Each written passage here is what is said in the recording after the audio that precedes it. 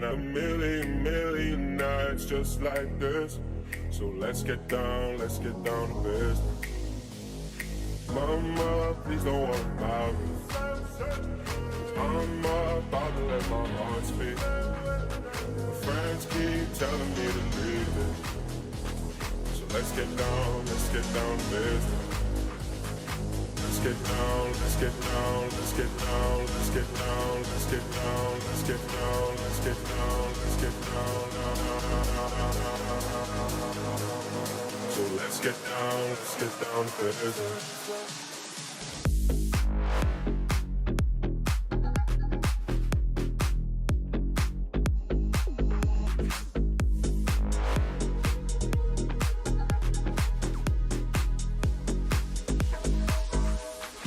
Let's get down to business.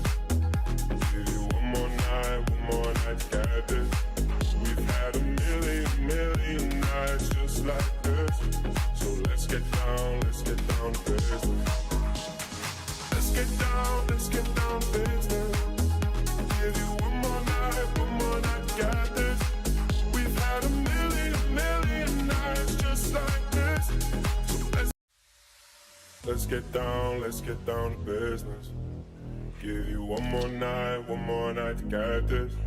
We've had a million nights just like this. So let's get down to business.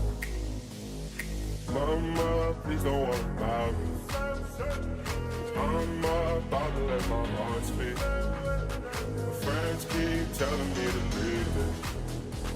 So let's get down to business. Let's get down, let's get down, let's get down, let's get down, let's get down, let's get down, let's get down, let's get down. So let's get down to business.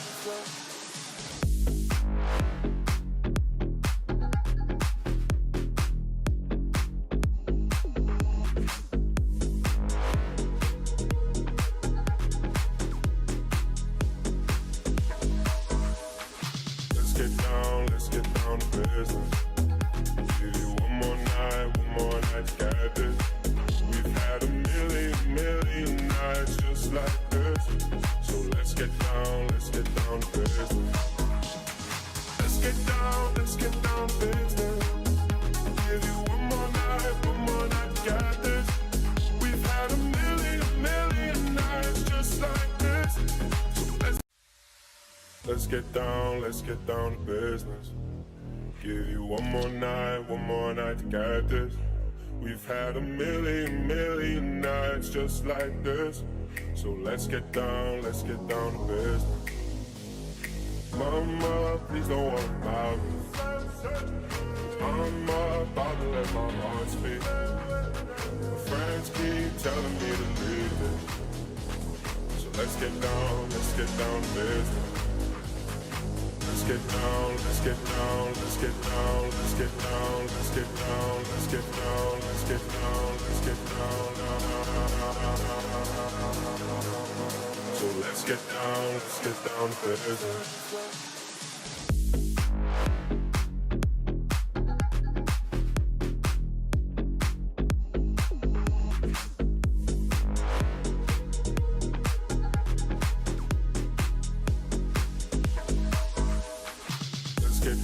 Let's get down to business. Give you one more night to get this. We've had a million nights just like this. So let's get down to business. Let's get down to business. Give you one more night to get this. We've had a million nights just like this. So let's get down to business. Give you one more night to get this. We've had a million nights just like this. So let's get down to business. Mama, please don't worry about me. I'm about to let my heart speak. My friends keep telling me to leave it. So let's get down to business. Let's get down, let's get down, let's get down, let's get down, let's get down, let's get down, let's get down, let's get down. So let's get down to business.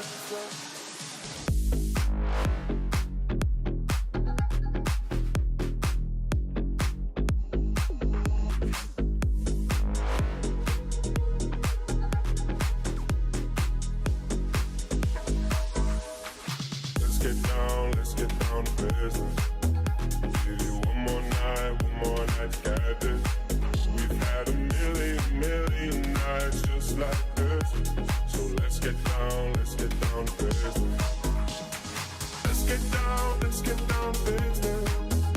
Give you one more night to get this. We've had a million nights just like this. So let's get down to business. Give you one more night to get this. We've had a million nights just like this. So let's get down to business. Mama, please don't worry about me. I'm about to let my heart speak. My friends keep telling me to leave it. So let's get down to business. Let's get down, let's get down, let's get down, let's get down, let's get down, let's get down, let's get down, let's get down. So let's get down to business.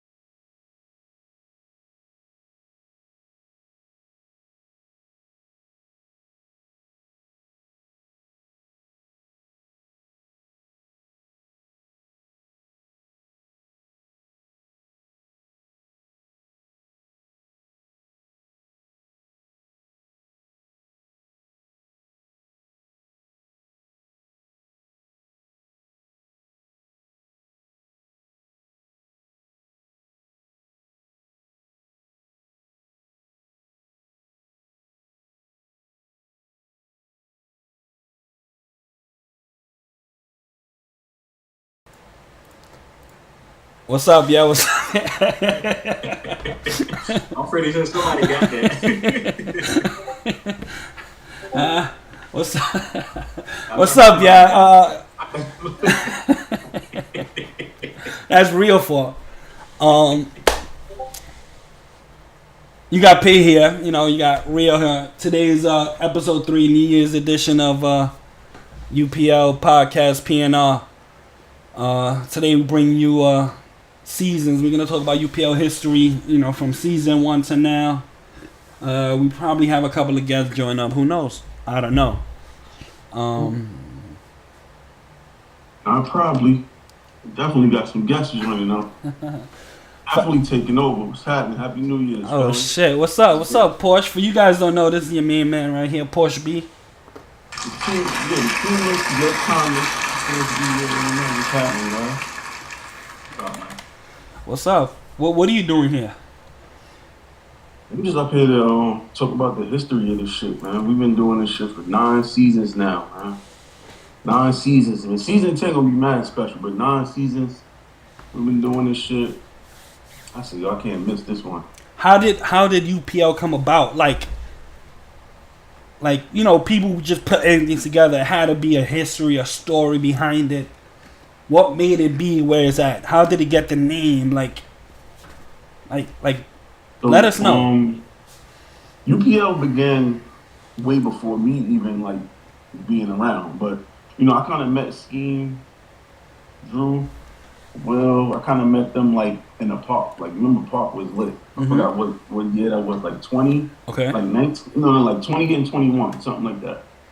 And me and Scheme, we was streaking up. We won like 10 games in a row, bro. It was just crazy. Like, and every Saturday or Sunday, if I'm not mistaken,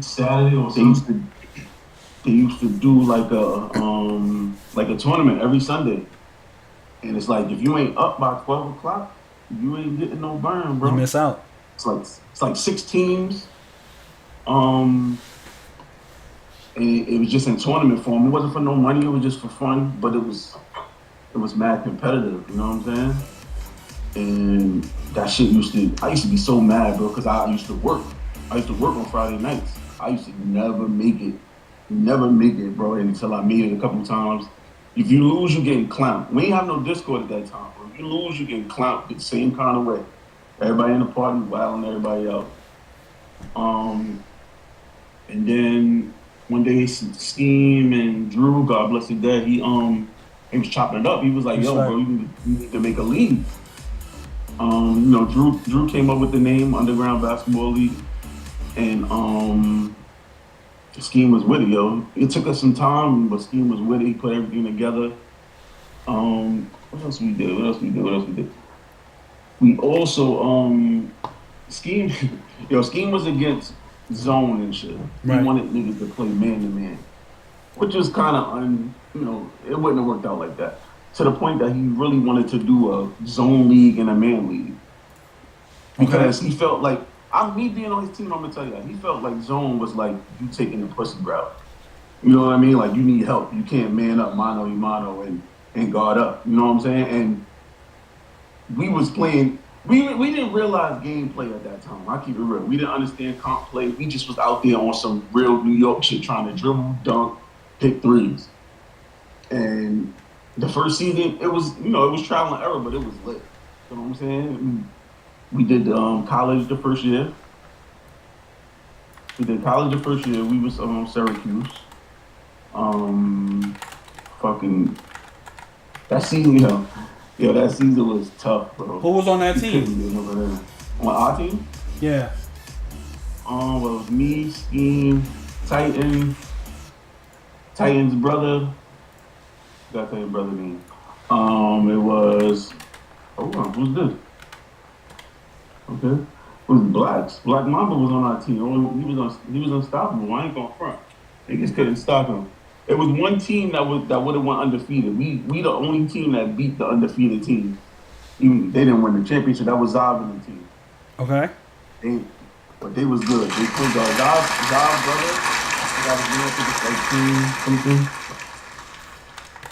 Not to make a mistake on the name, but that team was good. Like they knew about comp play. We just was on some hood shit. Like we was just going out there giving it whatever we got. And we ain't no fuck. We lost a lot of games, but then we won a lot of games. You know what I mean? Nothing but highlights and shit. I still got mad clips from that shit though. Fire. So for you guys already know, that's Blacks himself. Blacks, you was on that same team season 1, right? Sorry. That nigga smiling at you like that. We can't hear you, bro. We can't hear The you. nigga still suspended. Nah, but it's a private chat. You muted Nah, I yourself. know Yeah, that. there you go. There you I know go. that. That nigga out of the trash right now talking his shit. No, Anyway, you nah. can't hear him right now, but just to shine more light on that. Wait, why? My Oh, guy. leave and come back, boy. Just to shine more light on that, I just want to speak on Drew. Like I want to speak on Drew because they won the championship that first year. Drew was like a first of his kind, bro. I know there's a lot of tough PGs in this league. He was the first of his kind. He was mad hard on himself, but didn't realize his name at the time. His name was Drew, like Drew the Goat, right? And he was hard on himself about making bills. Like if he missed shots in the game, he'll really just delete a bill and make another bill. But he didn't see what we saw. We saw the good in him. We saw the great in him. Knew how to shoot, knew how to dribble, knew how to create. He the first person me hearing making a player without dunk. Um, that shit was fire, bro.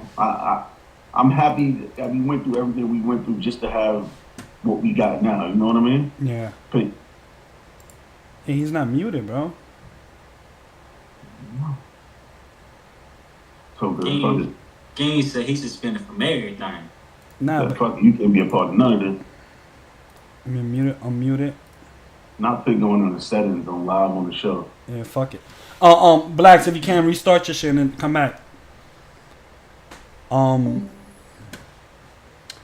So Drew, from I remember when I used to talk to Drew. Drew said that he used to push scheme to make the league, and it was no hesitation. You know what I mean? No hesitation on scheme part, but he was just pushing him like, "Yo, we gotta do this. We gotta do this."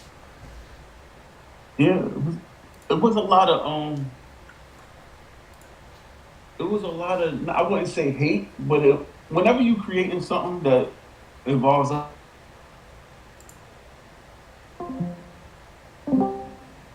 was hate. Right. I call okay. Some people didn't like the fact that we that was the main part of it. Now around that time we didn't have rules where like how we have now. Like it was Franks being thrown every day. You know what I'm saying? Right. There was all type of shit going on. To the point that our old commissioners. Shout out to Bang 'em Up Jig.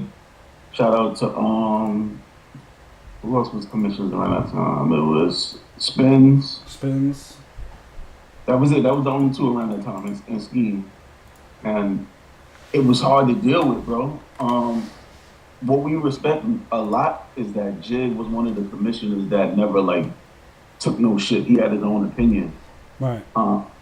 You couldn't just hit him up and snitch on somebody. You feel me? It was like he had his own way of going about things, and you really had to prove shit to him. To the point that we had people sending death threats, sending addresses. I think that's a little bit later on. I don't want to go past season one where we at, but just to keep you up to speed, like shit was different then. Can you say something, relax? Nah, boy, you're in jail, bro. I don't know. And you on leaning Hey, on? he probably them AirPods he got from Chinatown. Yo, chill.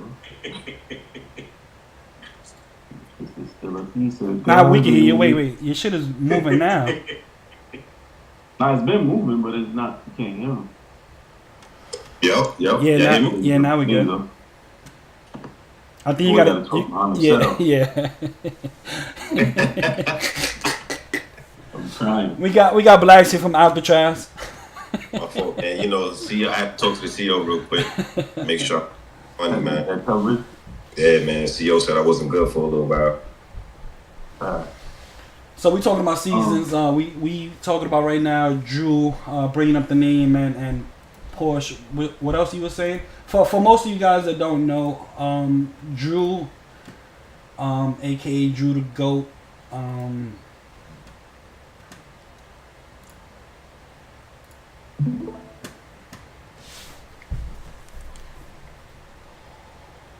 That her.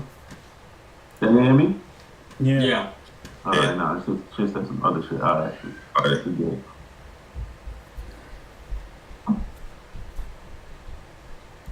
It's all good, bro. Take it easy. Take it easy.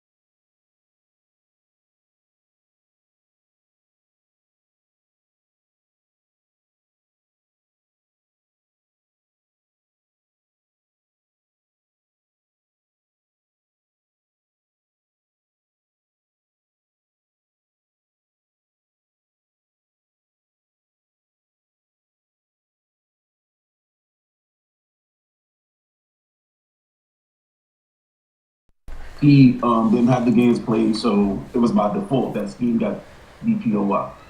And also was by default that Will got the MVP because Drew didn't have the games played. The So it was hell trying to schedule the game. the DPOY for season 1 was Scheme. The MVP was Will. Offensive Player of the Year for season 1 was Porsche B. Yeah, Yeah. don't do that. Yeah, let me tell you something. I think that's a typo, but yeah. Nah, it's definitely not a typo, bro. And you know how they make jokes about like Wilt Chamberlain played against Fireman and shit like that. Like Yeah. you don't really know how he was averaging what he was averaging. I'm happy I'm here to break it down to y'all on how the season was going down. Scheme has always been this point guard type of player, even when you don't have a point guard. Only thing I had to do was shoot the ball, bro. And I just the only guy I can hold on to right now because the league has progressed so well. We got so much good players. None of these motherfuckers shot 92% from the field for a whole season. So Right. I had no choice but to get that award. You know what I mean? I was not missing. And we tried to build an unselfish like ball club. So that's how it went. Titan was the only person that like when you get that nigga the ball, he's going straight up. And that segues into the Titan versus Blacks feud. Blacks is my man. Like Blacks is one of the guys I started playing 2K with when I first started playing. Also Kenji was on that first team also.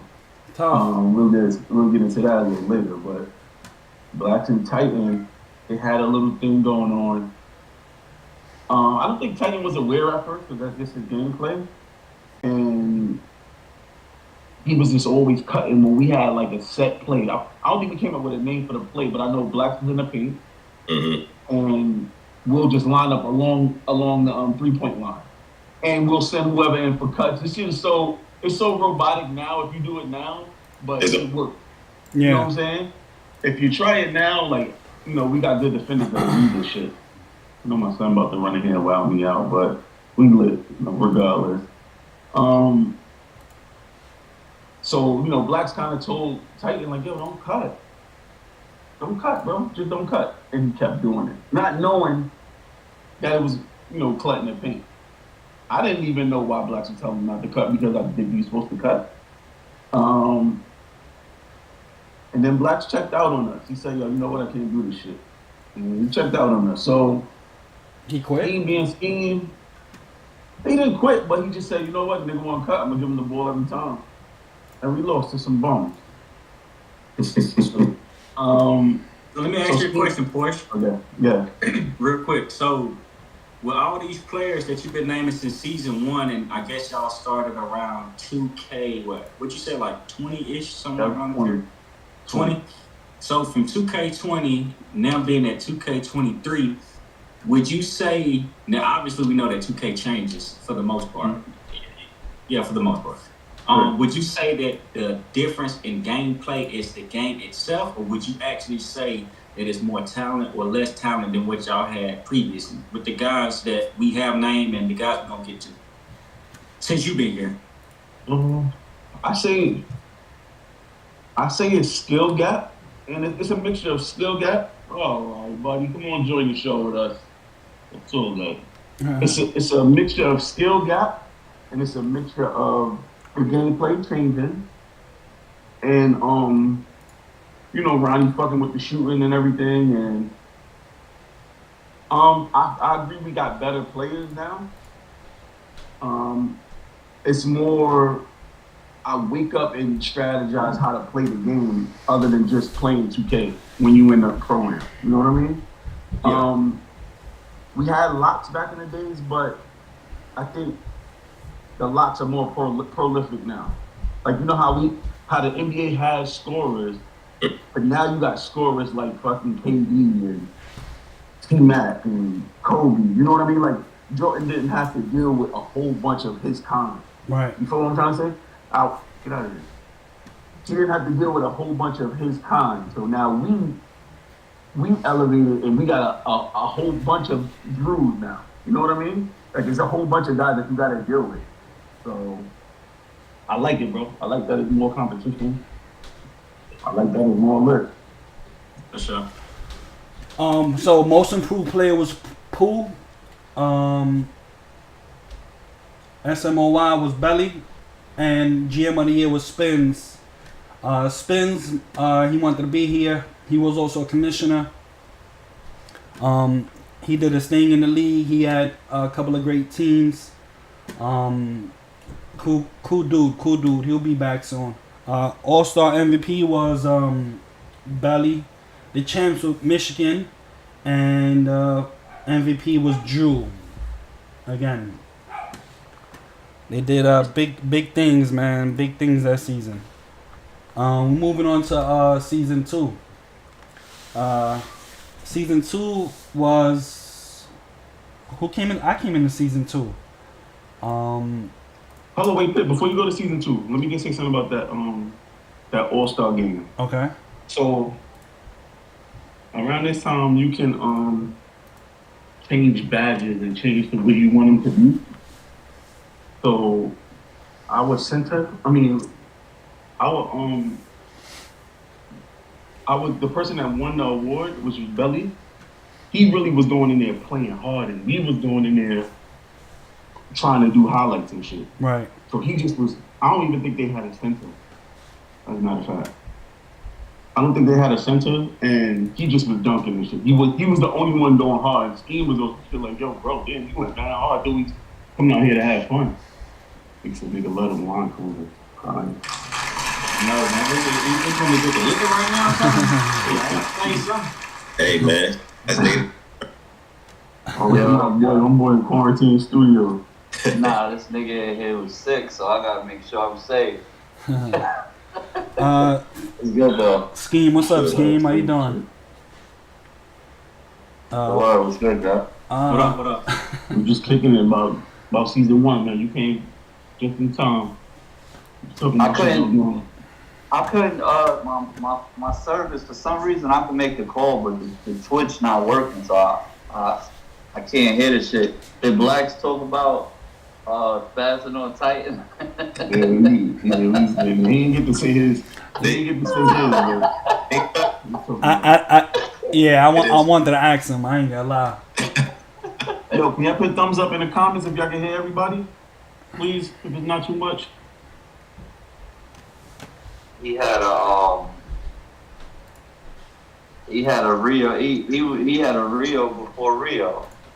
In the middle of a Rio in the middle of the game. I think it was like 2 minutes into the second quarter. He said, "Yo, bro, you ain't shit." I said, "Oh, fuck." It was over. Yo, I don't stream it at that time or not, but I gave Buddy a chance. I was talking to him, as a good teammate would. Scheme could tell you, Porsche could tell you the whole first quarter. I'm trying to explain the play to him, and I don't think we had like practice per se before that. It was just we come in, show up, jump straight in. I'm trying to teach boy something. He every time he get the ball, he just going in. I'm like, yo, bro, you fucking it up. He ain't even answer me till I cursed him out. So, it was quiet. Let me tell you something. In Titans' defense, all he felt like, and this happened to him a couple of seasons. In his defense, he felt like, damn, we already had a big man. What the fuck y'all signed another big man for? Right. You know what I'm saying? So he wanted to show you that he was the nigga, but he didn't. You was kind of elevated more than him. You know what I'm saying? You had this shit more together to the point that we had a play and we was running a play, and that was that. Wasn't with it. Nah, we called Titan the X-Man. Every time he got the ball, he just hit X. Trust me, we're gonna be going through a lot of centers and their nicknames and the reason why. Right. It's gonna be interesting today. Alright, so now we in season 2. That's when your boy came in, man. I came in. God. I knew a lot of people, but I never said it straight. I went straight into the lobby. Y'all need a killer? I need somebody to score. Yo, who sent you the invite though? It was Mike Nanya. Sean. Nanya. Oh, No. this guy. Who was it? I think it was Finn joined Spence. up. I think it was Spence. Finn joined the lobby. He like, yo, killer. y'all looking for a killer. I do this, and this. I average 50. I score 30. And nobody know him. Everybody like, yo, shut up. Who is this? Like, Who is this whose guy? man is this? Yeah, whose man is this? Yeah. Yo, every day, no lie to y'all. You think that every day he would join up posting rec stats. I got 40. I got 30. And we arguing with each other because we on teams already. We're like, yo, shut up, bro. Like, My boy was trying to get signed. I remember Scheme. for at least 2 weeks, bro. This when I met Scheme. I went in there. Scheme posted some box score like 40. I didn't even know Scheme was Scheme. I was like, that's it? Posted my shit with like 70. He was like, man, watch when you get on the team. Watch what's gonna happen. Yeah. Facts. So I think who gave you your contract? It was Hefe, Kentucky. Hefe, Kentucky. Yeah, I went there. He hit me on the side. Yo, I could sign you. I play with my boys in real life.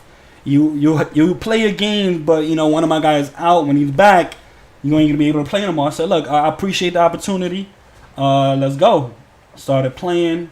I was averaging like 20, 25 a game, and then their boys came back, and you know I told them to waive me. It was just simple as that. That's bad. Must be nice.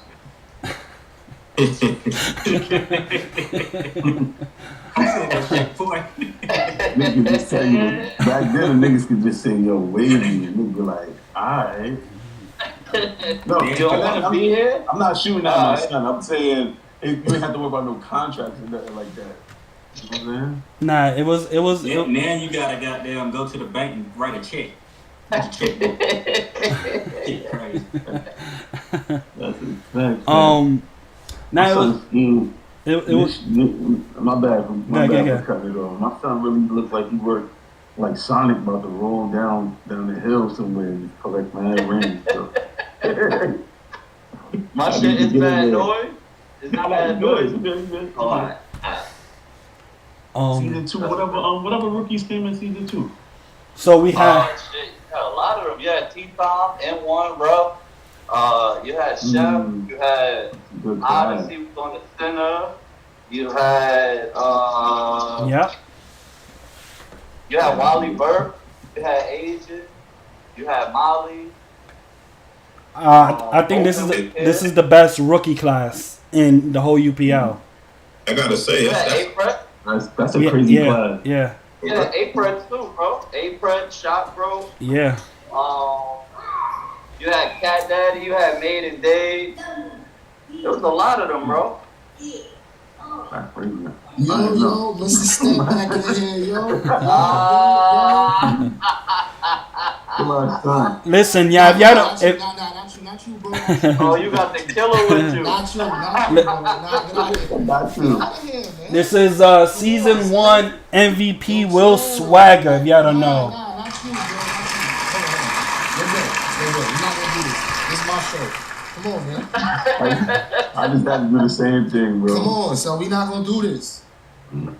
Yo. Yeah, it was y'all? good. Yo, good. Mr. Step Back, man. Yo, Rio, I hit a step back. I did one last night, man. Get the fuck out of here. That made me send the footage. I'm telling you, Step Back game winner. Where you at? Where you at right now? Let us know where you at.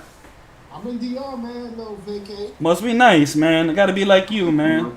It ain't nice for my pockets. What's up with that shirt, bro? Huh? What's up with that shirt? What a merch at? You Star Life, man. Star Life, regular shit. Plug it. Regular shit, man. StarLifeShop.com, man. Regular shit. It's season 1 Star Life. Season 1 Starlight Facts. So we were talking about. I know. Let's get back to it real quick. We were talking about season 1, and when you guys started out, you guys had a team together with Drew. You guys won too, right, Michigan? How was? Nah, he wasn't on Michigan, bro. Nah. What team you was on season 1? Will was with Cool. Will was with We're cool with them. I He think was we're pulling them Oregon. Oregon's up. some wild Oregon. Oh, so y'all lost. Yeah, we lost. I had one with Drew. What was the scheme? Was it a Season trade? 2. Season You 2. won with Drew season 2 in Auburn. And all no, we traded for Drew. What was Yeah, it? because Drew was with Rob and them, and he was with the St. Louis dudes, and they was losing, but y'all was losing worse than them. And he like, if I'm gonna lose, I might as well be with my people. Yeah. So he ended up joining y'all, and then y'all season turned around. That went on like a 10-game losing streak or some shit, and then he joined up, and y'all got a couple good wins. Yeah. But it was a trade. It was in-season trade, right? Yeah. Yeah, it was a trade for him and Sticks. Bro. This is my show, bro. Don't come on, son. Just take the head, man. All right, bro. I'll get you out. Yo, bro. Come on, man. Yeah, but back to what you were saying. Yeah, that was kind of a tough championship though. All chips are tough. That was the last team. Yeah, it was tough. But it was tough. Season 2, you was on Auburn, and y'all ended up winning the chip. Yeah, with Tron. Tron was on that team too. Yeah, Tron was on that team. And that season, the MVP was rough. The Offensive Player of the Year was rough. Depoy. If y'all confused why why Tron talked so heavy, is because of that season right there. On the low, he was really like on some 20 and 20. Yeah, he was wild, and we wasn't giving him his credit at that time. He was wild. He was wild. Bugging out. So how many rings? Hold on, how many rings Tron got? 2. I got 2. What? No, I got 1. He got 1 ring. No, okay. One ring. Yeah, Auburn. So hold on, I missed the 2 time. Oh, you got 2? You might be missing 2 times. I got 2, bro. That motherfucker that just joined, that motherfucker got a whole handful of rings. Yes. That's Bam. I'm open if y'all don't know.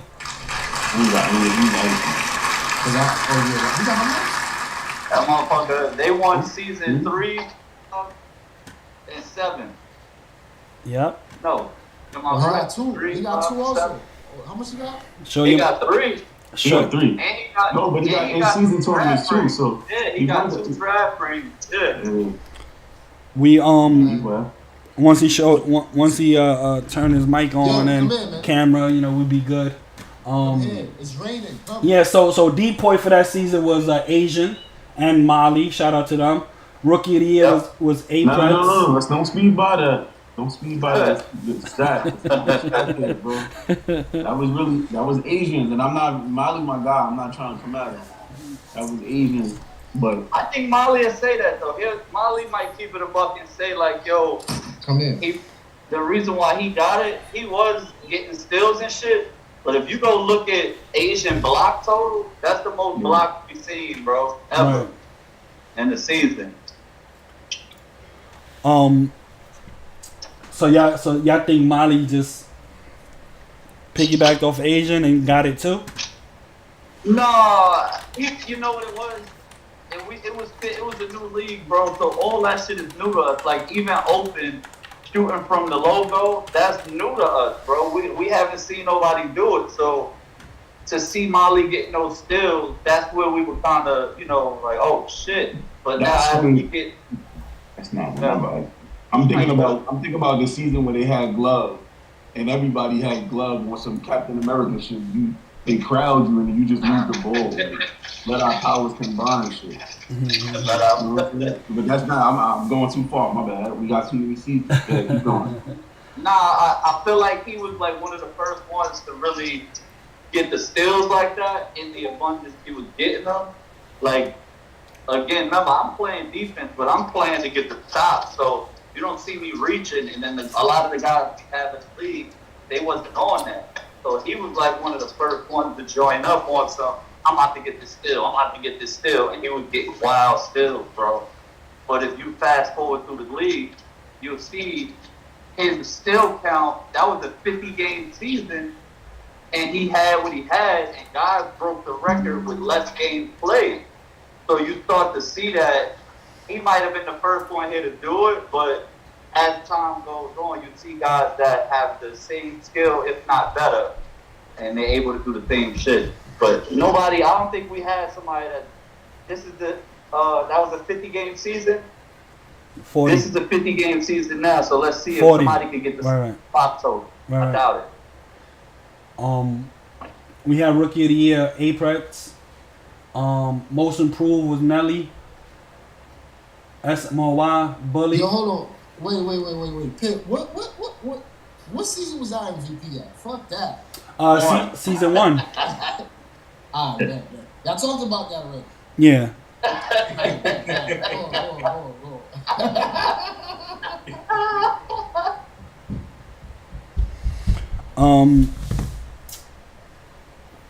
The champs. Wait. So GM of the year that year was T Time. Shout out to T Time. Rising Stars MVP. Wait. Porsche B. That's you. Porsche B. And All-Star MVP was Scheme. Was that when you hit the 4-point play? Yeah, that was that year. Yep. Fuck out of here. Damn, Pip. You said that like it sounded like foreign language. Like niggas was baking shit. You know, like I told you, that's all I was doing was shooting. What's crazy is the UPL been around for so long that now people will like me. I just had 66. Oh, Pitt, never first time. We been doing this. Mm-hmm. You know what I'm saying? We've been doing this. That's what the game evolved. The game evolved. Better people come in, or people who could play and learn the schematics of the game and all that, and they go in and go crazy. But we've been doing this. Right. So check this, Pete. I got a question for you. Okay. This for you, and more so you and Porsche. So like how y'all talking about how y'all like these early on seasons, right? Right. Y'all dropping all these buckets and doing all this crazy shit that I ain't never seen and I don't believe. But with that being said, do you think because of the talent that's coming in, y'all just getting overlooked and niggas is just sleeping, or do you what's the why y'all not doing what y'all been doing? Like what changed outside of the 2Ks? Because basketball is still basketball, bro. You go first, Pip. All right. So yeah, you go first. You go first. Go ahead. No, you started. So I would say for me, 5 seasons for sure that I always was the person that wanted to see the next person do them because that's what was done for me in that first season. You feel me? I'm very passive. Sometimes I throw dumb passes. I'm just passive. I always want to see my teammates eat. So I feel like I took a lot of back seats in seasons where I said to myself, yo, next season I ain't doing this. Next season I ain't doing this. And it worked for me how I wanted it to work, but I could have just been like a person that was like, you know what, I'm just going to score. To the point that I don't even like dribble with any of my players because I always wanted to be able to pass and make sure our scorers go crazy. So I think that kind of held me back, and I just got comfortable with it, and I just became some Udonis Haslam ass nigga. You know what I mean? But it works for me though.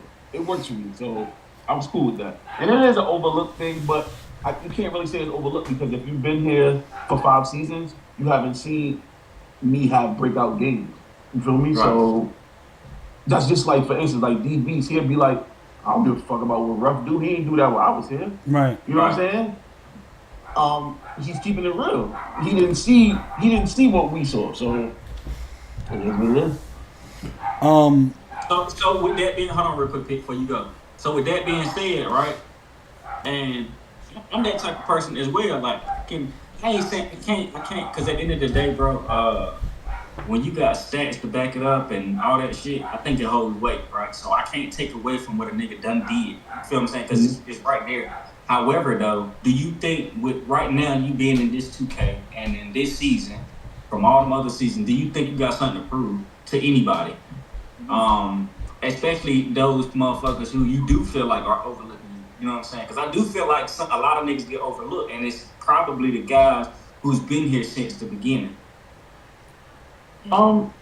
Just allude to what Pitt said. Like, Pitt had 66, right? I knew Pitt for a couple seasons now. I know he could do that. A lot of people don't think he can do that. It's just about you being in a program where you can be able to do it. You know what I'm saying? I know I can help a ball club out if I have the right my player. I do have a point to prove. It might not get proven this season, but it's gonna get proven soon. You know what I mean? But I'll look for the challenge. For sure. So I was always a player, never a captain. I came in as a shooting guard, doing what I do now, leak out king. You know what I mean? I did all that. Started all that. When it came to, I think there was somebody else probably doing it, but it was mainly me doing the leak outs and stuff. As season progressed and moving on to season 3, 4, 5, to join a team, you gotta, as a player, you have to either join with what you want to do or what they want. And most of the teams that I joined, they wanted a different player, which was cool with me. I don't care. Like, as long as I'm playing, I'm on the team, I'm good. Last couple of seasons, I was like, fuck it, I'm gonna go back to what I know I can do, and I'm gonna just take it from there. So I'm back now at shooting guard, doing what I used to do. I just had 66. Before I had 47 in Lakeland. I think I was like 2 points away from having as much as the other team.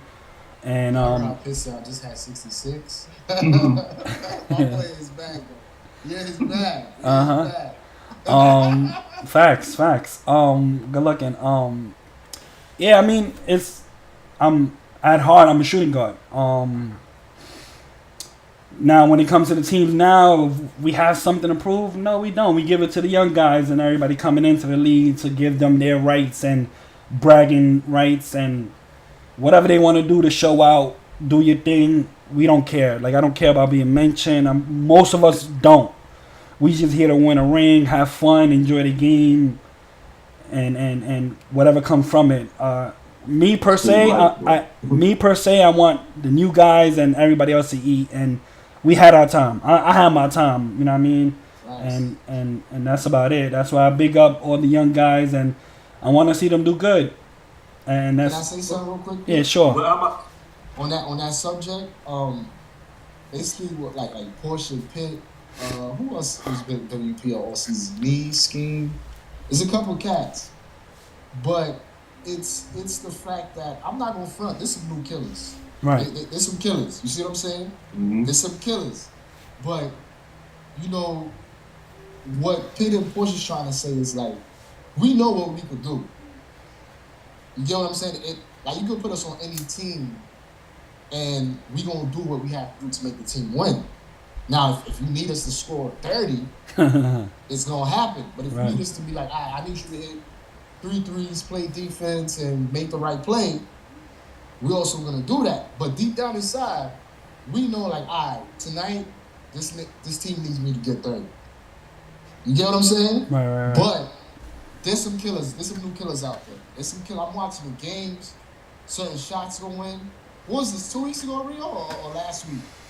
I still don't know the guy name, but he hit like 7 threes in a row against me in a corner. I don't know who it was. Corner boy. Oh, you talking about? Oh yeah, bro, frying your ass. Yo, I don't know who it. I'm like, yo, this nigga. I don't even know who y'all was. I don't even know how. Bro, I still don't know his name. I don't know who y'all was. I can't recall who y'all was playing, but he was dotting that left corner on your ass. But it's crazy because that also show you the different shit in people knowing the animations because you right in front of the nigga, but it's just because you ain't got a hand up. He taking advantage of your position. He taking advantage of the animation. He taking advantage of his badges and everything. Because them shits was open. I don't know how. And then he didn't care, that's bro. Crazy. He didn't care. That shit had me nervous, bro. That shit had me nervous. That nigga did not care. So it's as seasons go by, the talent gets better. That's a fact. And the game changes where the new guys or they adapting to it quick. We gotta adjust. We gotta whole new mechanics. We gotta be like shit. Dribble now. Damn. We gotta badges. You know what I mean? Like I remember my first season. I had 3 badges, 3 defensive badges. I remember that shit. And I was playing defense. You know what I mean? I was doing it, but I had 3 fucking defensive badges. That's really funny. Yeah, it was good, bro. It was good. By the way, Rio, because you know it's scheme league or whatever, but we gotta give some props to scheme, bro, because you see how certain players they play one way in the UPL. I think that scheme adapted because there was a time when scheme was just pass first. Mm-hmm. Can't get a fucking bucket, and defense would be like, "Yo, scheme is gonna pass it, or he's gonna." But now it's like you don't even gotta tell him. Right. My man, you back at this again, bro? We don't even gotta tell him. He's like, come on. Oh my god, bro. I'm having a serious segment. But yeah, you don't gotta tell him like, yo, shoot the ball. You see what I'm saying? Right. Which is dope because he in his mind he's like, yo, bro, if I don't step my shit up, these new niggas gonna go crazy. Right. You see what I'm saying? So props to scheme, man. I only we know this, right? So I was about to say some shit too. Good. only we know this, right? So on my shit, right? I was a dog killing, but I was raw doing it. When I joined Scheme team, he says Scheme was like, look, I'm gonna teach you how to shoot when to shoot, and I'm gonna teach you how to dunk when to dunk. That's when we had 99 dunk. Remember, we was just flying out of everywhere. Flight Bros, shout out to Flight Bros, man. You Flight Bros? Yeah, he put me in. Flight Bros is a secret crew where we were just going out there and dunking on anything and everything. Hence the Flight Bros. It was a couple of us in it. So with that being said, I was like, Scheme, fuck you teaching me how to shoot, you can teach me how to dunk. He said, yeah, because you shoot whenever, you dunk whenever, but it's not at the right time. And I swear, when we was in Lakeland, little by little, Pitt, there you go, you got a shot. There you go, you can go dunk. And from there, like, I learned, and I'm saying that to say this. A lot of people come in this league or play with people, and people say something like, I'm not listening to you, I'm better than you. Even if you feel like you're better than somebody or whatever, just take the advice or just listen, because what that person's saying might improve you to get better at your craft. There's nothing that we don't say to anybody that will make you bad or make you worse. It's just better gaming at the game, something that we see that you might not see. Hey Ellis, wherever you are, it's called constructive criticism. That's all it is. We're good. You good? I ain't gonna front. The bad times, I think made players that we played with smarter and better. Like we didn't have, our locker room was terrible, bro. Right. But we had 10 people ready to play every night. So Yep. Hearing a nigga Scheme tell you a person, yo, you ain't practiced all week, bro. You ain't playing. Like, I'm subbing such and such in for you. Mm-hmm. It's because a nigga really worked hard that week, bro. Mm-hmm. It was me and him being the captains, but it'd be times that he don't even tell me that he about to do that. And I'll probably be playing the whole game with I'll be playing the game with Titan all day in rep. Oh, my son will go crazy later. Oh, Titan, you ain't show up, bro. We subbing Tron now. Yep. You know what I'm saying? And it'd be one of those, but you knew the next time you got out there, you either wanted to go ask me, because we played 10s and everything. Mm-hmm. We was wild on each other. And that made everybody better, I think. You know what I'm saying? Like, smarter on the court. You know, make better passes. Everything got better through the trials. You know what I'm saying? So, I applaud those dudes. Facts. And Will used to take wild shots. He used to be like, what the fuck Will doing? And he'll make them shits. Will is probably the best shot maker of our time. And sometimes he'll be goofing, but most of the time, these are his real shots. Right. And Scheme used to be like, yo, he can make those. Mm-hmm. One last thing that used to kill us. Me, Pitt, and Will. Y'all niggas can front if y'all want to. I never want to hear the word reset in my life, bro. The nigga Scheme would be like, reset, and niggas would be in mid-air trying to dunk. But we know he meant well. Though. Like, let's reset the play. It's mad time left. All we wanted to do was fucking get a bucket. Nah, how about when he used to tell us to cut, and we know he wasn't getting the ball? Well, I ain't fucking cutting. I remember when he told me to cut one day. He was like, yo, pick cut. He said, pick cut. I said, I ain't fucking cutting. You ain't giving me the ball. He was like, I didn't understand it. He was like, no, cut. So like that, I could give it to somebody else. I said, oh, I got you. I'll cut now. It's called the Hot Wheels Orphan. Cars going everywhere. You don't even know where the fuck you going. Bad.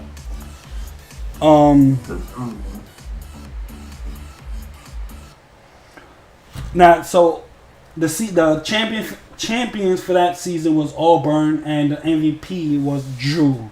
Auburn was with Will, Drew, Tron. How do you guys feel about that chip? And that was like your very first chip, right? Winning it with them?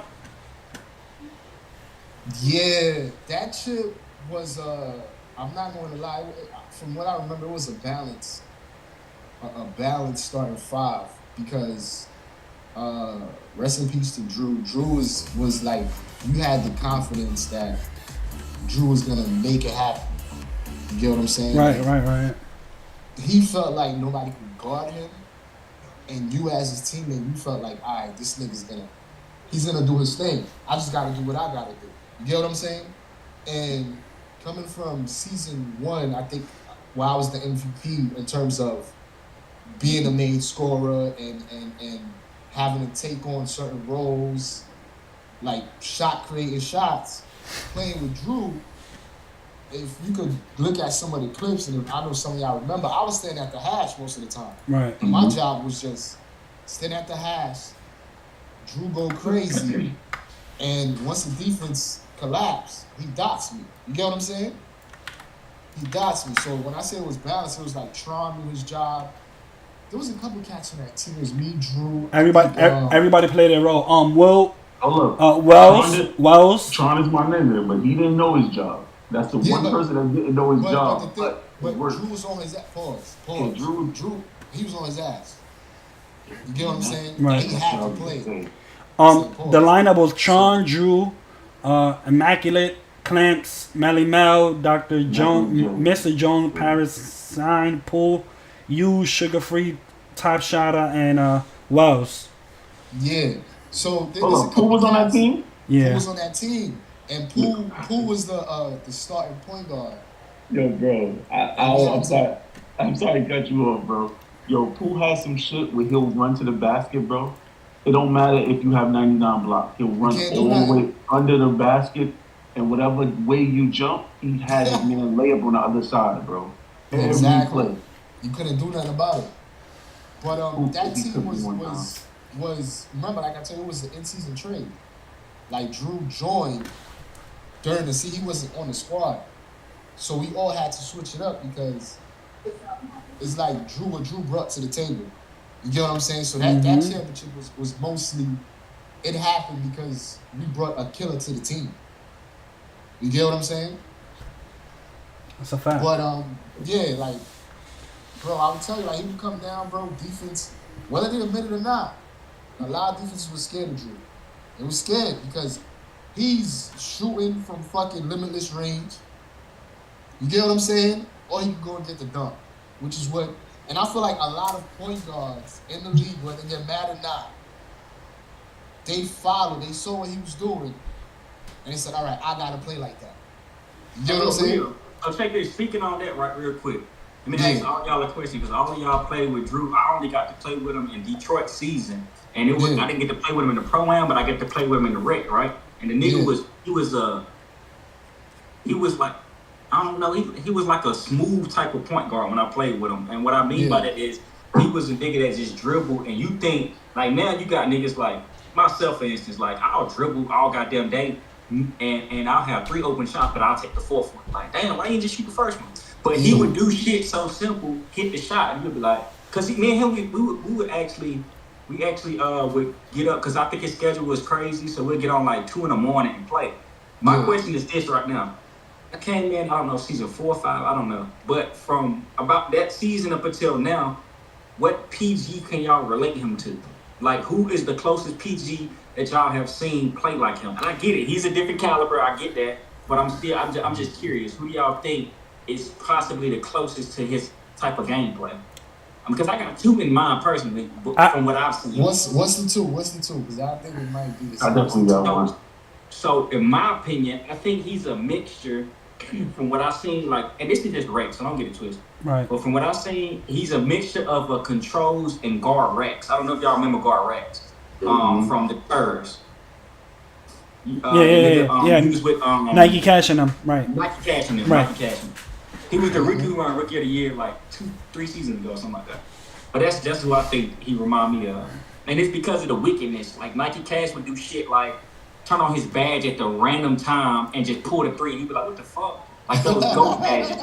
And then I say control because the nigga could dribble, and he was just smooth with the dribbling, patient, and just hitting all type of shit. And you'll be like, "Damn, good shot, nigga!" Like, you feel me? So, what y'all think? Control. You know what's funny about the control situation? I think Drew last season or 2 seasons before that, he hit me. He like, "Yo, I think I'm about to team up with controls." Yep. Right? But me as his man, I'm like, "God damn, nigga." Like, 2 of y'all niggas doing this dribble shit? Yeah. But I'm like, "Damn, son, that's crazy." But I can't tell a nigga don't drink because I'm like, "So how the fuck you gonna go like these 2 niggas that do the same shit?" Do the same that's shit. You said controls. Mm-hmm. Them niggas, both of them definitely do that. It's like you can't stop that shit, bro. Like the shit they make it look so easy. You know what I'm saying? It's just I don't know how to explain that shit, bro. Controls is definitely one of them. Is it? Who else? My two is controls and AP. AP? Because AP good also. And no disrespect to them, and I say Drew started it when it came to doing all the dribble moves. He was doing this since I met him, season 1, 2, and 3. He was doing all the shots, crazy fadeaways. He was doing all that. AP did that when he came in. Controls did that when he came in. You know what I'm saying? And there's no way to stop it, bro. No matter what you did, it was just he knew everything about the game. He lived, died, breathed 2K. I ain't talking about my 2. We talking about people that remind you of Drew. Yeah, what PGs? So my 2, I would say 30% AP because of the anger and the damn, I should have made that shot aspect. Like, and them 2 people, like AP and Drew, they'll keep shooting. Sometimes it'll be bad. They'll keep shooting until they make a shot and forget that the team is there, and they'll both be like, "Yo, my bad, I'm bugging." So mine is the first one is AP 30%, and 70% I think is Q MVP, just from the crabbing standpoint. Okay. He knows how to crab and get his jump shot, get his spacing for his jump shot perfectly. I think they do that shit almost the same. Even the behind the back. Like Drew was doing the behind the back. I think it was like Scottie Pippen's behind the back, if I'm not mistaken, or Drew Will would know all his nigga dribbles. I don't know which one it is, but I feel like it was a Scottie Pippen behind the back, and it was a crazy escape to the fact that if you beat the pick and get to him, he'll do some shit to run right around you and shoot a 3. It's crazy. There was no way. There was like no way to really guard him. He'll crab you, go around a pick.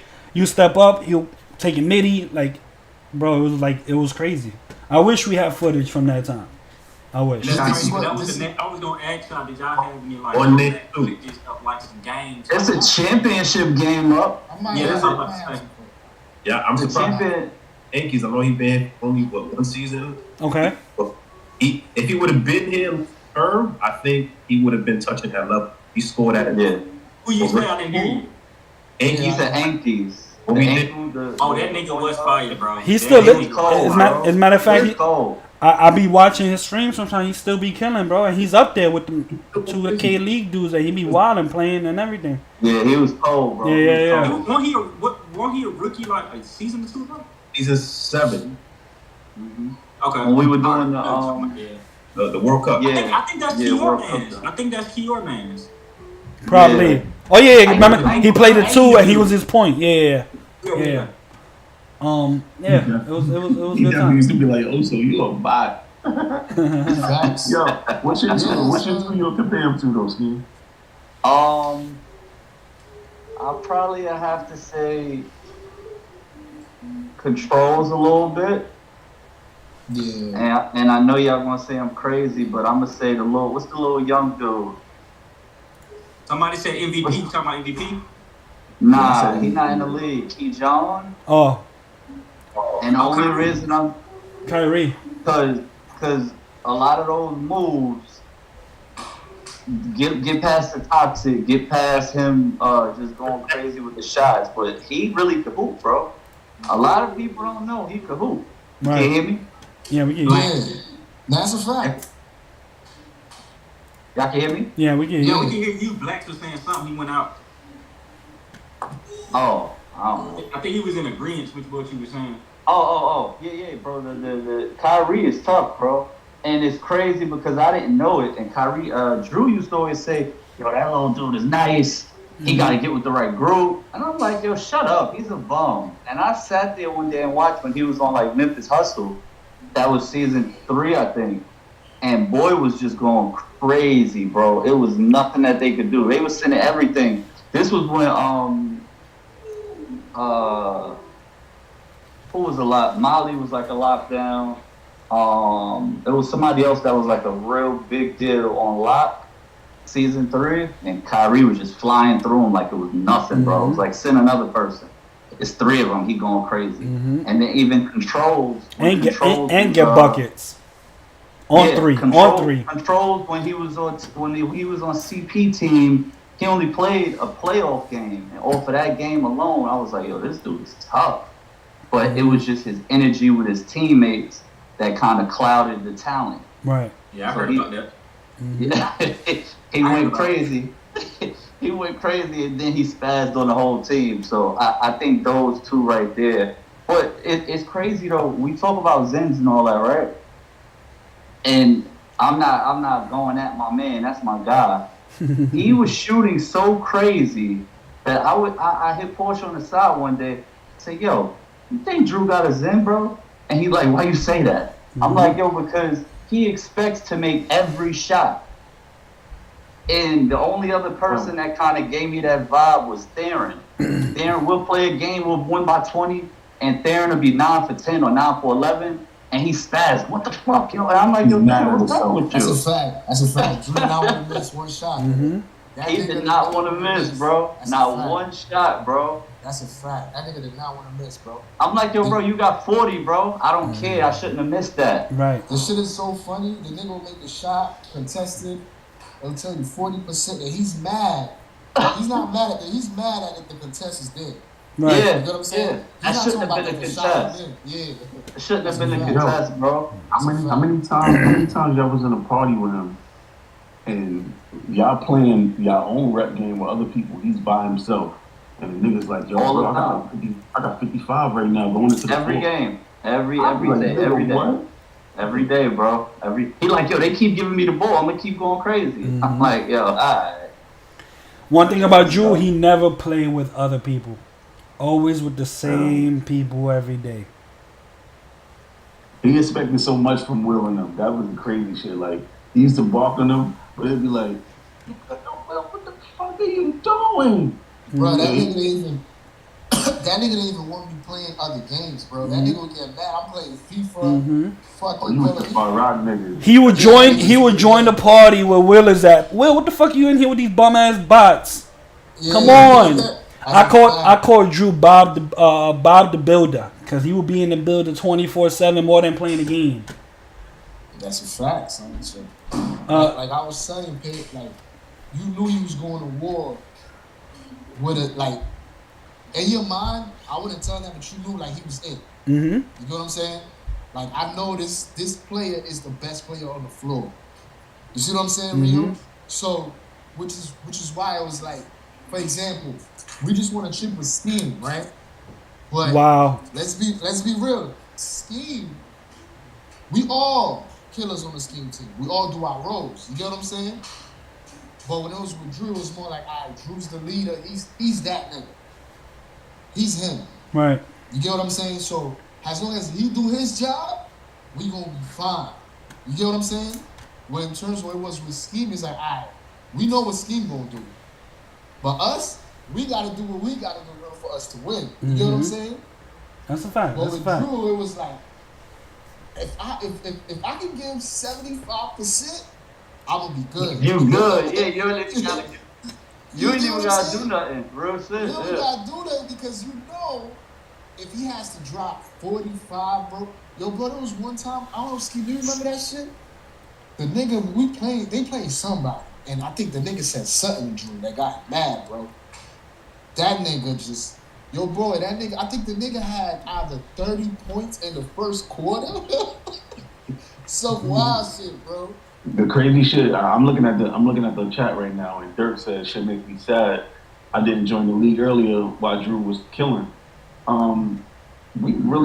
We wasn't saying it to y'all, but we really kept Dirk's name alive, and Dirk really wasn't fucking joining. I used to always be like, yo. I used to always be like, yo, where the fuck is this guy? I remember he was playing something crazy. That's another killer right there. Mm-hmm. I'm on Twitter randomly. I think I woke up like 4 a.m. I see this nigga Will put up, yo, it's this guy named Dirk Merckx. He just wrote it. It's this guy named Dirk Merckx. I think he got a Zen. Y'all need to just check it. Randomly, that shit was funny. Yeah, because I'm tired of Dirk. I'm tired of Dirk, bro. All right, so Dirk is a killer. We going into season 3. This is when it got interesting. Season 3, we had MVP was rough. OPOY was rough. Defensive player of the year was Apollo. Shout out to Apollo and Ruff and y'all.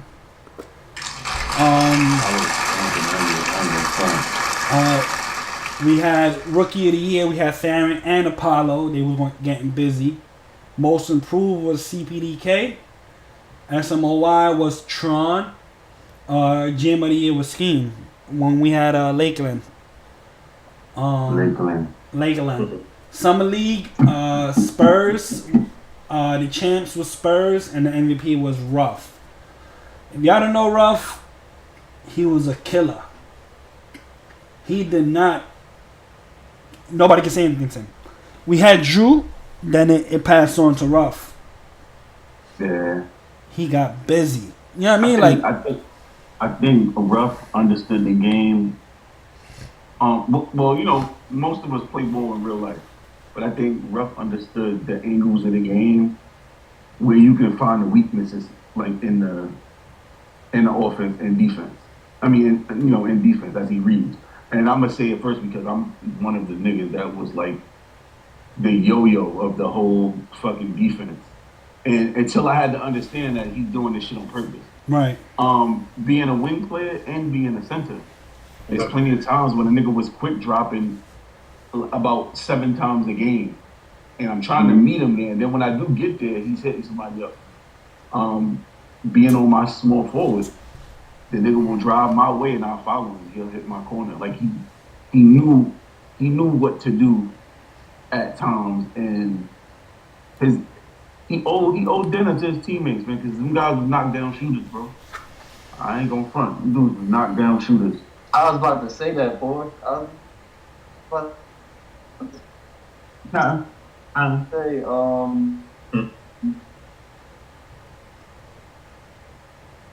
And it's not wrong with giving him credit, but the last couple seasons, like keep you in that type of mindset, right? Like you got some people that they can do it, but you ever hear how they talk about how Braun don't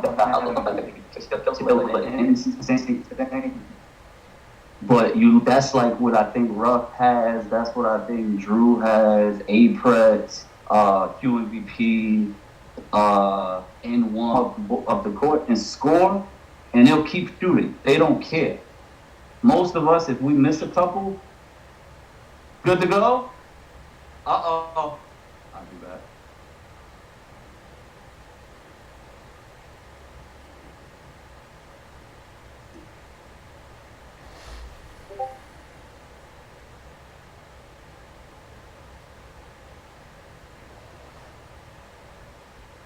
So, season 3 we had Lakeland. That's when I got traded to Lakeland with Porsche. Me, Will, Porsche scheme. We went crazy in that team. Championship was rough. Like I said before, Ruff was a problem. He was doing this thing. Blacks, you left season 1, right? So, and you just came back. You came back with season 5. Season 5, okay. And this season. Hold on, Pitt. Explain how you got to Lakeland so that they can know. All right, so I'll wait till Rio come back because I told Rio this before and he didn't understand what I was saying. Okay. We had this is rookies. This season was Farron. We had Tay. We had a Cleveland Chargers. Oh no, Buckets and them was already here. Yo, is that not the best team ever in the league? Who, Lakeland? Lakeland? Like, You breaking up. really think about this on paper, right? Really like thinking about it again, bro. So now I'm thinking about it again, right? You got Bully, Tron, Porsche, Pitt, Theron, Yeti, Dean, Maiden Day, Will Swagger, Cat Daddy. Bro, that's a crazy lineup, bro. That team was fucking crazy. I ain't gonna front. Yeti and We was so and good we Darren. traded Maiden Day for nothing, bro. Maiden Day is a monster in this game. You muted, bro. Who would have who's He's like, muted? yo, bro, I want to Oh. play. Remember, Maiden Day was like, yo, bro, I want to. This team got too many stars, but we wasn't looking at it like stars. We just were looking at whoever ready to play. Let's go, let's get it. And we was depends on what team we was playing. Sometimes it was that five that would go out, or it'd be like, oh, all right, y'all niggas acting like y'all busy. All right, we gonna go with all the people y'all don't expect to play. You know what I'm saying? We didn't care. We just suited up. There was no ducking. There was nothing. Plenty of arguments. Don't say we all killers, Pitt. Don't say it. We was all killers. We always some killers on LinkedIn. Or you remember? I say that because I felt like whoever was out there, we got busy. Yeti was on that team too. Yo, Mamba. We used to do this thing where Pitt would, and I think Pitt is kind of the reason why I don't do the lineups no more like that. Where Pitt would be like, "What's the lineup? What's the lineup?" And I'm like, "You gotta wait, bro, because Nah, tell him if why. you don't say his name, Yep. if you don't say he's in the lineup, bro, I'm he's not out. gonna get on. He's not. But Pete game though, Porsche. This how real we gonna keep it. We ain't gonna lie. He ain't gonna get on, but he's watching the stream. Yep. The level of pettiness, bro. No. Let's keep it more real, blacks. Next year's game too. No, blacks. Let's keep it more real. If somebody dropped out of the lineup and it's my call, I'm not answering. He's not even trying to pull up, bro. Nope. The first time admitting that, bro. Yeah, he's not even pulling up, I bro. walk my goldfish, y'all. But we had a meeting yesterday and Scheme did say, he don't tell nobody who's starting. It started from Lakeland. There was always 10 people in the party ready to go crazy. And then out of that 10 people, he will pick 5 to play. We were so passionate about the team, about playing. For you guys don't know, this is a Sleazy Wag, a.k.a. Mook. What's up, man? Word. bro. That's crazy that move joined up. Is that the season that you came back or left? Season 3, he started, rookie. Season 3, he was a rookie, bro. He went crazy. Windy City versus Lakeland. Yeah, he went crazy. I got mad box scores, bro.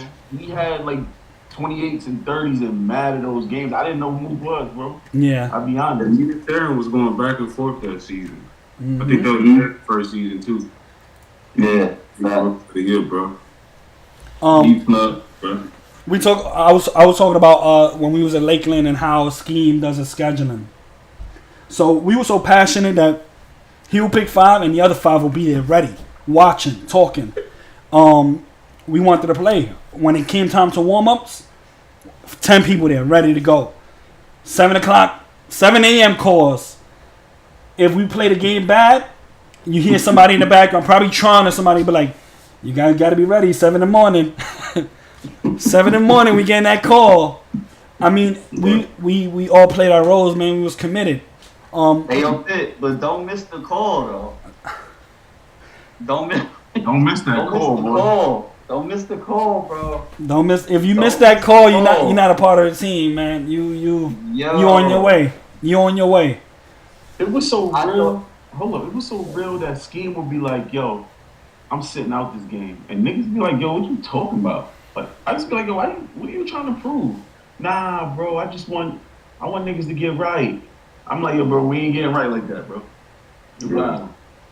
That's where that bully shit came in at. Remember, I was trying to sit to let Yeti play, and Bully was like, yo, I ain't gonna hold you, bro. Son good, but he ain't.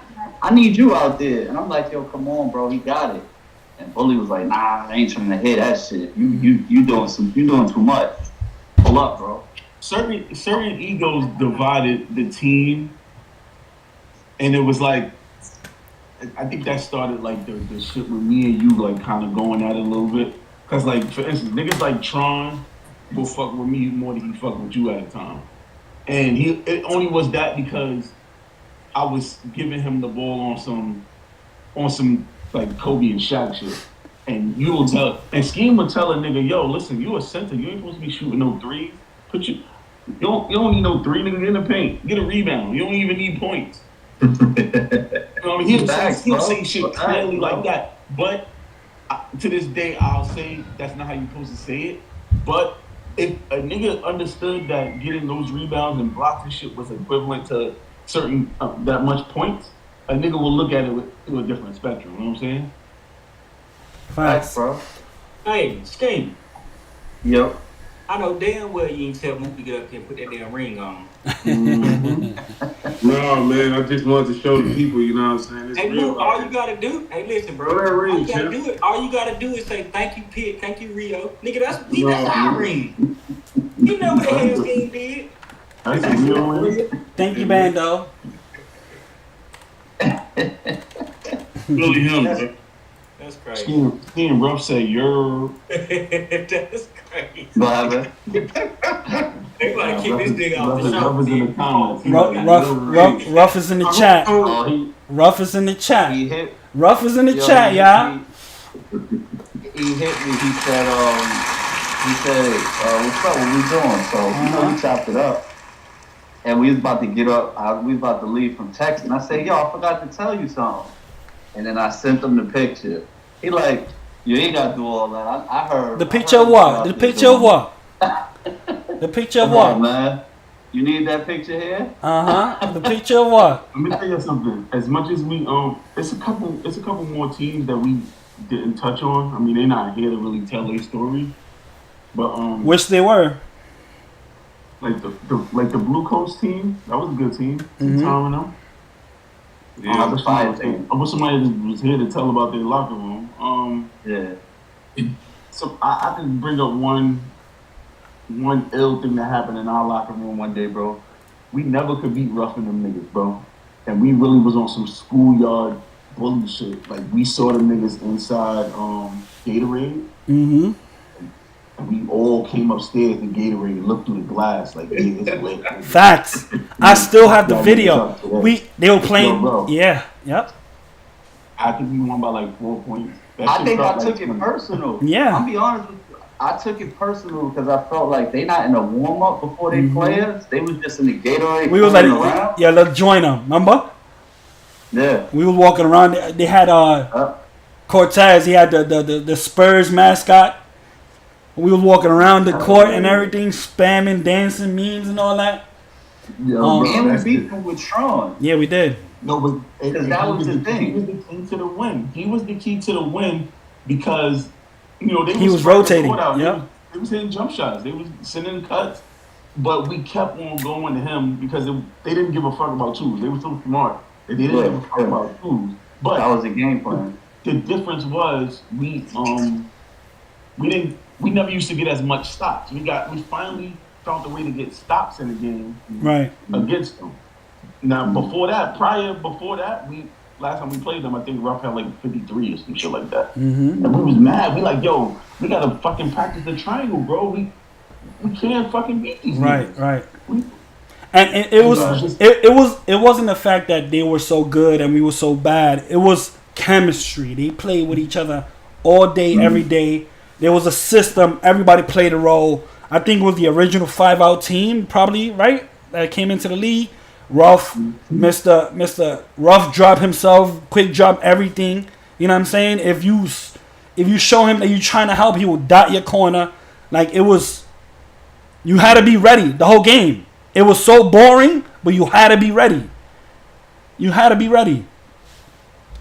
Mook, you was on Windy City. Yeah. Your rookie season. Yeah, I was playing with Primetime, AP, CPD, Global, and Sharpbro. That was like our star power right there. And, you know, it took a minute for AP to trust us as his teammates. He was just he like, if you're not open, I ain't passing it type shit. And I'm like, man, I can create my own shot. And he saw me go off at 38. He's like, I ain't know you can score like that. I'm like, yeah, bro. And see people in his ear like, pass the ball, bitch. You know what I'm saying? I know that shit all day.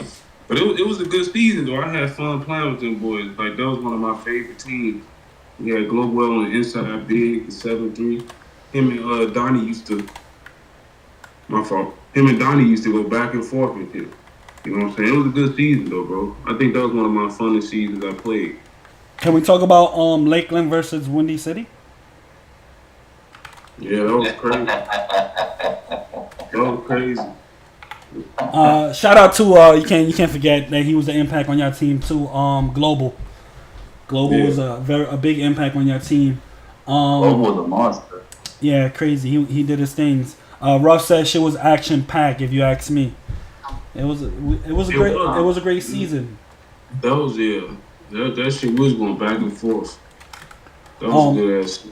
We Windy City versus Lakeland. What was it? We was up 3-1, I think, or 2-1.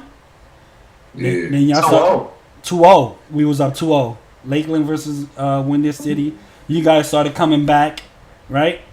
And then somebody fucked up and scheduled the game, and somebody fucked up and fell asleep. We not saying no names. We had the 4 for the game 7, bro. Game 7. That was crazy. Yeah. It was a crazy series. Man, we all like, yo, fuck it. Well, we won 3 straight until Bully came back. Then we lost, and then it was time for game 7. You know what I'm saying? I'm gonna keep it tall. I think No, that's wrong. What? Remember, y'all won 2, then we won 1, and then we lost with Bully did. Oh, okay. Remember, because Global was talking crazy. He was like, y'all waited to get Bully for this? Because we lost the first game with Bully, and then we won that second. And CP, I guess, he thought y'all was going to finish us type shit. So I guess he was like, yo, we just going to run it all tonight, folks. Yeah. And then Will, I'm not playing this next game. I'm not playing this next game scheme. They just won. We play this, we losing. Let's play it tomorrow. I'm not playing this shit. We were like, yo, bro, you scared? Come on, let's go out there and do what we do. And you're like, alright. How was it? Alright.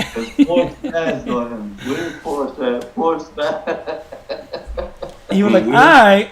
Yo, bro, I ain't gonna hold you. So, this is what really happened, bro. And niggas are saying I'm making it up. We fucked them up. We thought we were sweeping them. The next 2 games they fucked us up, and our back was against the wall. We like, yo, this is lit. So I think after they got their second win, they joined our party. They was like, what's up? What we doing? I'm ready to, this guy CPD was like, I'm ready to send y'all home tonight. Like, what's up? And he was talking. It's like, you went 2 in a row. You need confidence, bro. Right. We ain't have Bully in the lineup. Bully gets in the lineup, they beat us again. So now it's like, yeah, we can finish it tonight. He was on his shit, so then we won. And then, I know he was tired because everybody was really tired. And the nigga started saying, nah, bro, we ain't playing tonight. Like, we gonna have to play tomorrow. We gonna play. You know what I'm saying? And Scheme was saying he wanted to play. Because a couple reasons. It was late. He did that bullshit like he was ready to play, and then he didn't want to play. Well, bad, bro. You know what I'm saying? Everybody else on their team was with it. Niggas wanted to hoop. There was just one specific nigga that was catching Z's, though. Who was it? It was Sharpbro. And the funny shit is, he was falling asleep on the court. That's why we was kind of getting off, because they was locked in on defense. I think that's when I was Mr. Mini Magician. That's the only way we were scoring. AP hit me up after the game. He was like, "Yo, Pitt, I didn't know you could shoot middies." I'm like, "Bro, You start shooting a bunch of middies, Pitt. I remember. Yeah. Because Hey, speaking it's of crazy. shooting, shot bro. I mean, Mook. What up, Your bro? ass always been like that at free throws, nigga. Man, nah. I usually not. That shit different this season. Right." So And I'm gonna tell everybody something. If you watching, they never played with Mook. When that man get fouled, because I had to learn, and he at the free throw line, please shut the fuck up. Let me focus, bro. Shut up. King, you know what I'm talking about. When he did that shit while we were playing in the little prospect game, he said, I had to mute up. I was like, what? I'm like, damn, I gotta concentrate, bro. Rio said, what happened? Yeah, dude. Those points add up, bro. I think every basket serious. Let me focus. Hey, look, hold on, sorry. I can imagine y'all in the games now. And when you go to that free throw line, everybody know how to do it. They know better. Yeah. They all know better. I'm like, let me shoot, bro. We good. going back to learning systems and playing with scheme, Mook, when he came into the league, dribble head, score at will. You know what I mean? And now he's a defensive player. He don't dribble, but if you put him on the bill like that, he will fuck you up. He will fuck you up. I'm back, bro. Hey, you guys heard it here first. Vintage Mook. Yeah. I gotta. We going into season 4 now. Season 4, we had appreciate everybody watching. You know. Wait. You missed season 3. Roughing them going to game 7 against Auburn, right? Blue Coat. Oh yeah, Blue against Coat. Tea Time and them. That was crazy. Game 7. They were supposed to I sweep think them. one better. Hold up. Didn't Ruffin them go against somebody else? No, I don't think that's that season. Donnie and them. Remember Donnie and them had them on the Yeah, that was that season. Yeah. Yeah, Donnie and them was up. Yeah, And Donnie was up and then they lost. shit, and Ruff was like, "I got you." Mm-hmm. And he went in overdrive. Yep, I remember that. Damn, that was a crazy series. Did Ruffin Because somebody tried to. was like Kyrie? That was Kyrie. They tried to do some sneaky, let me switch my build shit. And Ruff was like, I ain't with it. We ain't doing that. And they had to play with what they had. I don't know about that yet. Hold on, yeah, hold on. Send it to him. Hold on.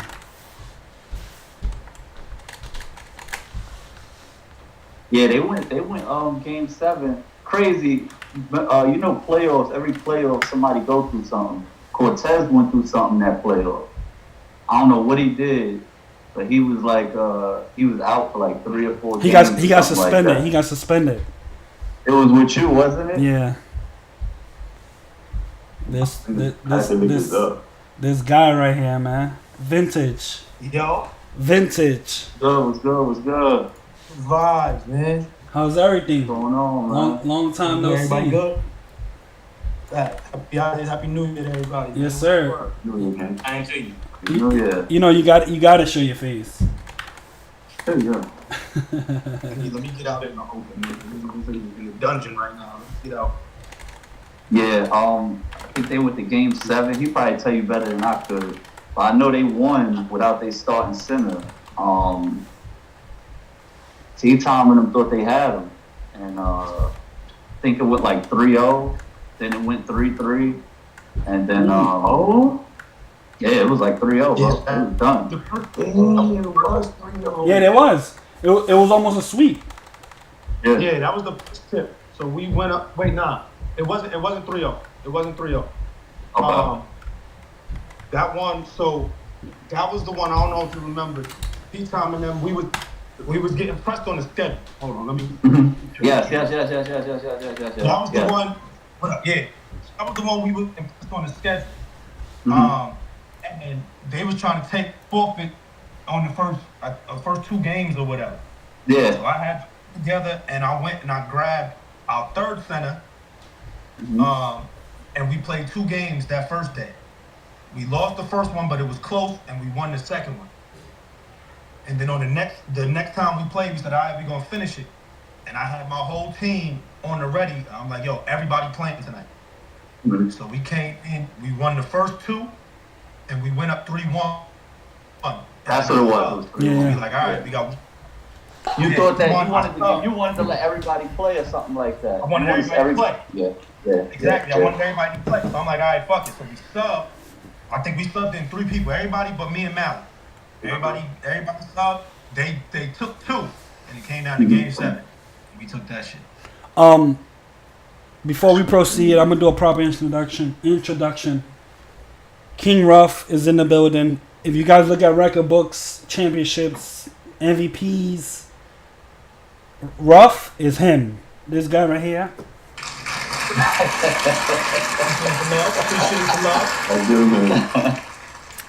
Appreciate the love. Joining UPL, right, and doing what y'all did. You guys think you will win as many rings as you have? The funny thing is, we felt like if you look, we were in UPL 6 seasons. We got 3 rings. Tough. And our first season there, the team that won the chip that beat us, they ended up getting that revoked on because they was pulling some funny style shit. So we feel like we could have took the first one. After the first one, some unfortunate shit went down. Our team wasn't complete. Right. So we feel like if we had a complete team, we would have went back to back. Then we came back with whole, got another chip. After that one, we tried to make some roster movements. It didn't quite work out. The next season, we got the roster movements, got another chip. So, you ask us, we feel like we could have. 6 straight on some Jordan. We was just MJ. I'm just saying, we feel good. We felt good about our team. Feel good about our team. You know what I mean? For the new people in the league, right? So we got new people joining every season. We get new teams, and some people be having questions when it comes to payments and the money situation. When you won your chips, how long did it take for you guys to get paid? No, we was getting that instant. I still got the streams. You could go as soon as the clock hit. I was in the chat screaming, what you were saying though? My money. Yeah. Cash app. Hit the cash app. Hit the cash app. Then when you get the money, you show the screen to prove you got paid. Right then and there. Facts. Now, you haven't been in the league for a while. 24's here. You think you guys will be able to do it again? Yeah, so me and Scheme talked on the slide. I know there's some logistics going on and shit, but I feel good about our return. I think we'll definitely be back next season. I know there's a couple of guys from my crew that's already in or already got back into the UPL. So I think we're gonna be right, and we're gonna be right where we need to be. You know what I mean? Might be new look band coming back, but I'm making the announcement here first. King Ruff and them boys, band boys, are coming back next season, yeah. Facts. No more quick drop. All I gotta do is, what you mean? I just gotta get Superstar 3, man. But I got something else in my sleeve, man. I got something else in my sleeve anyway. I think it's gonna be a surprise for those that don't know. But we switching it up, man. Yeah, we can't wait because now I think all the new people and old people ready for that matchup, man. That most definitely. It's gonna be good. It's gonna be a good time. Like I said, it's gonna be interesting because we got some changes. I ain't even gonna front. I've been away from the game for a minute. Okay. Life shit took over. I've been away from the game for a minute, so now I'm getting back in the groove. But I'm still that guy. Hope everything good on your end. You know what I mean? No. Everything is great. Good life shit. Yeah. That's what you really bless want. Bless up. So we already heard you coming back as a lock, bro. You can't hide it. As a center. As a center. Yeah, that's the one. As a center. That's the one. Uh-huh. Yeah, that's the one. As a center. So And yeah, you got Cortez out there playing PG. we testing a couple different ideas, man. We figured if we was gonna come back to it, we might as well shake some things up and see. You know, it was a lot of talk during our tenure. It was a lot of, this guy ain't really like that, and that guy's not really like that. It's the system, it's the Right. system, it's the system. So we said, all right, well, let's take the system, let's flip it on his head, and then let's see what's really up. You know what I mean? Let's see if we change positions, move guys around, if guys are still really like that. So we get into it, man. It's gonna be a good time. Yeah, I got a question for you. What up? This Rio. So shit. Why y'all laughing? That's your intro. That's your intro. So last season, right, or the season before last, or whatever. And not to bring up the whole situation, but to my knowledge, y'all were leaving due to some changes in the UPL in regards to contracts. And with the contracts, right, the contract's about to reset. So we already know that, to my knowledge, and if I'm wrong, correct me, but I don't really know too much, but I know you can only have a certain amount of maxes on the team and super max on the team, right? So with that being said, if you so happen to not can get one of your guys, which is, you know who your guys is, I can't tell you which one, I don't know. But if you can't get one of your guys, right, are you still willing to play? And are you still would you be willing to pick up somebody and get them an opportunity? Whether it's a rookie, a nigga in the league already, and you've seen or watched or heard about, are you willing to do that? To make your way back? Everybody don't need to know where I'm going. Real chill. No.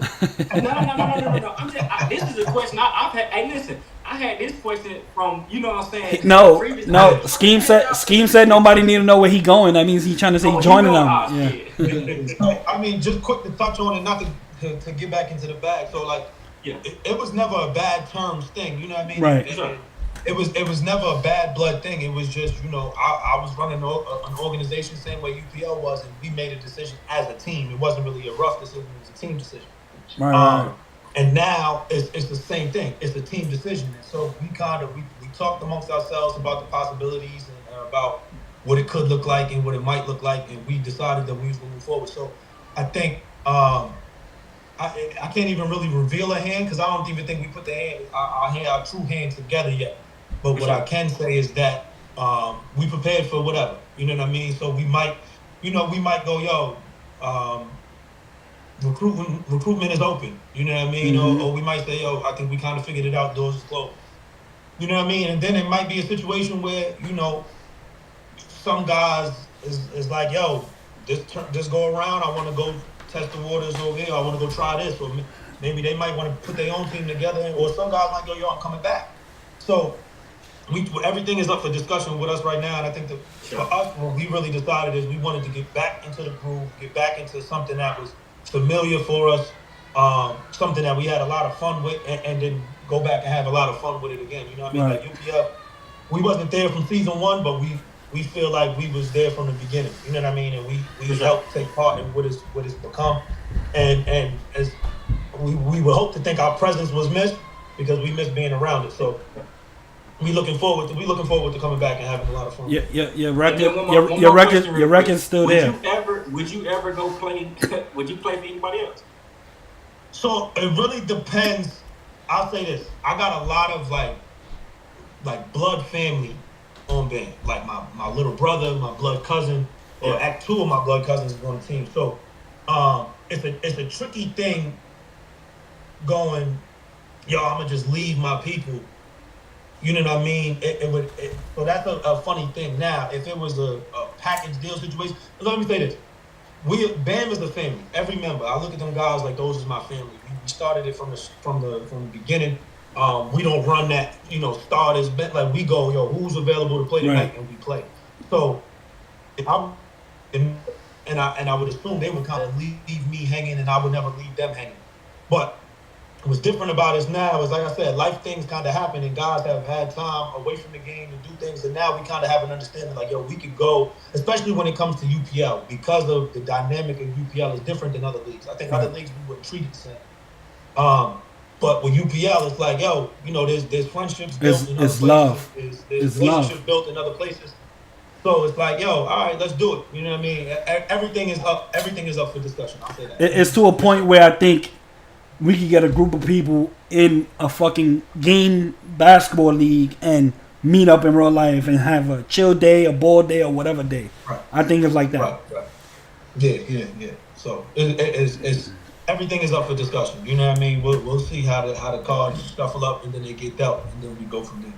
So for sure.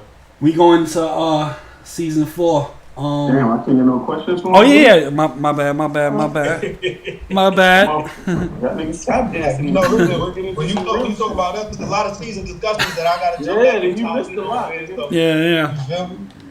So, first question I got is, like, y'all wanted to come back. We always wanted y'all to come back, but how are you gonna? My son, brother, my bad, y'all. How are you gonna adjust to the fact that when you come back, you possibly gonna have a suspension? Is it ever gonna like run you away again? Like, how are you gonna deal with that? So, the last season we was in, I got 13 games. So, you know, I believe in my guys, and I believe in the team that we put together and the way we do things. That whether I'm there or not, we gonna get it done. And I mean, I heard y'all talking earlier about the Lakeland, like how Scheme was saying, yo, I'm gonna sit out. Like I've tried that a couple times, and he was like, nah, you're not sitting out. So it's not like I believe in them that they don't need me to win. They don't need me to play. They don't need me. You know, they don't need me for none of that. So, you know, I got a couple games I got to sit out. And other guys get an opportunity to make moves and do what they do until I come back and we get back right. And listen, I'm famous for saying, yo, regular season, and not to say it don't matter, but regular season don't matter, man. Only thing that matters when you get to the dance, and then now it's time to show and prove. I say that shit now. I'm actually a co-captain now for 2 seasons. Team made it far, and I say that now. I be like, yo, regular season don't matter. As long as we get a bye and we good. That's it. So regular season is time for fine tuning. It's time for figuring things out, for learning other teams, from learning your own team, just figuring out process, and it's about figuring out your schedule too. That's a piece that not everybody understands. Like, right. And that was one of the things everybody used to get on us for being so hard pressed about our schedule when we played, but we knew what our formula was, and we wasn't really willing to. When it comes down to it, the playoffs, everything is micro. Like, yo, we not playing these games or playing at 1 o'clock. We're not doing that. So get used to us playing in this pocket right now. We gonna get used to us playing in this pocket. Yeah, we'll sacrifice here and there, but you know, regular season is the time to figure all that shit out. You gotta, you know what I mean. You gotta have a plan in place. That's how you have success. That's tough. So boom, my second question is this. It's not really a question. It's just a statement to you to see what you think. There's a couple of new people in the league that really don't give a fuck about King Ruff. They want they're ready. They're ready to see you. What should they know about the player? Like the mindset of Ruff. What should they get ready for? All I'm gonna say is every time my name get called, I answer the phone, and I'm on that bitch yelling. Listen. Everybody who ever called my name, they figured out exactly why I am who I am, man, and it's gonna stay that way. You know what I mean? Listen, I'm all about having fun, and everybody know, like, usually I'll be in the background, I'll be chilling. And once you call my name, then the trolling coming out, then the big numbers is coming out, then all of that's coming out. So it's gonna stay that. It's gonna stay like that. I like when the new guys come in because it gives the fresh. I'm telling my mans right now, bro. I don't like that. Listen, that's what it is. I told you, and then everybody know. Usually I'll be chilling, then I get on there and I'll be like, all right, it's time. I got a new nemesis again. Because first I had a couple. It was a couple different sagas. I had to get guys up out of there. I had to exit for a couple of days. So I'm always looking for a new nemesis, man. Sometimes you need that. That's what get you to where you need to be. You need somebody to come and call your name and really turn you up. A-Press retired from 2K entirely. Yeah, man. Listen. That was one of my goals. For real, I ain't gonna lie. I was trying to get that man off the game. I was trying to get him on Fortnite or get him on Call of Duty. I was trying to get him on anything else, man. Get up off this game. This ain't for you. You know what I mean? So, It's tough. Scheme won a ring last season. I heard right away. Congratulations. There's a star next to it because they cheated their way He there. actually took our ring last season, but we ain't gonna get into that. Oh man, King, you can't let them do you like that. King, I'm the only person that's supposed to be able to say it's an actress because I wasn't there. You can't let these guys. Hey, I ain't worried about it, bro. You know when you get here what I'm on, so I ain't tripping. Hey, listen, he said the ring sold for itself. They can't argue that one, and I believe it. That's a fact. I believe it. From what I'm told, Scheme has your rings, and he might deliver them to you personally or in the mail. Yeah, in fact, I got your team joined from last season, man. You know y'all do. Yeah, I'm around, gang. Just hit my line. You think you win another ring in UPL? Listen, I've been in the chat talking to my team. I already told them guys, listen, I am not getting in this shit to donate no motherfucking money to Scheme. That's all it is, man. All that respect, but I am not getting in this shit to donate no money to nobody, man. So if we getting right, then we come into play. You know what I mean? So there's a lot of good teams out there now. You got to watch out. There's probably like one or two bad teams, but it's not like before. You got to watch out for everybody. Hey, listen, I believe in my guys, and we stood the test of time. So I gotta keep believing that that's what we gonna do. Open saying he's waiting on his. Open, y'all rings already. I ain't even gonna front. I got. Scheme, you sent me the rings from before. All them shits. I got all these niggas rings in my trophy. I got all of it. I gotta send out so many ring. Everybody in here, I'm gonna man. get into my Let me ask everybody a question here. Go around the room. What y'all think, before he goes, what y'all think is the most respected ring that they won, that Ben won? Against T-Tom and them. Hell no. To me, I mean, it's your opinion. My bad. It's your opinion. I think the USA ring is the most respected ring, only because of the suspension and how much they was turning up without the nigga. You know what I'm saying? Yeah. And then when he came back, it was this. It rolled out the same way. That's a fact. I'm gonna say you wasn't here for the other rings. And I was the guy that got rough 13 games. And what funny is that he's suspended now, and you're gonna meet him soon. And y'all be in there chopping it up. We waiting for you to fast, man. But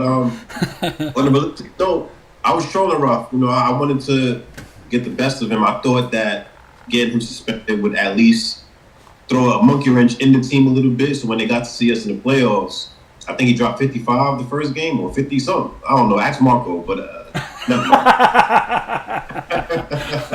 No, I agree with Porsche on the USA, bro. Yeah. Ruff was just actually saying something in regards to him trusting players, right? So not only am I going to answer the question, but I'm going to actually throw this out there for the public as well. Bench players, bro, I don't know what the fuck a bench player is. It's just me. I'm not speaking on no team. I don't do subliminals. I be direct with anybody. Everybody knows this. But with that being said, but a lot of y'all don't know, but when you was here, when you were suspended, them boys held it down. It ain't look as good. It's bad, or I can't say it looked as good, but I can tell you that the chemistry was still there. It ain't look. They were winning, so it ain't look like they lost anything, right? And then prior to that, we wanted their ass to lose, cause nigga, we wanted to win. We wanted to win. You know what I'm saying? Regardless of what I don't even know who the hell I was playing for, but we wanted to win. And it should just show you the chemistry and the trust that he put in these players that a lot of people now don't do. So a lot of niggas will have bench players, and then when it's time for him to shine, the nigga don't do shit. And then y'all get mad not only as captains and co-captains, but as other players because the nigga ain't played all season. And that should be a lesson that a lot of you should take something from that. You know what I'm saying? To be honest, because again, having a nigga on your bench, he ain't, what is he doing? Right. Like, I don't understand that part. And that's something that I feel like as a group, we all collectively need to kind of assist motherfuckers with, because I think it's terrible. I think it's trash, honestly. But yeah, USA for sure, bro, because I counted you out. You know what I'm saying? I didn't count you out because I hate you. I counted you out because shit, I got tired of seeing you win since I've been here. And then now it's like the Jed shit. I respect your name. I respect y'all as a group. I respect, and I ain't gonna go too much in the Jed, but I respect them too because y'all left these motherfuckers taking over. Do I want them to lose? Hell yeah. I'm tired of seeing these niggas win. You know what I'm saying? I'm tired of scheming them just winning, but you know what I'm saying? It be like that, but it comes down to, again, the chemistry, all these fucking trades that go on, leaving, and y'all stuck together regardless. Y'all may have locker room issues, but guess what? We would never know because this shit never showed on the court. I've heard so many times people kept their composure when they felt like they should have been dotted or whatever like that. But guess what? The trust was still there, so you still got the Detroit Pistons. So many guys was open, but shit, you having 30-point games, you fucking me up. I ain't gonna hold it. I ain't gonna sit here and sugarcoat. You fucking me up. While this nigga open, you fucking me up. And they put that much. That just show you the trust that these men had around their player, you know what I'm saying? And I feel like a lot of people are steering away from that shit because you got so many people wanting to be the star, make that superstar play, and sometimes it don't take that. Like, you just gotta play a role, bro. Right. So yeah, I mean, just to touch on it, what got us there was they all knew that as many 50-point games I'm gonna have, I'm okay with having 2-point games if that's what it called for too. Like, if they gonna send fucking 4 at me, then y'all motherfuckers be ready to shoot and knock these bitches down. We ready to do whatever and knock these bitches down. I mean, like, talk about it now. We're ready to cast out the bag. Like, I moved to center. I didn't move to center because I think I'm gonna be a better center than I was a point guard, or because I think I'm gonna be the best center on team. Nah, that's what we needed. That's what made the most sense for us right now. So that's what we gonna do, and we gonna make it work. However, it gotta work. Right. And that's just what it come down to. And then the biggest part is we bought into, yo, we trying to win. Who cares if you call me what you want? Scheme gonna send the cash app, and 2K is free for the year. This first build is free for the year, so call me what you want. The build's on you. You can say, you know what I mean.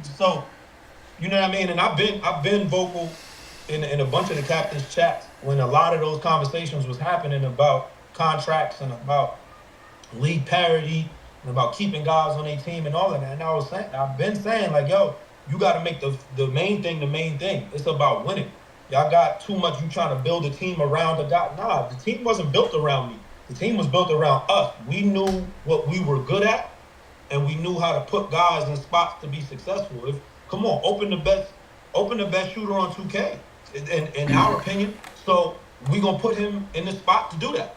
We gonna put, you know what I mean? Like, yo, Tez was getting them stops as the center. All right, we gonna put him there to do that. We gonna all these guys. Mally was the best defender in that. All right, so we gonna put him in spots, and then you'll even look. All right, if Mally is also the best passing lane steal guy, and maybe we're going to take him off the main lock and put him as a back end so he can run up these steals and get in these lanes. But it's because it's about winning. So, all right, he might not get Defensive Player of the Year this year, but that's okay because we're going to get a chip and we'll be all right. You know what I mean? Or guys like, just different guys. What about? Or whoever not getting all-star votes or whatever. And we know what it is, and even other guys know what it is, because they'll pick them up and play 5s with them or 10s with them or rec with them and go, yo, you nasty. Why you not?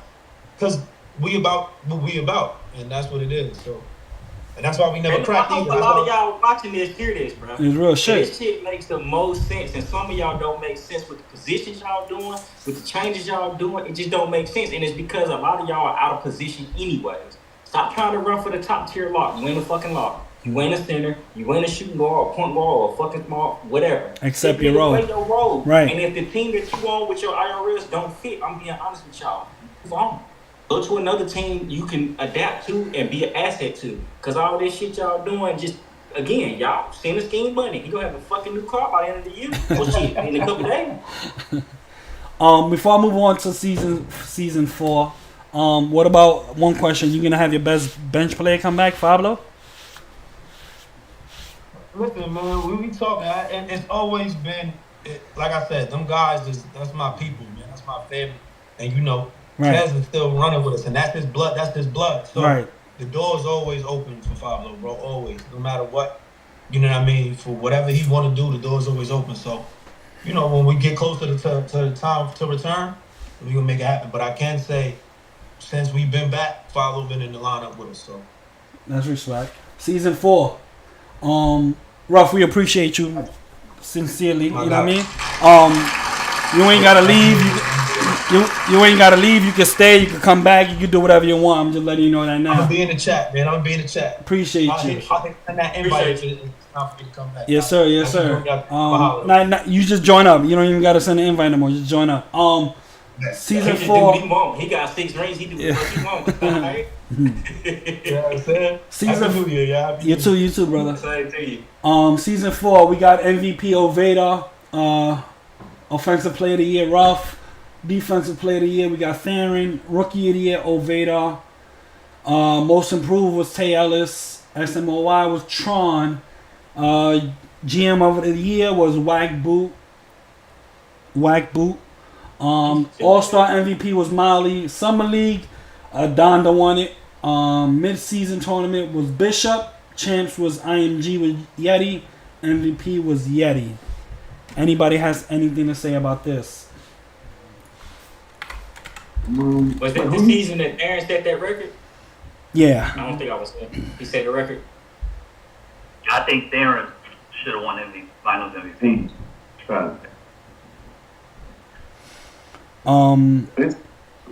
Yeah.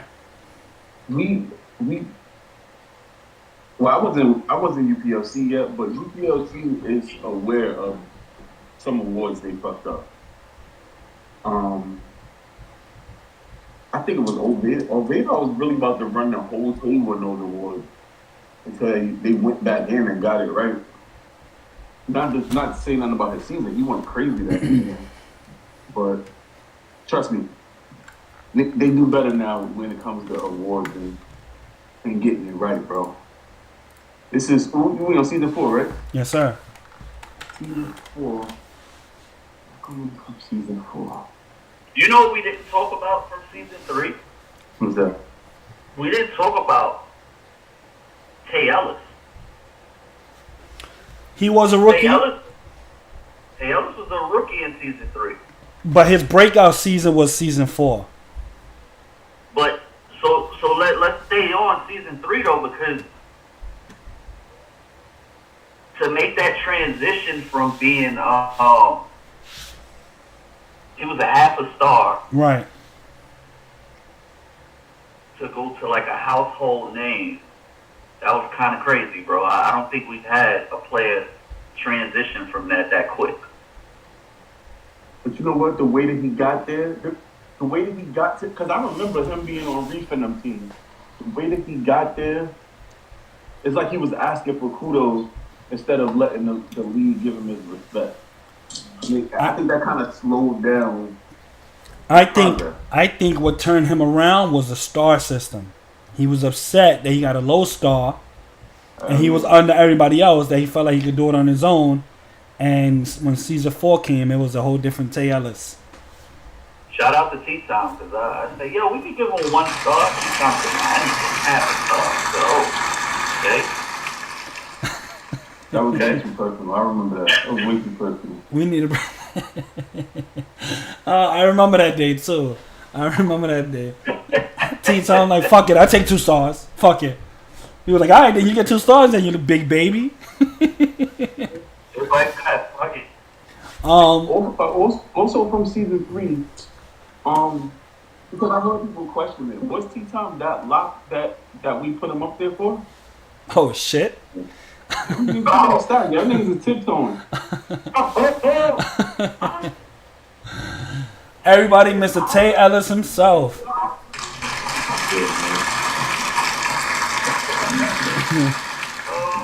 What happened? You took the collar off the logo and the hat. You put on the Scully with the sweater. I was outside doing shit, bro. It's cold as a bitch. We can tell that this podcast is way more comfortable. You know what I mean? It's snowing outside where I'm at, nigga. Oh, okay. Boy pulled up looking like sticky fingers, man. Got me nervous. He looking like Busy Bone. Busy Bone. He ready to go crazy. Hey, sing a song for you. We were just talking about you going from a 0.5 to the head of the table. Mm-hmm. I niggas should have gave me a rate, y'all disrespectful, bro. I played 3 games. Mm-hmm. Tay, explain the transition from when Facts. you felt like you wasn't getting your proper respect over there with Reef and them, and then you came into your own shell. Because I remember you, I think me and Scheme played against you, and we was like, yo, they got some dunking ass nigga. We can't even stop his dunk. And I wouldn't say very unorthodox. He dunk this shit from you, but he wanted to dunk on niggas more around that time. So fill us in on how that transition went. Reef was my guy. Reef was trying to get me in the UPL since season 3 began. I kept on saying, nah, bro, I don't want to play this shit serious like that. But that's my nigga, dog. Shout out to Reef, bro. Shout out to Reef. He got me in that shit. I think like some type of playoff. I don't know who was DePaul or Providence. I don't know who the fuck we was, or even Marquette. I think I played one playoff game and we almost won. That was my introduction to this shit. In what, season 3? Huh? Season 3? Yeah. Wisconsin. No, that's season 5. No, that was season 3, Wisconsin. Season 5. You played you sure? Season 4 is vertical. Season 5 Wisconsin. Season 6 Bucks. Season 7 Greece. But you what team you came in on season 3 though? He came in season 3. But he barely. Yeah, you was on Wisconsin, right. And that's when you got your rated. We was leaking in the Discord then, bro. Okay. He trying to make excuses. He doing what Beast did. They both started season 3. I wasn't in the Discord, bro. I couldn't tell you who 5 niggas' names were. It's only one nigga, and this will make sense to this nigga hear me too. It's only one nigga really name I know on the team I know. That was Ruffman. They was like beating the shit out of everybody. So this was season 3. It was you, Stacks, Reef, Kush, JJ, ISOCal, Ice Cold Tim, Vader, Envid, Big Z, and Nelly. Yeah. Shout out to all of them niggas. Yeah. Hold up, you said Ice Cold Tim Vader. Let's touch on that. No comment. Anybody want to talk about that? Listen, man. Ice Cold Tim is over though, bro. That's just it. We've been here since day one. Since day one. Hey, that's not a question I can ask you. You want to get that? You want to get the answer to that question? Add Envid to the call. I don't know, bro. I don't know. I never said this out loud. Huh? Out loud, but I definitely. You know how Envid and them they stream, they be wilding. One day, Envid called that nigga Timmy. He's like, okay, Timmy. And we was like, what? Me and Pip was like, what? I thought both of their name was the same. Like Timmy. Nah. It's Envid was somebody, Ice Cold somebody. It's funny because before Envid became Envid, he was Ice Cold whatever and Ice Cold Ed. Yeah, and we used to argue, bro. Like, you ain't shit, you bum ass nigga, whatever the case may be. Sorry for part of my French in the stream, but go argue. Then when he came back as Envid, I didn't know, and I was like, yo, this dude is really killing, bro. He's taking my leak out shit. He's looking good. You know, I'll pass the torch. Scheme hit me. You know who's that, right? I was like, no. He was like, that's Ice Cold such and such. I was like, what? Hit him back up. Yo, fuck you. Real shit. But yeah, Ice Cold Tim is old Vader. If y'all don't know, anybody can say whatever y'all want to say. But you see how many niggas' names you named in the team. Whoa, you probably had the worst record in that league. I ain't my friend. Y'all beat our ass one game though. Y'all went crazy on us. We slept on y'all. You got everybody on the wrong bills though. Y'all was 27 and 23 out of 50 games. That's good. That was our playoff push. We was working on getting in the playoff type shit. No, we was in the playoff, but we was still trying to get to a seed. Number 5 in your conference. Number 5 in your conference. Yeah. Number 5 in your conference. When y'all was the Bucks, I think every one of y'all had like max wingspan and was getting mad steals on everybody.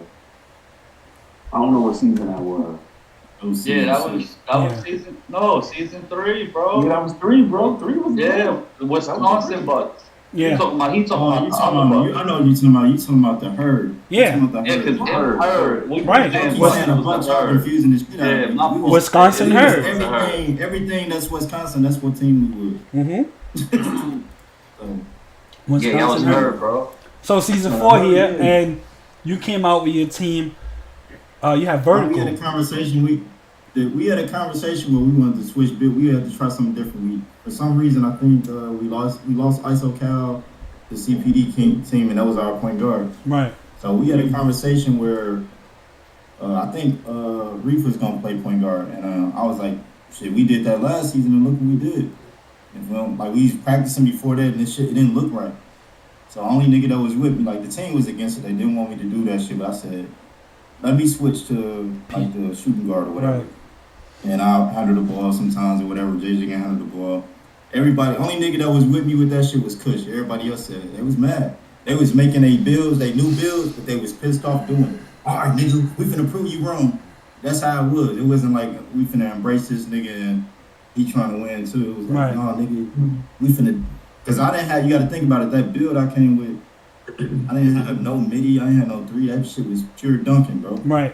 But everybody knew it, and I still was able to do what I had to do. What's crazy? I had no shot with that bitch. What's crazy about UPL is that we all have history when it comes to this game and in the league. You went from averaging 5.5 to 20. What is it? 20.4. Just off of dunking. What made you transition, and what was the point of you doing it? Was it something to prove? Like give us like the background behind it.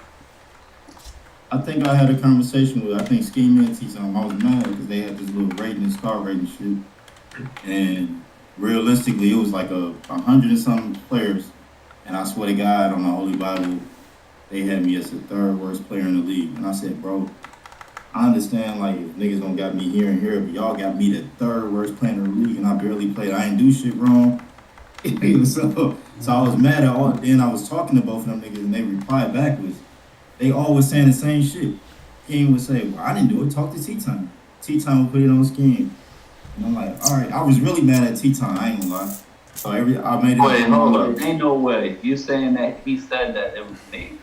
Yeah, he said, y'all, he was putting it on different people. Oh, my God. He wasn't saying it was my, I got the screenshots, bro. This is a Discord conversation. We might have to put T-Time in court.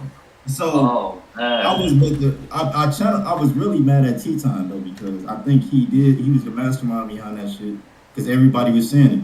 So if you notice that season, every time we played T-Time, I used to fuck him up. That was the year he had Mally with him. Y'all know this, I'm not lying, true story. He had Mally with him, and like if I'm fucking T-Time up too much, then Mally would jump in, but I'm going now. So Mally started getting fucked up with him. T-Time had St. Francis. Yeah. We was in Camden, Scheme. Oh yeah, I remember that. But it was T-Time before, bro. But they gave me that low ass star rating. I just wanted to prove I was better than a fucking. I don't even think it was a half a star, bro. It was some stupid shit, like a 0.5, a half a star, and I was trying to fuck everybody up that year. Which team you had the most problems with in that season? That season 3, season 4. I would say IMG. They used to always be close games, but I would say IMG. Well, yeah, they in them. Yeah. They was the champ. Yeah, they won championship in season 4. Season 5. MVP. Season 4. IMG won season 4. Yeah, they won season 4. You're right. You had vertical. Season 5 now. We had MVP was rough. Offensive player of the year was rough. Defensive player of the year was Stacks. Rookie of the year was Jed. Blacks and Porsche. We dropped the ball on that. Most improved was Bossum Comp, aka Bando. SMOY was Ron King. GM of the year was CPD. Summer League was Utah with Yeti. Mid-season was Yeti again with Utah. The champs was TCU, and that's with Ruff. MVP was Ruff. Also, remember that was the first year we did the draft shit. You're right. Yeah. We brought in the draft that season. Tron was the number 1 pick. Well, Porsche was the number 1 pick, I believe. Man, I'm blaming Porsche. No, it was. that's- What's to happen? So no. Let's not speed past this. So 31786 said at everyone we live. Sorry. Go ahead. this is another behind the scenes story that's not known. So your man Tay Ellis hits me up. No, my bad. He hits up Mike Shine. He tells Mike Shine, yo, let's get together. Mike Shine says, yo, I got Porsche down with me. He like, I bet. I tell both of them niggas, yo, I got Pitt with me. Like, I bet. Tay was a little skeptical, so this little buddy shit they got going on right now, fuck both of them, right? He was a little skeptical only because Tay had a tendency of telling players that they were dirt. Now, when he say they're dirt, it's not because of they don't know how to play the game. His interpretation of dirt was these niggas don't pass the ball, they don't play with IQ, they're dirt. So he said, "Hey yo, Steph." So the core we were starting off with was me, Mike Shine, Pitt, Crimson, Tay Ellis, and Ayo Steph. Now, Tay Ellis tells us, yo, listen, I got this guy coming in the league. His name is Ayo Steph. He's not averaging lower than 35 points in this league. I say, yo, niggas is tough in here on defense, bro. I don't think he said, yo, Porsche, trust me, bro. He can shoot like hell. I'm like, all right. So I never saw him or play with him, but I'm like, all right, I'm just down for whatever. So Pitt said he know him. He was like, yo, he's not that good, bro. And I played with him, and he really went crazy, though. So I'm like, yo, Pitt, he's good, though. I played with him. I finally played with him. He all right. Nigga tell y'all like just abandoned us. He said, fuck it. Pitt's toxic. It's over. Nah, So, get yo, Pitt, my lion. This nigga Pitt can tell you what really happened, bro. This Boy, nigga Pitt, that's behind the scenes. me and Pitt always, when me and Pitt used to have a problem, this is why I respect Pitt so much too. We would have a behind the scenes like conversation about that. It was several of those motherfuckers too. Cause you know, if he felt some way, he want to call your fucking phone. I will call you direct. I will not be in the chat, nothing. And it don't start off crazy, man. It start off regular. And then he'll get to the root of, yo, your man's.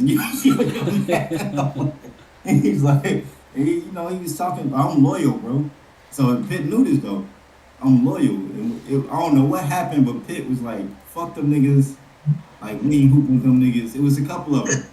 And I said, bro, I'm hooping with these niggas with or without you niggas, bro. That's how fucking, and we never made it past that point. So you fucked the bag up. Ayo Steph was trash. I could run with it. Number I could nigga stupid. I could run with it, but that was the only reason why I was the number one pick. So that we could solidify the people that we were want. supposed to do some swapping shit. It was supposed to be straight, but I fucked it up. But Pitt don't get enough blame for fucking it up too. You should have listened to me. We supposed to run with Jed, and I don't know what Porsche did. Porsche scared the nigga. I got the DM, bro. I got the DM with Jed, bro. When they were talking about it the other day, I was supposed to clear it up. I hit Jed up. The nigga was like, "Yo, I'm not around." Then he was like, I'm gonna get on tonight. We ended up signing. What's the point guard name, Pitt? Rich? Nah, not Rich. It was Rich. Dan, I think it was Davin. No, was it Davin? Nah, bro, I know his name. I got him on my friend list. I come up with it. V Flip. We ended up signing V Flip, and V Flip was putting on the same way we saw Jeff putting on.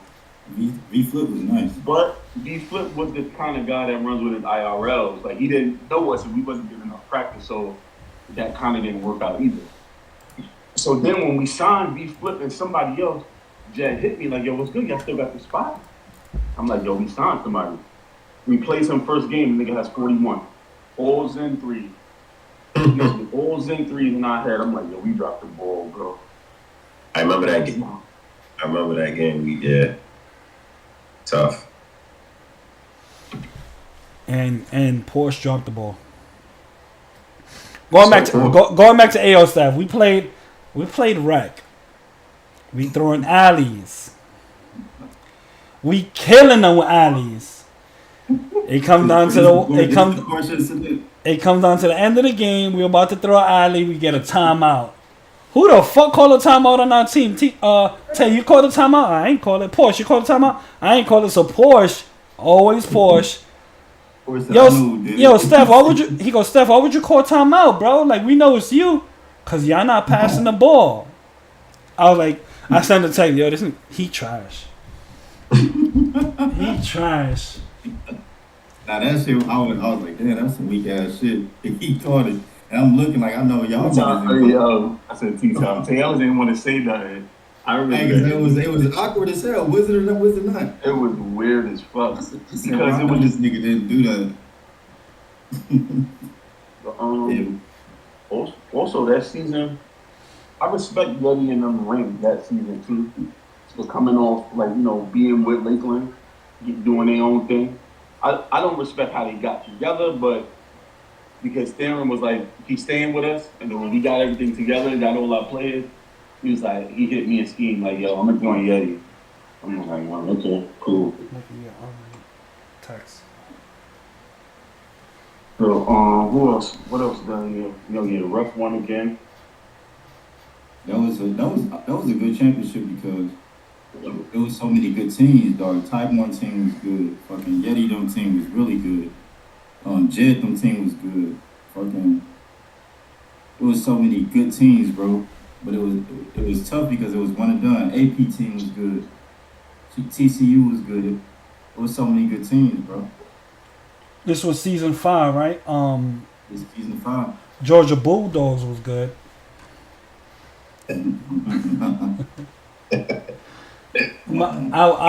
I was upset, bro.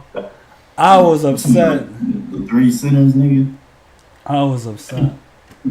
Hey, I still give it credit though.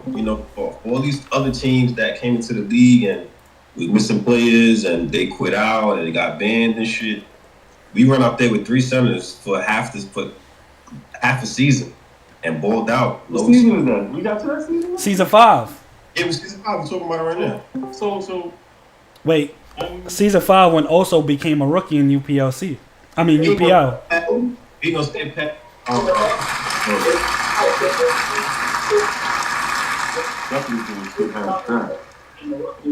Why'd you leave the team? Why you left? We look. That's first things first. Also, how does it feel to join UPLC? Alright, yo, I was tired of losing. I was tired of it was no chemistry. It was no, alright, let's try this, let's try that. It was just let's go out there and do whatever we can to win. It was no plans and y'all know me. I'm gonna speak my mind. I'm gonna tell you, look, let's try to play with this lineup. Let's try to play that team with that lineup. And it was like, pick, chill. And I was like, man, I'm done. I can't do this no more. And I backed out. Hear me? Yeah, we can hear you. I don't know. You quit doing the rec game, bitch. Yeah, that's how bad it was. Who loses in rec? No, what happened? Because of Rick. I don't know who our PG was, but you was like, you wanted to run PG. That's what happened. And whoever our PG wasn't getting the job done, and I think he was wilding on them. And I'm like, yo, let him PG. I'm like, you sounding like Scheme now. We trying to get away from that shit. And you was like, you know what? All right, fuck it, I'm done with this. And just bounced. It was over.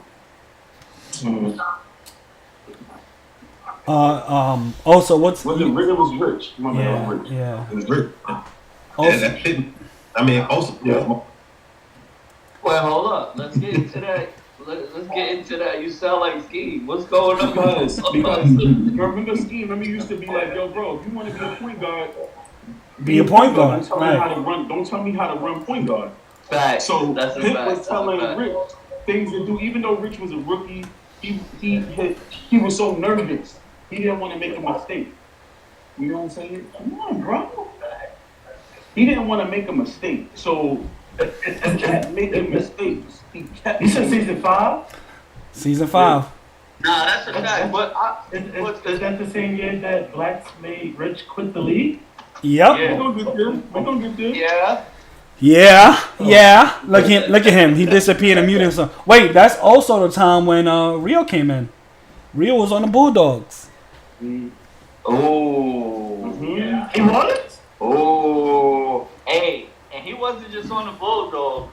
I had him top of the list for DPOY, bro. Power forward. I didn't like him though. Average. I thought Real was on bullshit. Well, he is, but never mind. Now I want to know power forward. No. But he was on bullshit. You was on a small forward playing the 4. I was on a shooting guard when I first came in the league. You was on a shooting guard at the 4? That's crazy. For real? No. When I first came in the league as a shooting guard for control.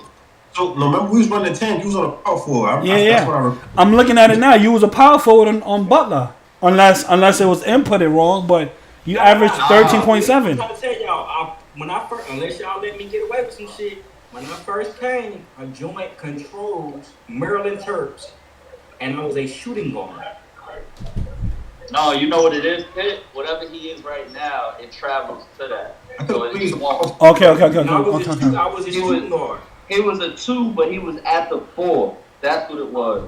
Because I remember when we used to play them, I was like, yo, I don't know why they got this little dude out here, but fuck that. I remember that. I had a high 3 Because I remember we was talking DPOY, and that was the year I was on that Kawhi bill. And every time we would join up, I can't remember who it was, they would talk about Rio Stills. And I'm like, yeah, bro, but he's on a little guard, and he's at the 4. And they're like, well, yeah, he was on a little guard at the 4. I remember that shit. It was definitely impactful, though, bro. Can we talk about the Georgia Bulldogs, though? Yeah, talk about him. Wait, tea time. What? Yo, knowing our lineup, why did you quit on us? That question was already asked and answered. I don't remember that. You ain't here, right? I've been watching this game. When did that get answered? My boy moonwalked away from that topic. We ran a 3 centers, bro.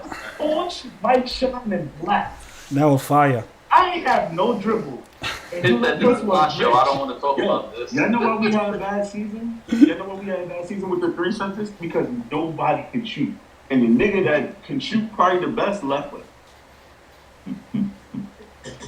I couldn't hit shit. Yo, the nigga black, you know, you could talk to a nigga, make him quit. This nigga blacks gave this nigga a mixtape. No. When I tell you that the dude became a punching bag and Black was just wailing on him, bro. Like, for 24. That can't do that, bro. He was like, yo, he said, yo, bro, like, you want me to do this? You want me to do that? Like, I can't, y'all in my ear. Black's response with, grow some balls. That nigga will post the play, he be like, yo, bro. He'll pause it, like right there. You could have took a middle range. You got Push in the left corner. You got Mike shot under the basket. Yo, bro, and you still held the ball at the lead. Nigga said, alright, y'all got it.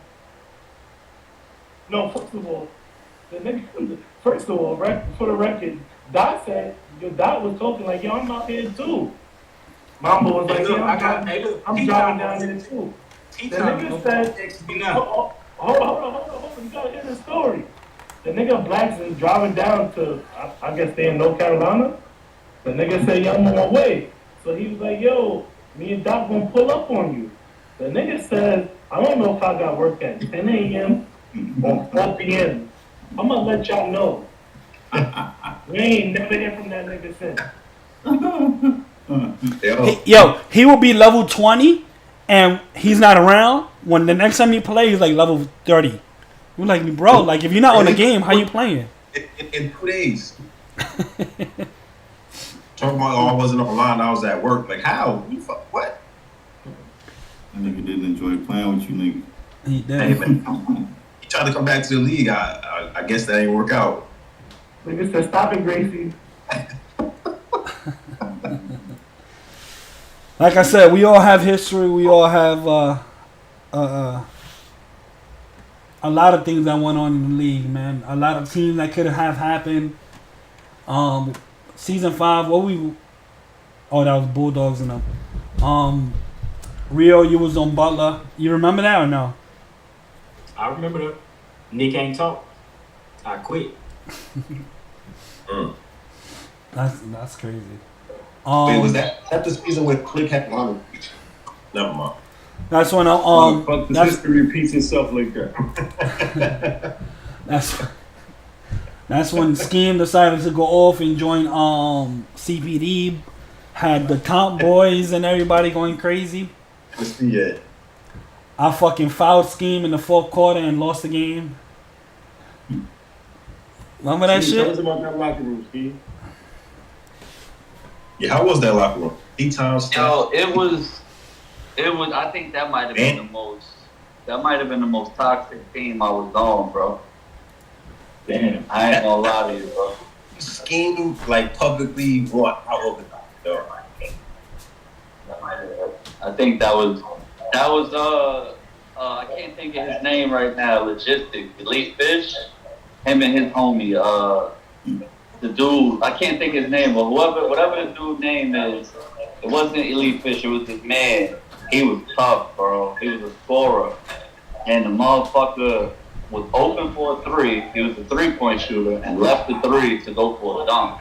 And I'm like, yo, bro, why would you do that when you open? Like, that makes no sense. And he's like, I got a higher dunk than you, and you always going for dunks, so why I can't go for a dunk? I'm like, yo, bro, everybody got to serve a role. If you here to be the shooter, why would you dunk when you can shoot the ball? And Buddy just went into some other shit. It got personal. Went to where he from and how he from North Carolina. And, how you doing? Oh, Stacks was D-Boy that year, right? Yeah. That's probably top 5 thing that kind of hurt my soul, bro. When Stacks wanted to play that big man and then change to something else next year, because he really was controlling the defense for y'all, bro. He was. I ain't gonna hold you, bro. Everything. You know that shit is, he wins that because of the style of defense we playing, because we're running the person off the line and sending them to him. I wish I had a stream of it, but it's always like, all right, Stacks, I'm sending him.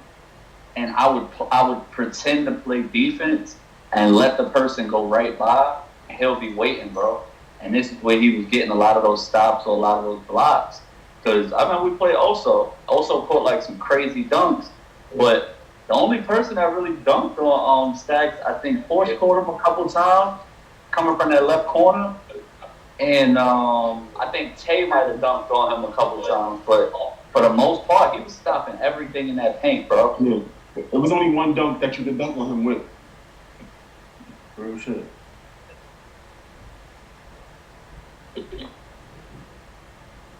But yeah, it was an interesting season though, bro.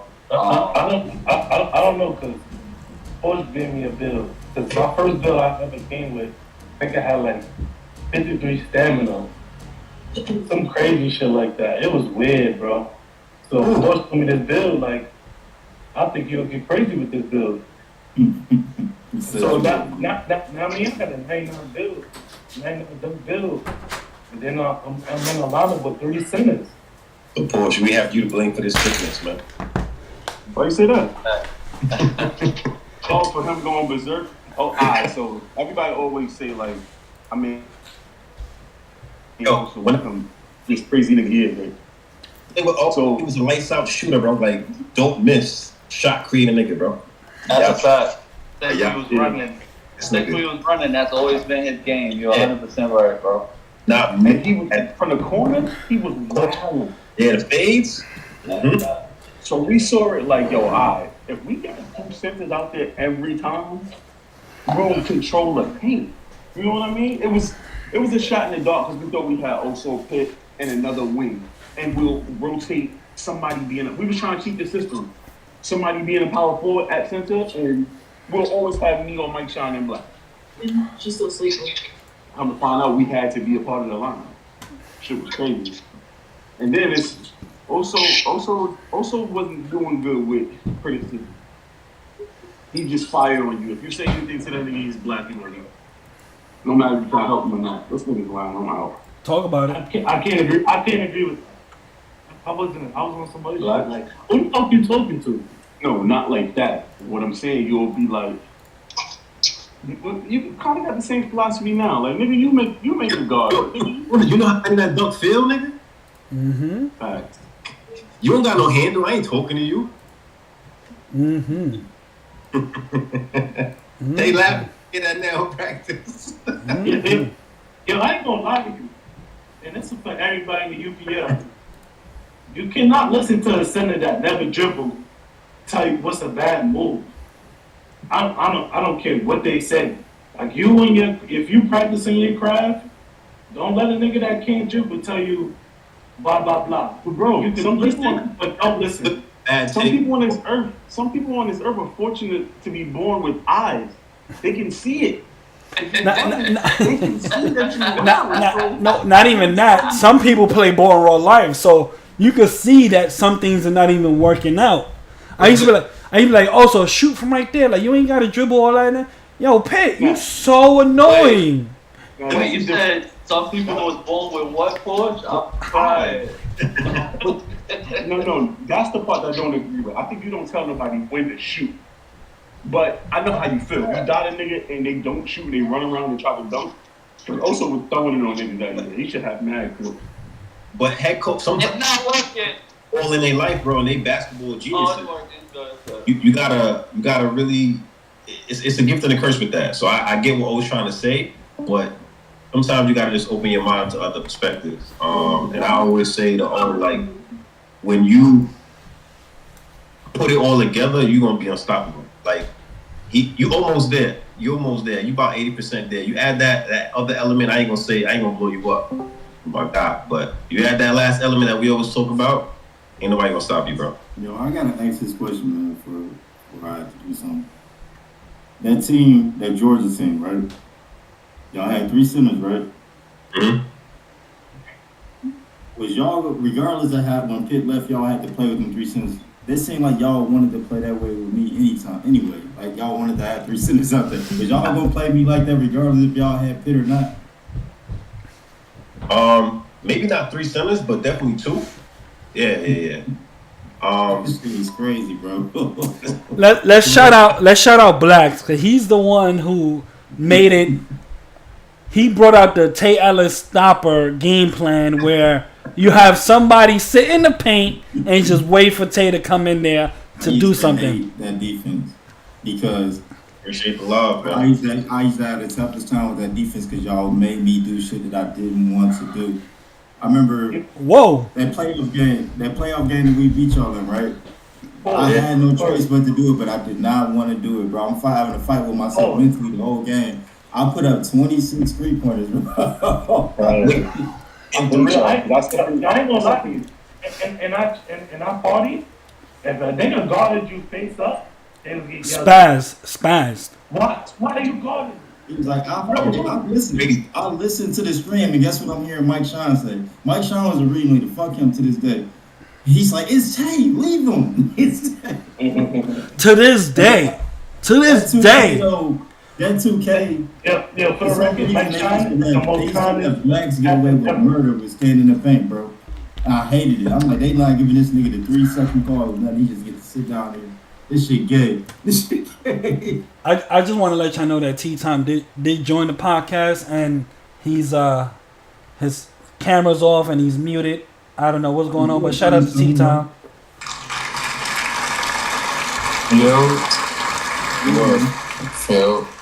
It's goody. Shit, what's good, Joe? So you wanted to say something about Blue Coats and your time in UPL, I guess. Let talk about it. Nah, I was just talking about the Rio situation. I brought Rio into the league. Want to make sure that was clarified. That was it. So you fuck UPL up. Wait, hold up. You did that or CPDK did that? I did that. Oh, I did that. okay. Nigga, Yeah. you can go back and look. You can go back and look. I don't have to do all the he said, she said. It's there. Okay. Go back and look at season 3, and go look at the beginning of the season. You can actually just sign in because I had met Rio in the rec, and I said, yo, I need you to play lock, and he said, all right, and then CBDK ended up picking him up instead of me. Okay. But nah, y'all killing it up here. And UPL's been crazy over the last you said 9 2Ks. Yeah. I mean 9 seasons, 3 2Ks. Hey, yeah. So T, this one I've been asking everybody that come up here. How was you can tell us about both locker rooms. How was the locker room energy with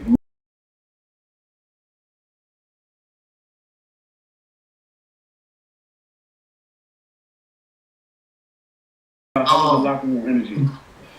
So Blue Coats was fire. I mean, that was you can actually ask Scheme. So the year before, when we were Oregon State, we had won on a win streak and then lost like 6 in a row. And it was like, all right, Scheme, I can't do this, yo. I'm done. Wait, who started that? Huh? Who started that losing streak y'all was on? Y'all did. That's fine. Yeah, we had lost like. Porsche, you was there, Porsche. No, I was there. This is why I kind of wanted him to come up here and talk about it, because even though we used to go back and forth with them, it was a time when we was getting at them, and we fucked up because we wanted roughing them so bad that we wasn't looking at these niggas how we were supposed to, and they eliminated us. We didn't have some of our players. We looked past them. You talking about we wasn't 3. supposed to do that. No, we talking about season 2 right now, boy. We was Arizona Wildcats. Oh shit. Yeah. So and when season 2 happened, that's when I came in the league. I had a whole different team. It was Jay, it was Wally, it was Asian, it was. I had BD Sincere. Yeah, I had BD Sincere. I had like just a bunch of guys because I had hit up Scheme in season 1. I was like, yo, I'm trying to hoop. He was like, nah, I can't do it this season halfway through. And I was like, all right, cool. I'm going to bring, my team at that team, the team I was playing like WR and stuff with. He was like, nah, this is a cool league, some chill shit. And I'm like, all right, cool. So I ended up bringing the guys I normally just run the rec with and shit like that. And then the guys I've known for a while. We had won like 10. We started off really well. I mean, I was going crazy, bro. Y'all was going crazy. I think I was averaging like 23, 25 at the time. At the 1. And then, at the 1, too. Talk about that. At the 1. Yeah, I mean, a lot of people think I'm just a lock, but where I started at was at the 1. And then it was kind of a tandem with me and Wally. Then we went, I can remember like it was yesterday. I think Wally got boxed up. King, I think, almost made him grade out. He shot like 4 for like 16. And then on that, it started off a losing streak. We lost 6 in a row. I'm like, Steve, I'm good. I'm done. I was like, I appreciate you, send me an invite to the league. He was like, nah, I don't do that. So I was like, all right, cool. So then I re-engineered the team midway through the season. Added Guns, N1, Chef, Ty. It's Asian was, of course. Asian was still playing center. You said who? Oh, you're not talking to me. Asian was still playing center. And then we ended up going crazy. The locker room for the Blue Coats, it wasn't bad at all. The issue that happened was when we got to the playoffs, right? So we gentlemen sweep Wisconsin. And then, guys Tom and them was talking crazy. We got them up out of there 4-1. And then we got the Magic out of there 4-2. And once we got to the playoffs, we was like, all right, cool. We already knew this was going to happen. We had already played roughing them. We were up in the regular season record wise. So we won game 1, lose 2 and 3 by like some nut shit, by like Wally like missing a layup or not taking a wide open layup so that we can win. So it basically went all the way to game 7, and then game fatigue because we played 5 games that night. against the same team, and game fatigue came in, and we didn't have the same game plan as we should have, and we ended up losing by like eight or nine. But that locker room was fire. The best, the worst was St. Francis. To be honest, we would go in, we would lock in, we would play a game, play really well, and then after that, it was like fuck you, you ass, you trash, fight me after every game. So I mean, the locker room was very toxic for St. Francis. You know what? That should make sense because that's the glove season I was talking about when we first got on here. Glove season. Oh yeah, I had like fucking golden glove. Yeah. Yeah, it was the golden glove. We could not figure it out. We getting through y'all, and somebody just always gets the deal. So it was like, it really was on some let our powers combine shit, Captain Planet shit. Like, one nigga run up on you with glove, another nigga run up on you with glove, and it's a steal. Y'all press the shit out of us. We we was looking for anything to say that y'all was doing some bullshit. So we was wilding on y'all. Somebody lags the fuck out. We got to start the game over. Come back out. The nigga Mally has 52 on us. Well, let's talk about that. We wasn't just lagging out for no reason. We came out that motherfuckers was really doing that. See, but but not them though. No, not them, but who we thought it was who was doing it because it happened to. Because I remember Kai was like, Kai hit me on the side like, yo, bro, I ain't gonna lie, bro. I know, I might be screaming here and there, but for this to happen and this team, it ain't no accident. And then next thing you know, a day later, it happens to us again. I'm like, yo, what the fuck? And Kai's like, I told you what it is, bro. You act like you don't hear me. And I'm like, nah, bro, I can't just go based off of that. So when that shit happened a couple weeks ago, I'm like, oh, nah, they was really in here just wilding. Crazy. Yeah, so and the crazy part is, like, I don't know how much, my bad, I've been off, but I don't know how much y'all talked about, like, when they was the Tar Heels, bro, they was almost an untouchable team for a long time, bro. Yeah. You know what wasn't the Bullies team? Yeah. Was it Duke? Yeah, it was Duke. It was Duke and Tar Heels that was going crazy. But what ended up happening with them bros, I think they stayed together too long. Yeah. I think they should have separated it earlier, regardless of being friends or not. I mean, they had built friendships within the league. The reason why one of them ended up going to a different team. But I just think that if they would have split up a little bit sooner, got some fresh blood in there, it would have changed the dynamic of the team. But for St. Francis, it was toxic, bro. But again, it wouldn't affect the game. We still was full communication. Everybody talks. Everybody played how they were supposed to play. And then as soon as we got off, we literally would just get off.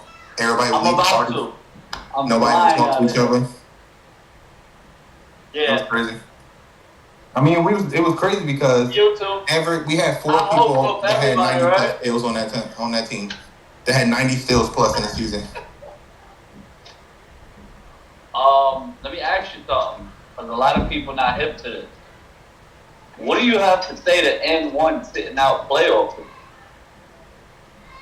It's still tough, and that will always be a mystery. You know it didn't just happen one time. It didn't just happen 2 times. It didn't just happen 3 times.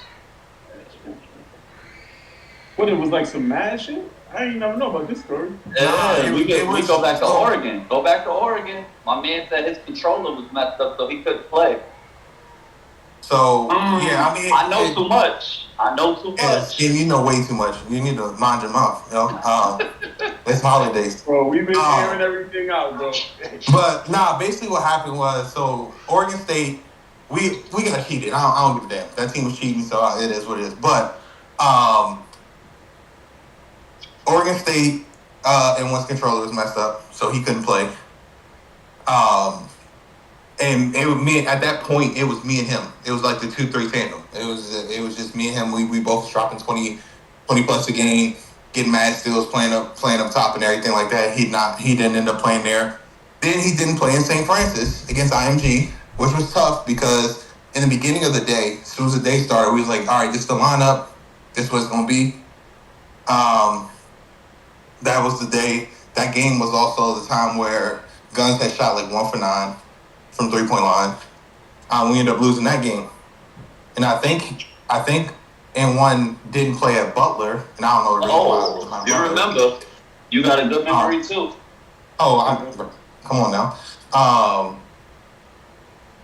So I don't know. It's tough because N1's a hooper. I just don't. That the St. Francis will always be a mystery to all of us because we were like, yo, you hooping, and then 10 minutes before the game, he's like, nah, go ahead and let Cop play.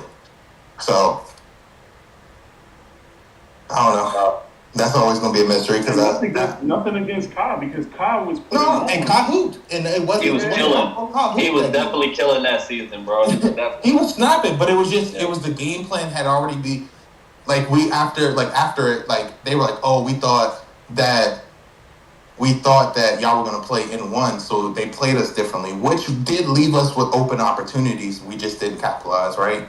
We had to come back. It was a minute and 20 seconds left. We were down 12.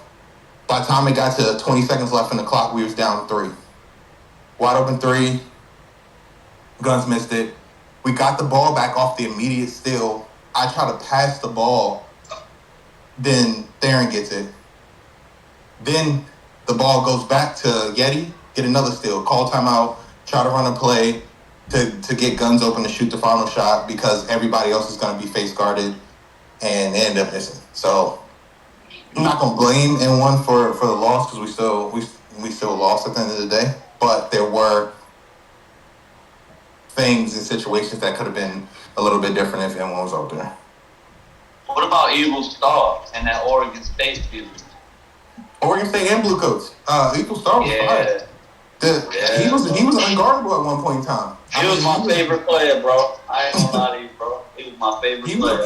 He was unguardable, bro. He was averaging the easiest 20, 25. Yeah, bro. And he played a little defense too, bro. That dude did, bro. And the crazy part is he never really talked crazy either until later in. I think it might have been me cheering him on so much that motherfucker said, man, I'm sure. Yeah. That was the majority what it was. He was a killer, bro. But yeah, I mean, how do you feel about roughing them saying that y'all only won because they tried to play all of their players? Oh yeah, I remember that. No, don't remember it. He said it today. Oh, he said it today. That we won any games? No, he said that it was only close like that because of that. Oh, I wouldn't say that. I mean, it's not like they was flooding us. They was winning by 2 and 3 points. And then if you go back and look, we had won by 20 and then 17. And then we beat them by 9. So I wouldn't say it was necessarily that, but I would say that them playing all their players didn't help because there wasn't no chemistry. But we should have won a game 7. That was on us. That was mental error.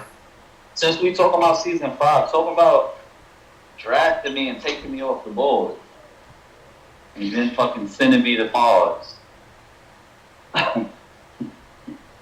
Nah, that's crazy. P-Top like, yo, we go Chef. No. So here's what really went down, and this is where Scheme's on bullshit. I said, Scheme, I'm picking you up. Fuck it, I'm picking you up.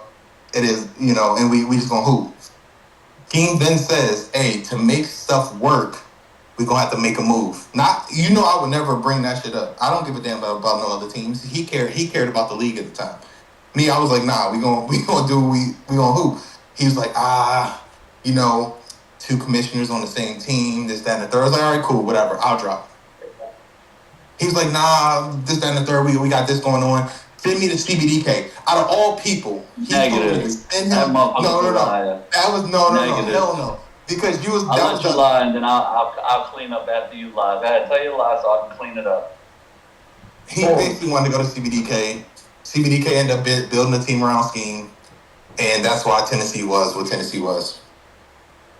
All right, so Chef hits me up. Yo, if we draft you, you gonna play? because I'm gonna play wherever I'm going, bro. It ain't. I gave up my I think I had gave up my spot for Drew. Drew, yeah. Because Drew, I told him he was gonna get a team, and that was the only thing left. So I thought, yo, you got my spot. I'm gonna be, in the draft. So Chef hit me like, yo, if we draft you, you gonna play? I said, hell yeah, let's get it.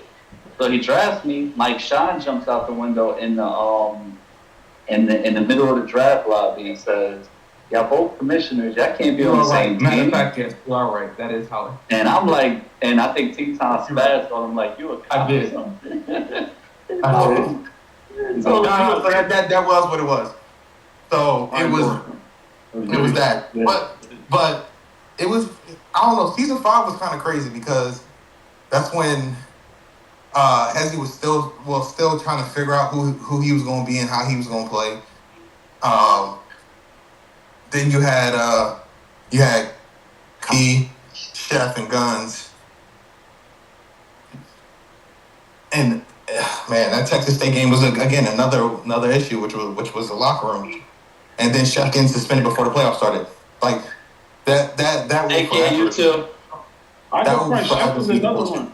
Chef is another one that I hated to leave from his big. That's what it is. That's causing the E-stop. Yeah, exactly. Like it made no sense at all. The niggas dominated too much. Bro, everybody told him not to switch. He was like, "Oh, I want to play." I'm like, "Bro, why?"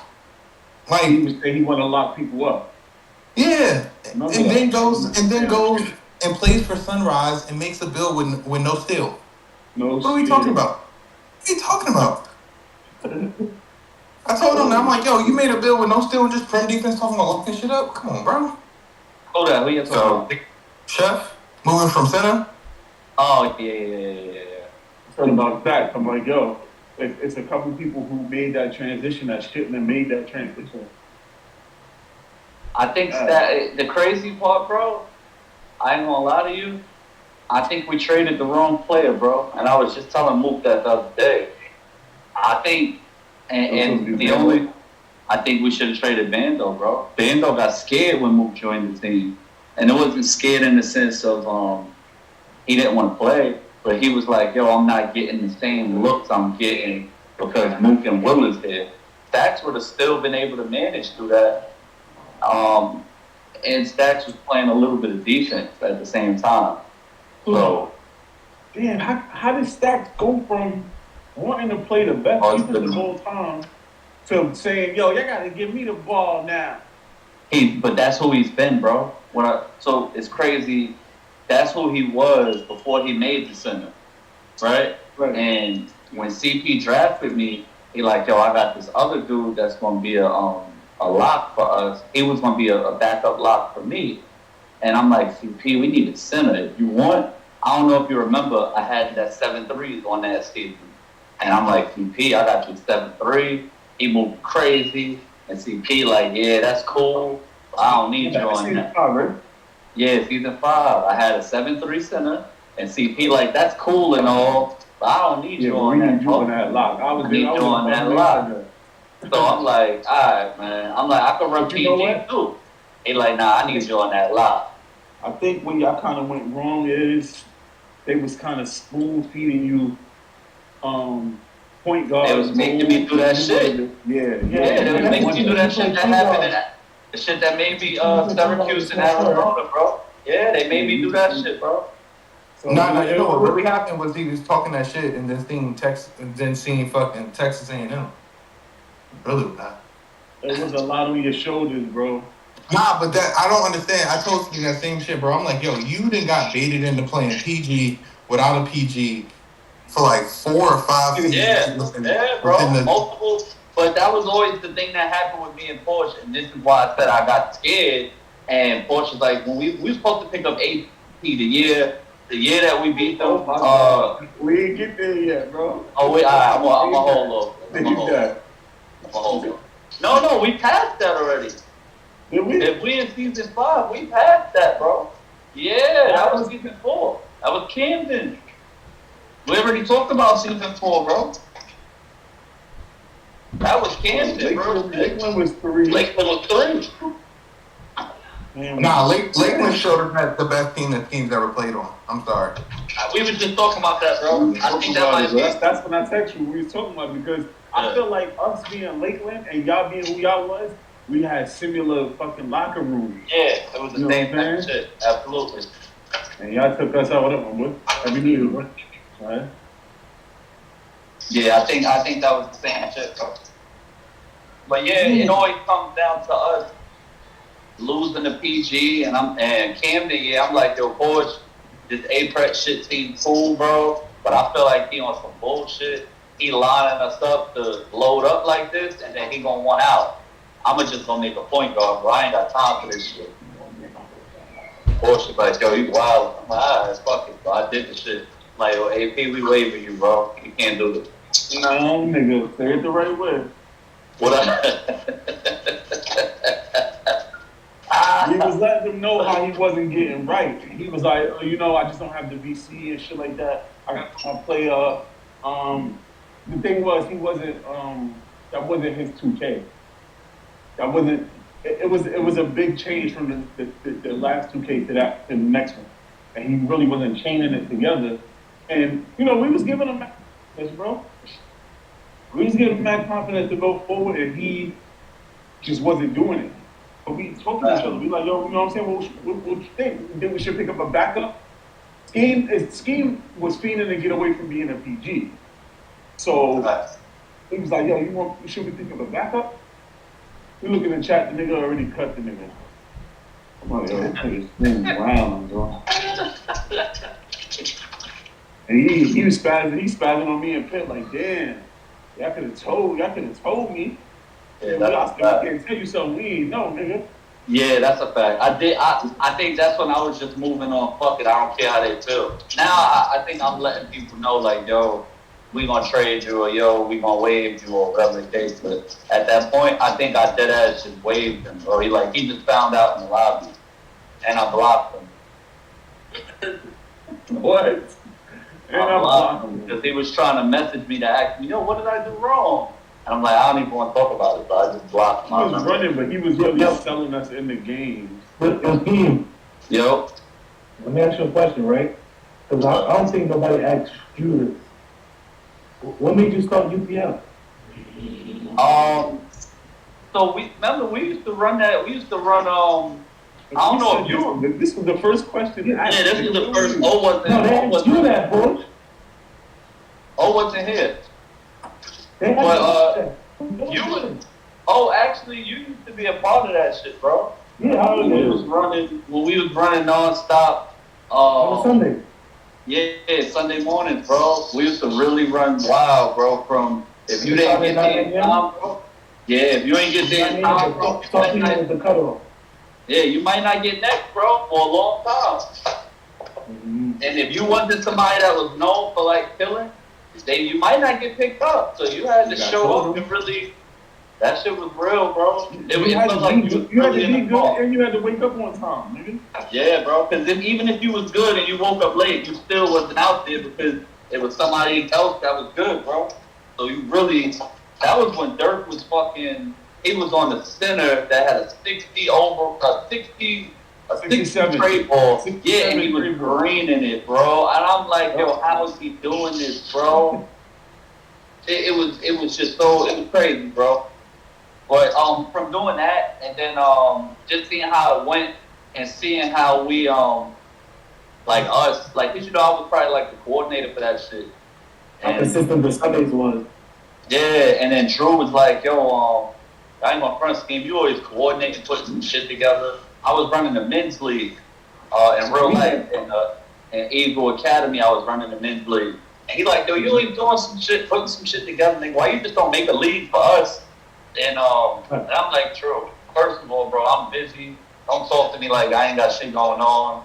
And he like, boy, you think the leagues ain't like, eventually your time, if you're going to get paid for your time, you just got to really build this shit up to the point where it's fire, and then you turn it into something where it's a buy-in. I'm like, if I'm going to do it, I'm going to just do it for free. It ain't nothing like that.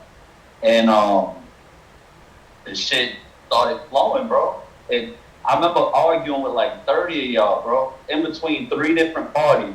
I would join a party with Drew, Will, everybody in it. Then Porsche was in a party with a bunch of people in it. Then who else was in another party? The Yes Niggas. Yeah, that was the third party, them. And it was all about play a lot. Everybody was like, well, what makes you think that I'm a join something and waste my time if I only could be locked on one build? And, you know, why you not doing this like WR, none of them other leagues and top leagues? Who told you to, you know, make your own style? I'm like, yo, bro, this is the vision I got for the league. It's going to be fire. In real life, you can't change up going from a fucking 6'7" PG to a 7-foot center every other game. We want this shit to have that same type of vibe, right? So let's do it. I want to fast forward it. So you know, this conversation going. But what makes you make these rules, knowing you might lose people? Not caring if I lose them or not, because it's for the betterment of the league. So a lot of these rules hurt me. Like if you go through them, all of these shits have affected me in some sort of way, right? And it just shows that I'm not doing it to make my situation better, but I'm doing it to try to stay within the vision of what it is that I want this shit to be. And we still not even 50% there yet, bro. Like, my goal is for the championships and the All-Star games to all be in person. My goal is to have at least 20 rookies a season. My goal is to keep captains that are consistent captains that are, you know, like dope. So we moving in the right direction. There's no rush. My goal is to also, you know how you check your player online? My goal is to eventually have it where each team, and I was talking to T-Time a while ago, for us to all be esports teams in a sense. So how, and this is where me and Ruff had like hour-long conversations on shit, where I'm like, yo, y'all are already ahead of the game when it comes to the teams that's in the league. So I get it that you have your shit set up already, but it's not fair to the other teams that I don't allow them to go through a process to get to where you guys are. So you already have your crew, your guys mapped out, and who's going to do what, and these guys don't. So I'm trying to give them the opportunity to get to that. And when you start saying, no, we can't do this, and no, we can't do that, it's because you guys are already y'all good to go. So you can't, I get it, it don't work for you, because you're already ready. But for the teams that aren't ready, this is what this is about. By the time we get to 20, you'll have 6 borough sports or some shit like that. And it'll be also team with Porsche, and they'll have a bunch of guys that are their crew. You'll have Pitt with ENY youth or some shit, and it'll be him and all his guys type shit. And that's the goal, that's the vision. And it's not that Porsche also, if they on separate teams, they not cool anymore. It makes the story, or it makes the league that much more interesting, because now to see me and Porsche go from Syracuse and we hooping in the trenches every day on the same squad, arguing and getting right. Now I'm on my squad, he on his squad, and he knows what the fuck I like to, what my play style is. I know what his play style is, and we going at each other. It's similar to like JJ and Tay Ellis. Like, you want to see those type of stories, or to see Theron leave Yeti, end up with Ruff, and now next season he's possibly going to end up back with Yeti, or Bully to leave his Duke team to run with Scheme in them, and then he went from here to there to there to there. Now he's with Pitt, and he'll probably end up back with Scheme next season, or he'll bring back his own Duke team. Like, those are the type of stories you want to see. Let me tell you a testimony to that, though. So the shit that you just explained, it felt even more good for us when you was on Tennessee, right? Y'all beat us 5 times. Y'all beat us in preseason. Y'all beat us every matchup that year. And I'm like, I know this nigga in his head. He's like, yeah, these niggas better know what the fuck is going on. I had to wash these niggas up. So I know you felt just like that. And then I remember we played against y'all. I don't know what team that was. I think I caught like 4 charges on you. I was mad, bro. I was pumped up about that, bro. I was so fucked up about that because. And I almost fouled out, bro. I know exactly what you're talking about. You were starting to chain, like, you were starting to chain moves together, bro. And I'm like, yo, I have to get in front of this nigga because nobody don't want to guard him. And I'm like, yo, that's just a testimony of niggas just putting it together, bro. Yeah. Nah, real shit, bro. That and you'll see me and Porsche get back and get a crew together with familiar faces and stuff like that. But I think at the end of the day, bro, it's to show that as much as we competitive, bro, ain't nobody want to hurt nobody trying to kill nobody. This shit is fun, and to do like a UPL family day, and I know for the younger dudes, they probably don't understand it, but for the people that's adults that got kids, it'll be something dope to have a cookout and everybody there, and we just did bullshitting, drinking, and Oso's catering the shit, and Pitt probably DJing it, and then T-Tom got the bartending company. So all that's what I'm saying. Like it everything should kind of come full circle, bro. So when you see people act out of character and they're talking about this person's going to do that and that person's going to do this, and then people are sending addresses of where they think someone lives at, or they're talking about people that are dead. That's where it's just like, this is not that type of league, and this has never even been our type of energy or our type of job. So for y'all to be there, it just means y'all never really was here. Y'all was pretending, and it's cool. Y'all showed y'all hand, but now we gotta make the move. We gotta make. I mean that's fast because before UPL started, it was me, you, it was me, Scheme, Will, Drew. Like a little crew, bro. It was like a little crew, like 25 and we all met of up us, and bro. played ball.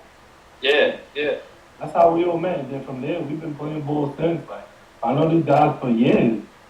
Facts. So, we may argue whatever the case may be, but I know these niggas real live. Like, real I was life. on the game with bro. My son was in the swing, bro. I remember pushing the swing with my foot, playing 2K, and he's wilding. And I'm like, don't worry, when y'all have kids, I think me and O might have been the only ones with kids at that time. I'm like, watch, when y'all have kids, it's gonna be funny because now y'all gonna go through the same shit. Niggas is not waiting for me to go get a bottle. They running in the wreck without me. All types of wild shit. Now they gonna do the same shit. Playing in a game with your kid in your arms. Yo. You can't get too crazy because they wake up, it's over. Fact. Everything's done. You put them down, it's still over. So, definitely vibe.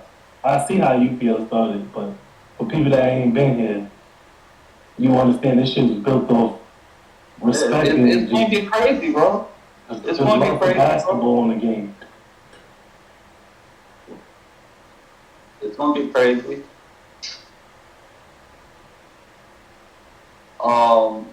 So what are we at, 5? Yes, we are 6. Oh, you got a cut. I couldn't take it anymore. It was over. Yeah, so we had the most controversial season 6. What was season 6? China? Yeah, that's no. Is that steroid? It's a steroid. Is that Bulls, Celtics? Oh, Bulls. Nice.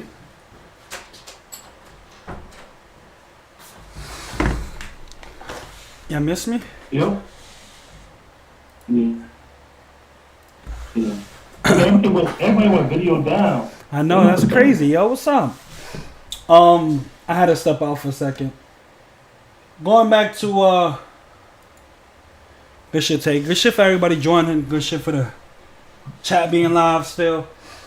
Going back to Lakeland, I had to go crazy on. We passed that, bro. We passed that. Yeah, but we going to season 6. There was some key moments that wasn't mentioned. You know what I mean? Because I had to go crazy. Lakeland. Remember? Yeah, thanks for the show. I'm out. Bye. I had to go crazy against T-Time and I'm in the playoffs. You know what I mean? Boston, that game with Porsche mentioned. I had to spark them up from hash. Oh, let's not forget. I almost broke the record in steals on them boys, man. Scheme was hating on me. He didn't want me to break the record. What season is that? There was Season 6, man. Ronald Test, man. You know Ronald Test is season outside. 6 is here. Lakers. No. Lakers. Oh yeah, we was the Lakers. Lakers. We had the best record with 7-38. I'm not gonna lie. That was my season, bro. That season I felt like I had a little something in my gameplay. Let's speak about that too, because putting the team together, I think we all spoke about running it back, and we got to the last day, and me also we got on the phone like 7 times that day working out contracts, and then I forgot what I sent him a text before I was about to announce the signing, and he said respectable. That's yo. That started the era of. That started the building of the Blacks jailhouse. If y'all know what I'm talking about. Starring me. Starring me. Yeah. Respectable. You know what started all of that? You know what started all that, right? Fucking 10. Nigga Oso was the all-star of 10 for 3 weeks. Blame scheme. Blame scheme. Blame scheme. We have. You know the ironic part about that, right, is the fact that I think like the second game we lost our point guard, the quitter. I mean, never mind. And also could have been running point guard again, for us. And I think Lakers team needed a player like him at that time to go crazy, and we would have unlocked our potential. But yeah, that was a crazy season for sure. Also, definitely stepped his shit up. I think he became an all-star. Honorable mention. When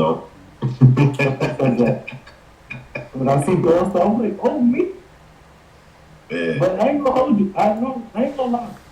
It ain't for everybody though. Like I played on teams where niggas don't know left from right. There's no offense to nobody ever, but like basketball IQ is everything. It don't matter what build you on, you got IQ. Your team's gonna do fine. But when you got a coach mid-game, that shit is stressful, bro. I'm arguing with the team, and then you gotta argue with Shorty telling you to shut up, you too loud. 1 in the morning, that's when games was 1 in the morning. So, you know what I mean? Yeah, the midnight 1 a.m. is crazy. And that's when I joined the Ghouls. Like, it was competitive. You join? I was usually wait, you join them or you just change your name? Let's get into that. I feel like them niggas was giving you a report card when we was on China. Wait, was he the first one? Right? Because they don't exist anymore, obviously. But yo, bro, you have how much you had on DBC? I'm like 40 something. Nigga Wayne's had 38. You went in the Ghouls chat. And niggas said, oh, you could have shot more threes. Facts. I remember that. You only got 1 3. It's like. Yeah, 1 3. Like that means you was going at the nightmare. You got 1 3. That's it. It's tough, but to have 1 3 and drop 38, like. But we not gonna act like I wasn't dunking on every single league. But that was the era of he just pressing one button. It's so easy. Anybody could do that. And I ain't gonna lie to you. He said, "Yo, you dunking like that? If you know how to dunk, it's every time." Something like, what's a dunk nigga? He said, "Go up and down, forward, on the interlock, forward." So I went in the Gatorade. With him. For the case may be, tried it out. And I'm like, oh, the green window was crazy. What was fucking him up though is that the nigga was doing it. The nigga was trying to meet it from. But he told me to go to Georgia Bulldogs. And Gratz, people like Gratz was like, oh my gosh, that's a bad shit. It's the single was big thing. It is crazy because I do the same thing next season with the same build, and I become an all-star. That's a fact. So we're now in season 6. You also had never mind. We also and I did that with technically all rookies. Alright, so we had season 6. The MVP was Controls. Offensive Player of the Year was Controls. Depoy was our very own Rio. Rookie of the Year was God Rax. Most Improved Player was Controls. SMOY was Dirk. The GM of the Year was Tay Ellis. If y'all don't know who this if y'all don't know who this is, man, is the very own Controls himself. Not the Nene. Hello? Controls, this was your breakout season. You went bananas. Pause. You had the Pistons. You had a squad of 9 and ended with a squad of 5. You was the offensive player. You did everything. You had Rio by your side. You had at the end it was you, Donnie, Treasy, Rio, and Insane. Insane. Is this thing in the boom boom room, right? You got the hookah spot. That boy with the move Nene. Hey, chill. So, what's your question? So I'm in the boom boom room. Yeah, you're in the boom boom room. So that season, what you felt? What did you need anything to take it all the way? Did you feel like you missed out on something, or what? Because you guys didn't win that season, but you was very close to it. Let me jump in there real quick. Pause before you answer that. So I was supposed to get traded there mid-season, but Pitt. And Rio actually told me I was the missing on-board lock that season because our test was going crazy. Everybody talking about these locks, and your favorite guys and your top guys. Have better numbers than them or similar. But I was supposed to be on Detroit. We supposed to go on that run and get that chip, man. I was supposed to go in there. You was the captain, or I was the captain? You was the captain. I was the shadow captain. Wait a minute. So you put yourself in jail first.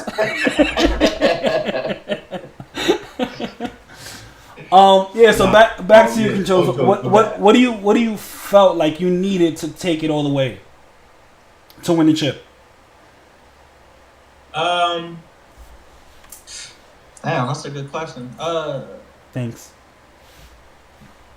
The pieces we had were enough to win the chip. We just didn't execute. We just didn't execute. Think about who we beat to get to where we got to in the finals. So you can't really say we didn't have the people because we literally beat everybody, defending champs, former MVPs. Like we swept them niggas. Like we just didn't execute in the championship. That's just to me. That's just what it is. We was battle tested, bro. We battle tested against Magic, the Nets, the Hawks, and then that last regular season week.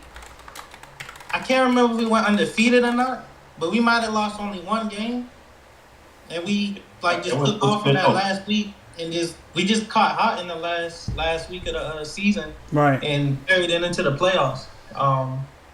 That's pretty much what Yeah, we just didn't execute against Jet and them. We took game 1, and then we kind of. I think where we messed up at, we just didn't adjust. We didn't.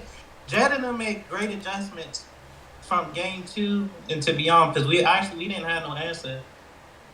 We didn't have an answer after game 2 pretty much because if you look at game 1, we literally almost shot almost 100% against them niggas to win that game 1.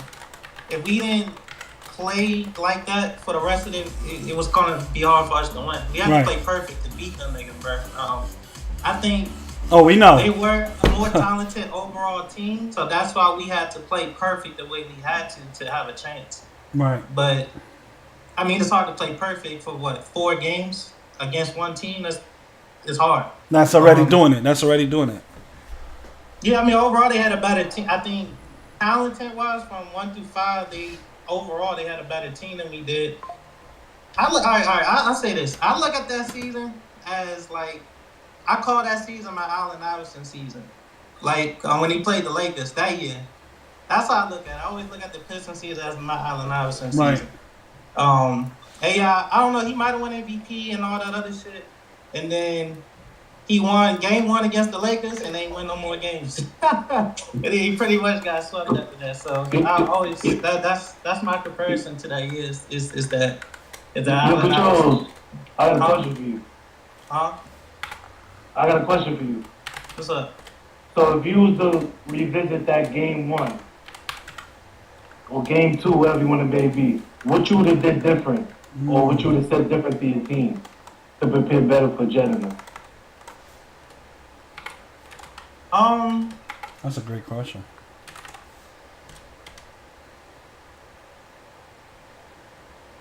Damn, bro.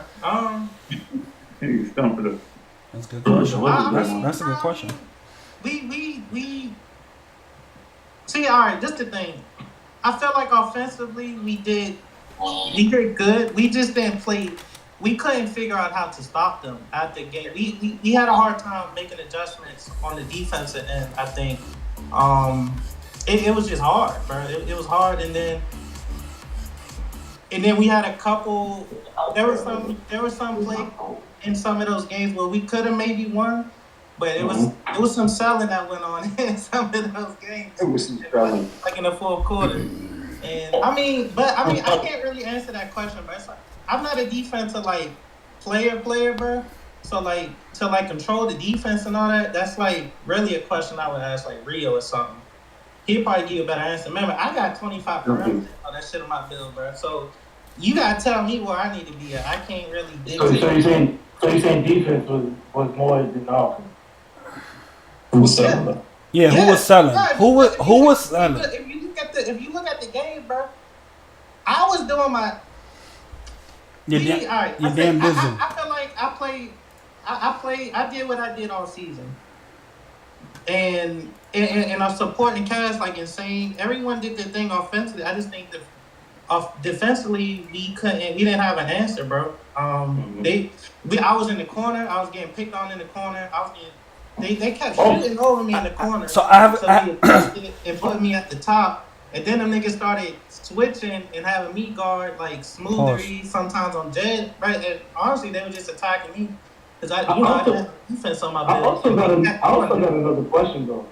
Do you give Donnie his credit for them good screens he was giving you? Because he was setting some great fucking picks, and it was really knocking niggas over. Like, do you account for that? Like, or you just said like it's just me kind of thing? No. Listen. That team helped me get to where I got that season. I'm not taking all the credit. That team, the team bought into what I wanted to do with that team, how we wanted to play offensively and all that. It's almost like kind of like how Ruff kind of got his own little system on offense.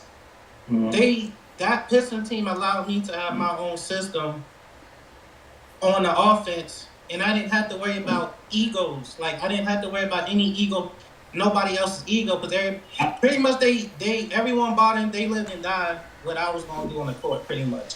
If we were gonna win, everyone played a part in winning, but you get what I'm saying. Like I was the offense. I was majority of the offense. And I had, I made plays when I needed to my teammates, but that made me. I was able to play my best ball because I didn't have to worry about insane never complain about getting the ball. You ain't gotta keep I just had niggas that bought into.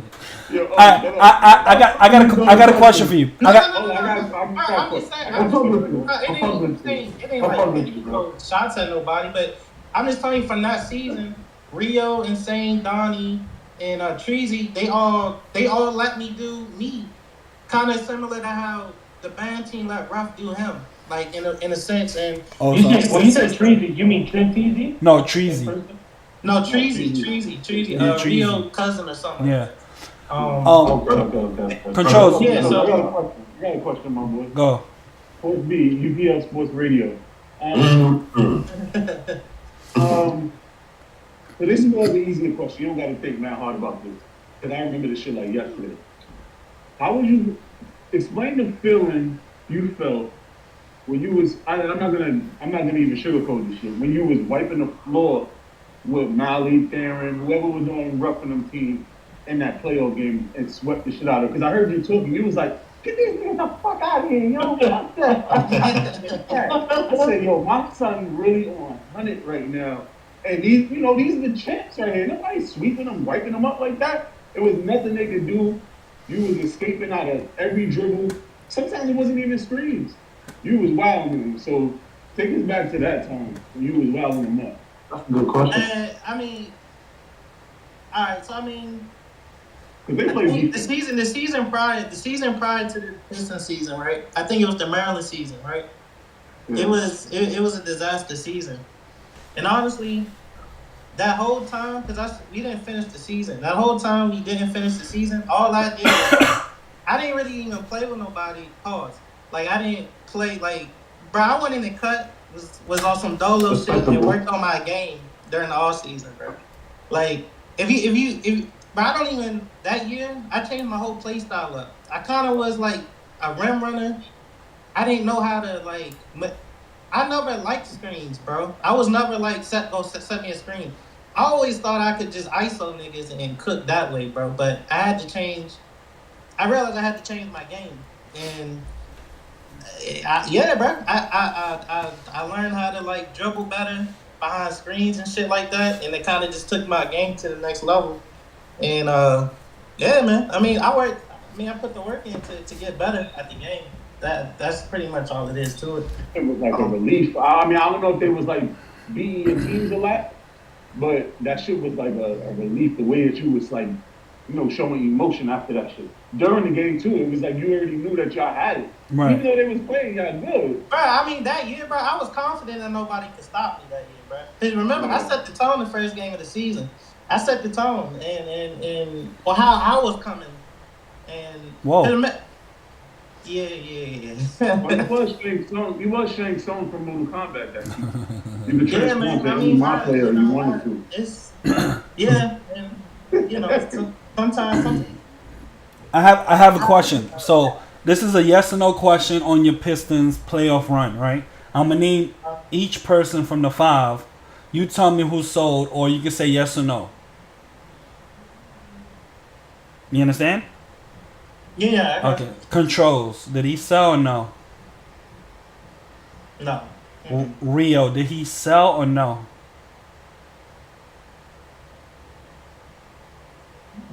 No. Insane. Did he sell or no? Yeah. That was a big pull. No. Okay. Treasy. Did he sell or no? Yeah. Donnie, did he sell or no?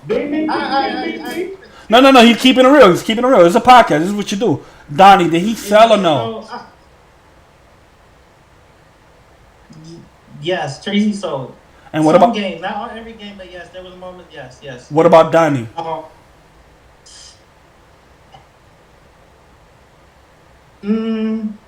If you're thinking about it, we already know the answer.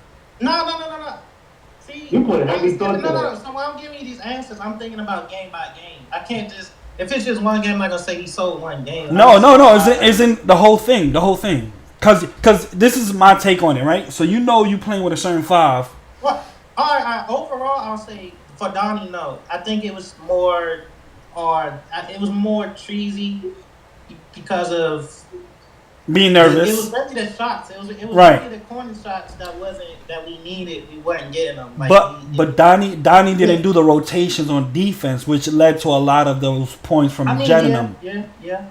I mean, what was said before? This thing, Rio did his thing, and I believe I did my thing. Right. Okay. Treasy, yes, and a little bit of Donnie, but I'm not. Yeah, I'll go 50-50 with Donnie, but Treasy. If I had to pick that one person, it would have been a powerful. Okay. I mean, it wasn't even a gameplay though. You was the Jack and Donnie build. Hell no! That's. I remember that. But that's why. Me and Donnie, that's part of the reason why the Pistons never ran it back was because Donnie made like some 6'8" center or some shit, and I was not jacking that shit, bro. And I just 6'9", 6'8" center.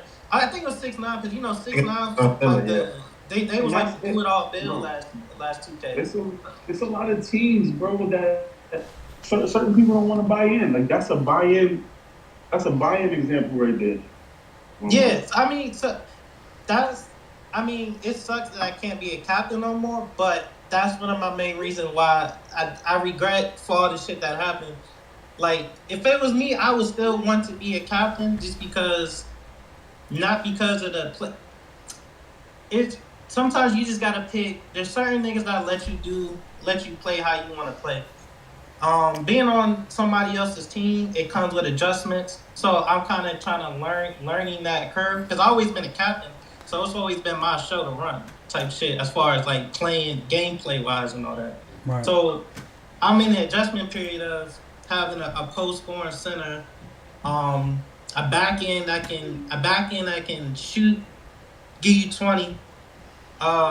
When I had also, I didn't know how much of a I didn't see. This is my first playing with Oso, so I didn't know how much of an isolation player he was as far as like being a shot creator. So like when you have someone like that, I'm not gonna go too much into detail between our relationship, but you know what I'm saying, it's an adjustment period that I couldn't give him the ball like he wanted to, or whatever the case may be, is because he's not one of the, you know what I'm saying? I get it. He felt like he could do what I could do as far as like scoring, creating his own shot and shit. So I understand he wanted the ball. He probably felt like he could do what I was doing. So, which is understandable if you feel like that. Cool. But it's an adjustment period for me. So I'm just trying to mesh well with a team that can actually do a little bit. Because when I had Donnie was straight, slip to the basket, stand up. Like that was it. Now I got someone that can go down low, post up. He got Mamba or finish and take off. You know what I'm saying? I'm dumping the ball down to the big or whatever the case may be. Is or we run plays for the big, for the center and shit. So I mean, it's an adjustment period for me. Okay. But yeah, that's why I know that I could still put up 30 a game if I want. But I don't need to do that because I guess I can say, in certain areas, I have better teammates than I did in the Pistons. In certain areas, I don't need to do that. All right, one question I got for you. Off the record, though. If you have advice for upcoming point guards, or people feel like they can do what you can do, like, what's your advice to them? Because you got a lot of new teams. Sorry. My advice to PGs, like upcoming PGs, is just find people that's gonna believe in you. You gotta find people that can be patient with you until you find your rhythm, till you kind of like find that mode where you just locked in and you can be that guy on the team. You gotta have teammates that's willing to be patient with you and shit. Cause I know there's some that's like, man, this nigga ass. And some PGs get discouraged by it. But for me personally, I mean, yeah, some PGs get discouraged by it, but me, it just made me work harder. And like I said, that offseason from Maryland to Detroit, I ain't do nothing but just practice, bro. Like, right. I just went in the pro AM gym where you could dribble, where you used to be able to dribble in the gym. But I was in there for hours, bro, just learning how to dribble. So the transition from Pistons to UTSA is a big difference. We that season now. Hold on. Before we gonna get back there. Also, we gonna get there. You want to talk about Puerto Rico? Yeah. So now we in season 7, right? Glad you're here.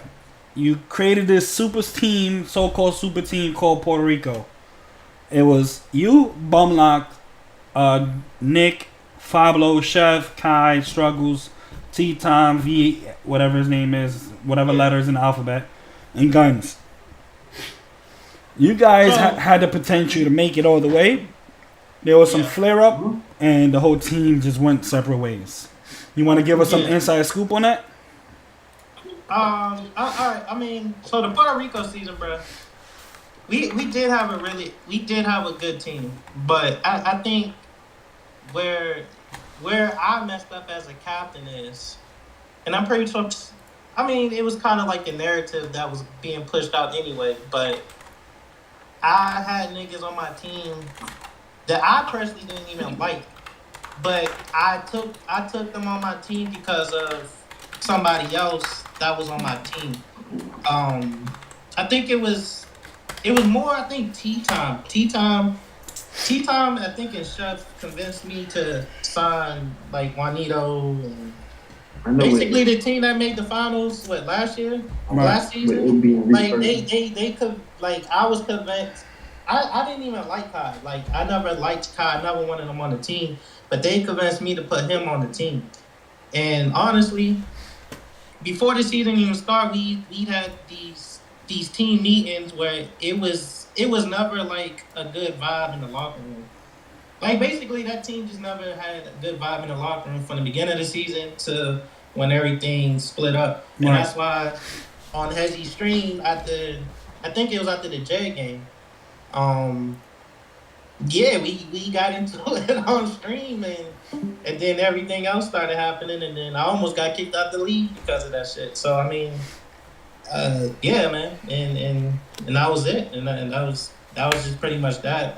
It was just I had people on my team that I truly didn't want, and it kind of had to go with the ego stuff too. Like the atmosphere and environment was different. It had to go with people felt like they wanted the ball and this and that, and it's like you want me to play how I wanted to play, but you not really wanting me to play how I played, how you saw me play. It's like you want me to play a little bit different because you on the team and shit. And like I said, it was all adjustment for me, bro. Like I was like the offense that people was, it's not everyone can buy into how I play, and I get it that it's. I wouldn't say that I'm the easiest PG to play with, but if you buy into what I do, it ain't too bad. But you're not gonna. But the thing is, the crazy thing is about that, people act like they don't get numbers still. Niggas act like they average 5 points when I'm playing PG and I'm trying to go for 30. Niggas will still get 15, 14 points.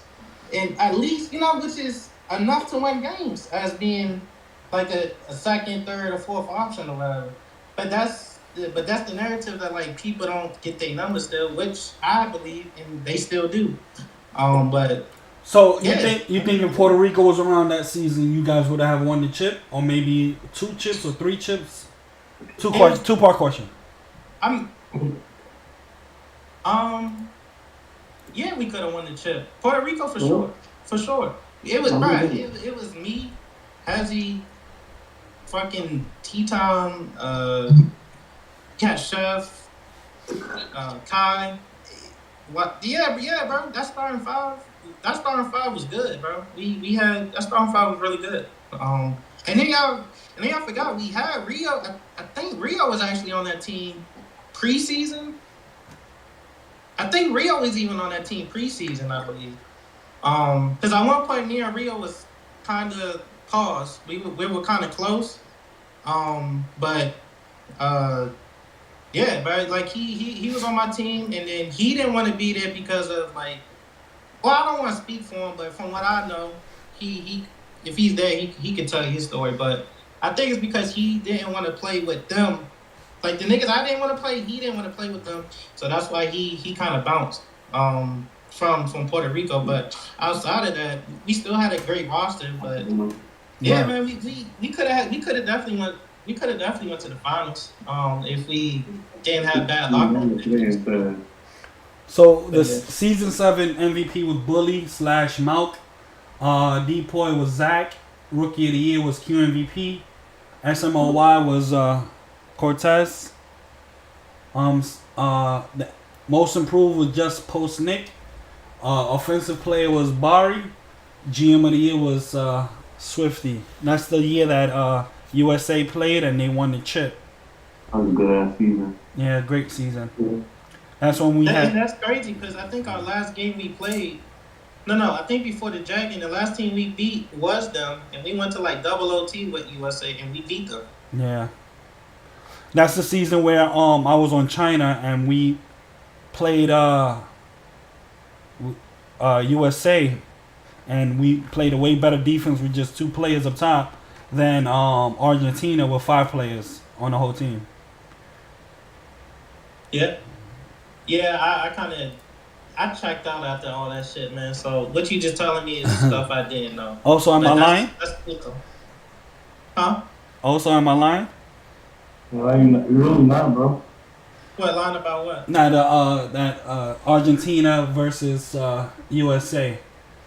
One thing about that, season. I'll say something. One thing about that season, bro. I forgot what we was on. I think we was in San Pedro, and I was like, I said, yo, USA gonna be better without Russ. And it was a couple people that agreed with me, and I ain't say it from talent wise. I just said it like they backs is against the wall. They're gonna like gel together. And the nigga that stepped up crazy was Cortez. Cortez was wild. He was on everything. He was on everything. Yo, he was wilding that game, bro. Hey, you heard me talking? Yeah, he was going crazy, bro. He was blocking shit. He was rotating. Yo, he was on timing, son. Whoa. I ain't gonna lie. That's what I was saying a lot on a non-traditional lot. Mm-hmm. And I definitely was doing some good numbers against some good players. Against your good point, against your best point guard. The numbers don't lie. We at season 8. Congratulations to La Lumiere. They won the chips. Neem got his very first chip. I had Finley. Brewster was with Blacks. Olia, right? Blacks, Porsche, and also I think. Okay. Yeah. Check your phone. My fault. I wasn't on Brewster. Yeah, he was. Never mind. Giggity, giggity, giggity.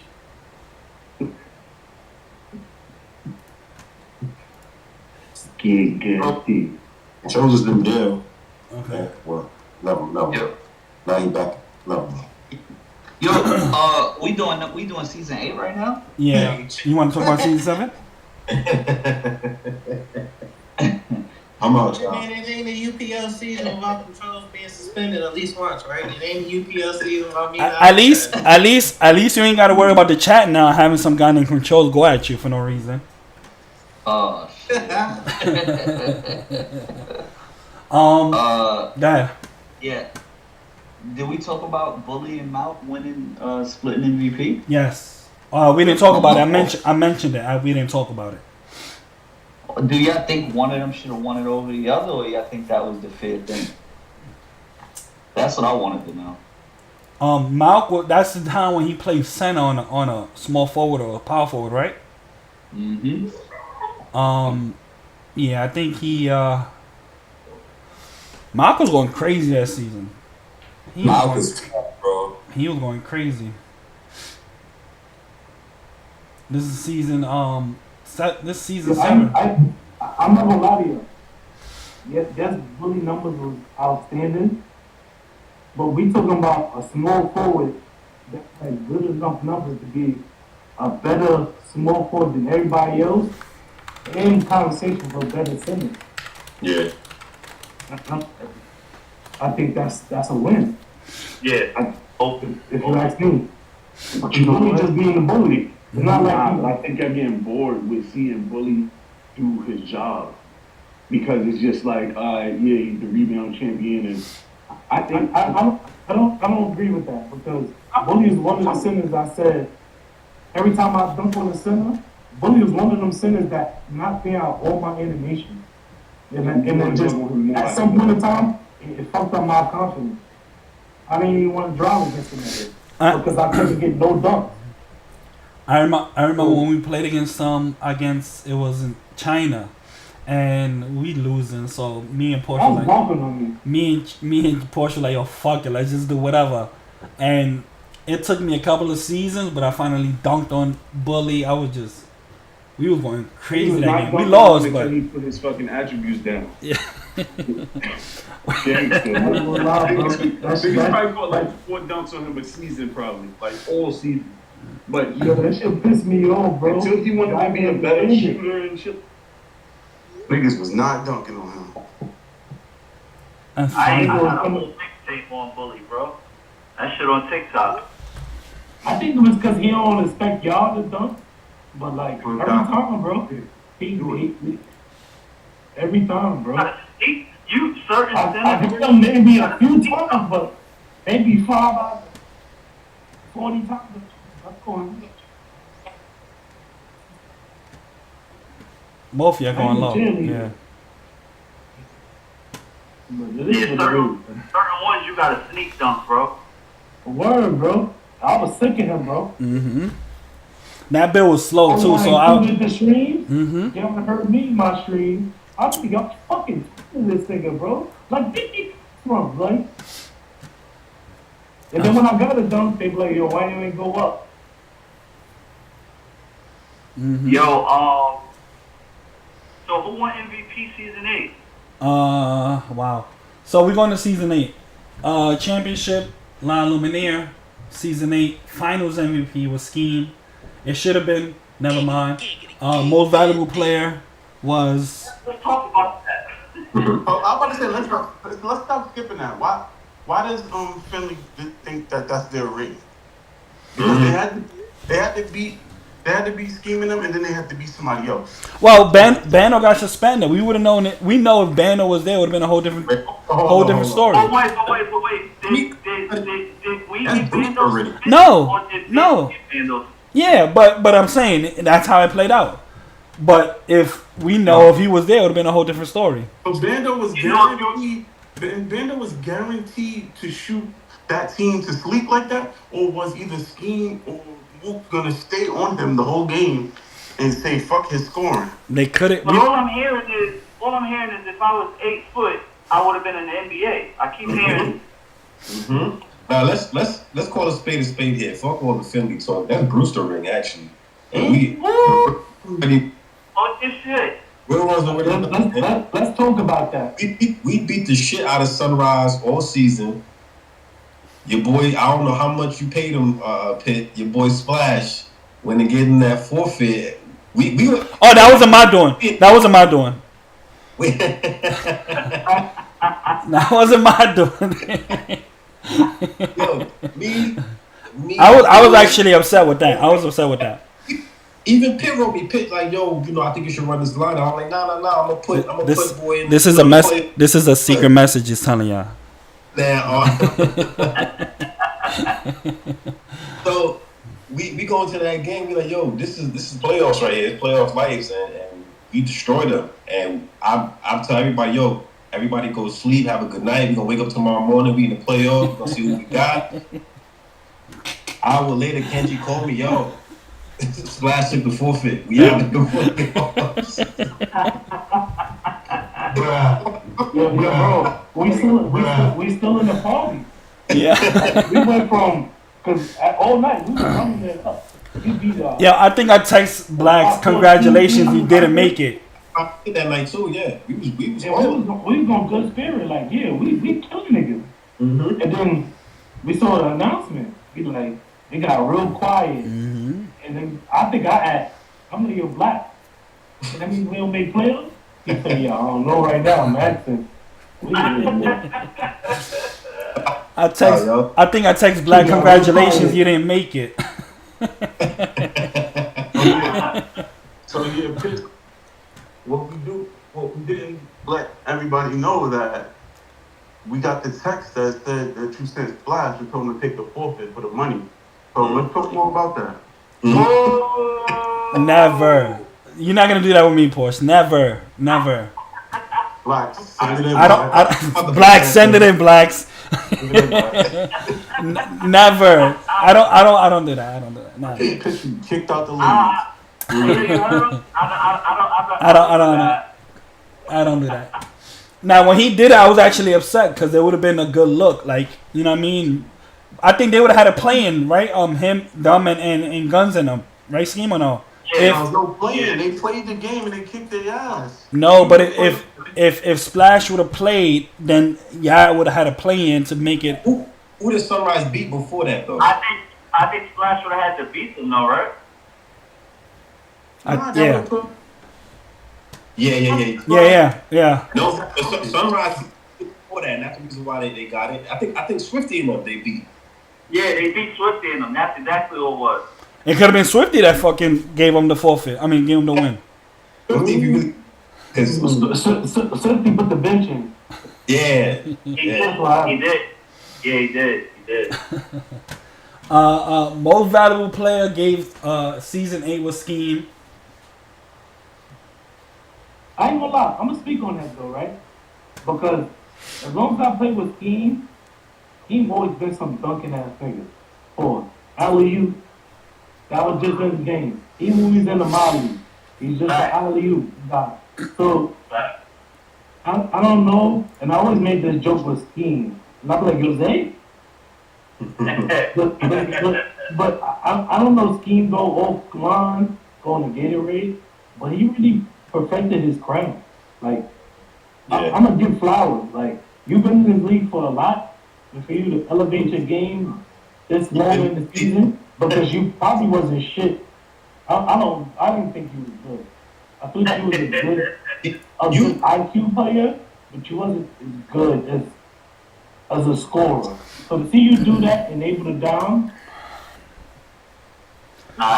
So he won MVP. He played 26 games. He averaged 14.4 points a game, 14.6 assists per game, 2 steals.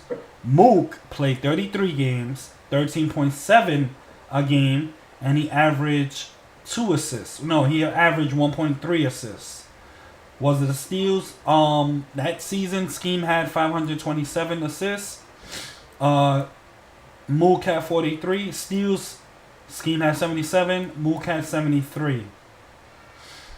So I mean, it's you can see why you won it for the season, right? I ain't gonna lie to you. We more scared of Mook. The Scheme just be right there if you want to think different. The only person, So the only person I worry about when I played against him was Dirk, because he always stood around that paint.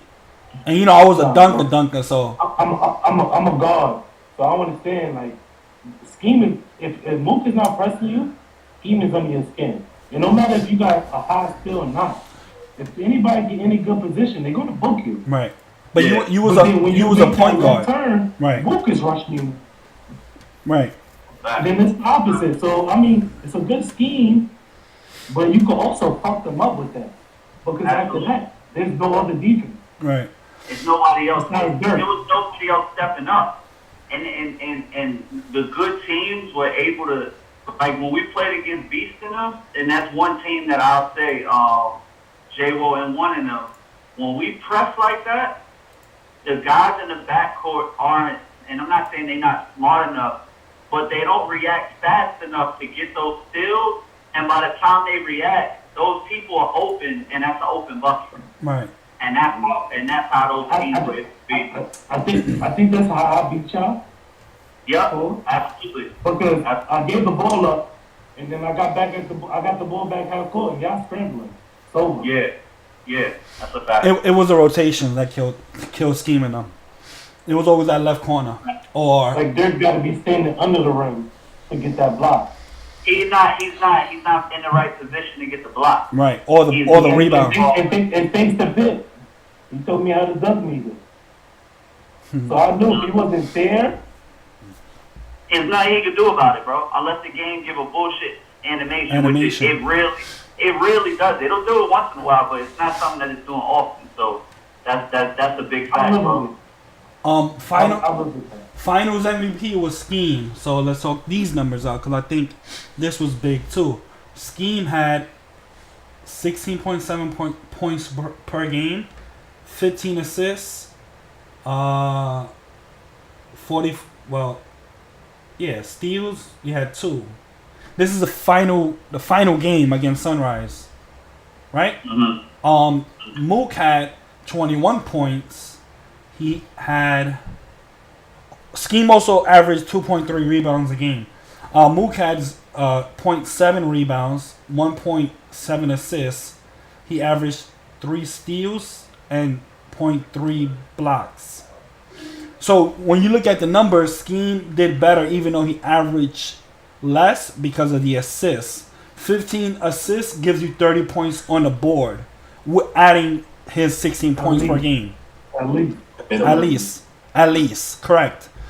Mook, he had 21 points, but he had 1.7 assists. So per game, he had 23 versus Scheme having 56 a game. A lot of things tie into and being an MVP, and stats matter a lot. Assists matter a lot because it's a for sure point. You can get a steal. A steal don't mean points. A block doesn't mean points. Rebound doesn't mean points. But with facts. It's points and assists. So yeah, I think you deserve MVP. For the Yo, but wait, before you leave though, what the fuck are you doing? Like, why would you be rushing like that? What the fuck? What's wrong with you? You talking to me? Nah, the car behind me. I'm about to. Yeah, let me get out. You know? Turn the camera off. This nigga turn the camera off. Last time, I almost got it. I think I got the ticket fucking with y'all. Bush was like, nigga, you crazy. What do you want to talk He's to on us 80 on? miles per hour, nigga. That's well.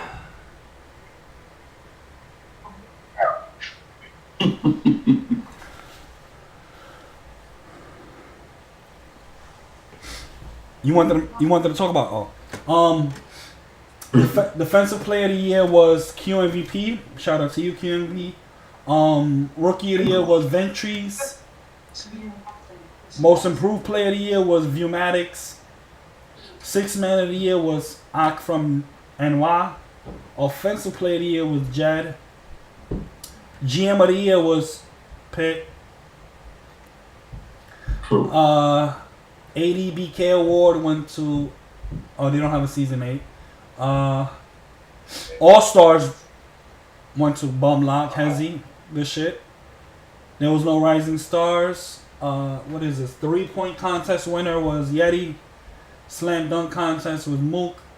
They started it like a couple of minutes without me. Summer League champion was St. Raymond's. Mid-season champion was Lakers. What do you guys have to say about any of that?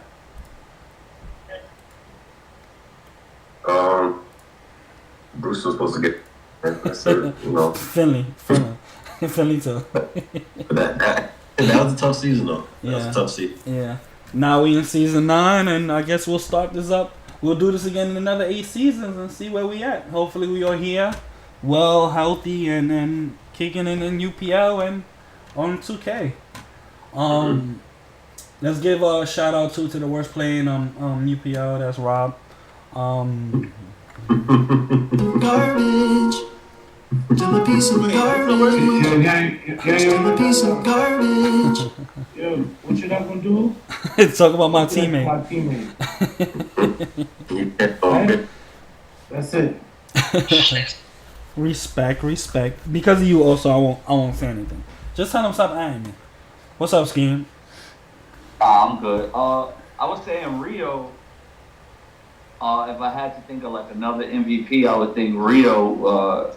We were like neck and neck, in my opinion. I know a lot of people didn't think like that, but I thought we was like neck and neck. Pause. No, Rosha, and forgot to mention Rio did almost beat the assist record that season. He was off by probably like 10, 20. I'll tell you the exact number. Finley Prep. Let me go to the awards. So Rio had 389 assists. The person who has the assist record is Beast himself, and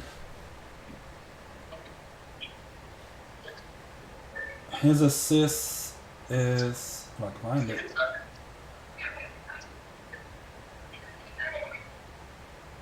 574. Why it look so different? No, Rio was close. Did it? Oh no, I'm sorry. So Rio had 559 assists, and the record was 574 assists. So he missed out by 13 assists, in which people had taken forfeits against us or whatnot. Rio missed a couple of games, so if that didn't happen, he would have for sure been number one on the assist record. Shout out to Rio.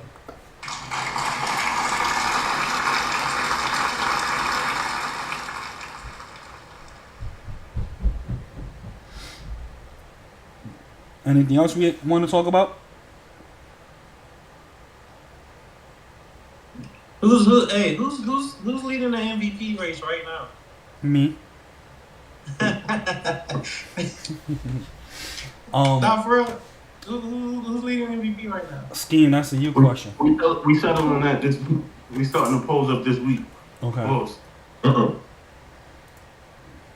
Okay. Who's the most offensive player in Alcatraz?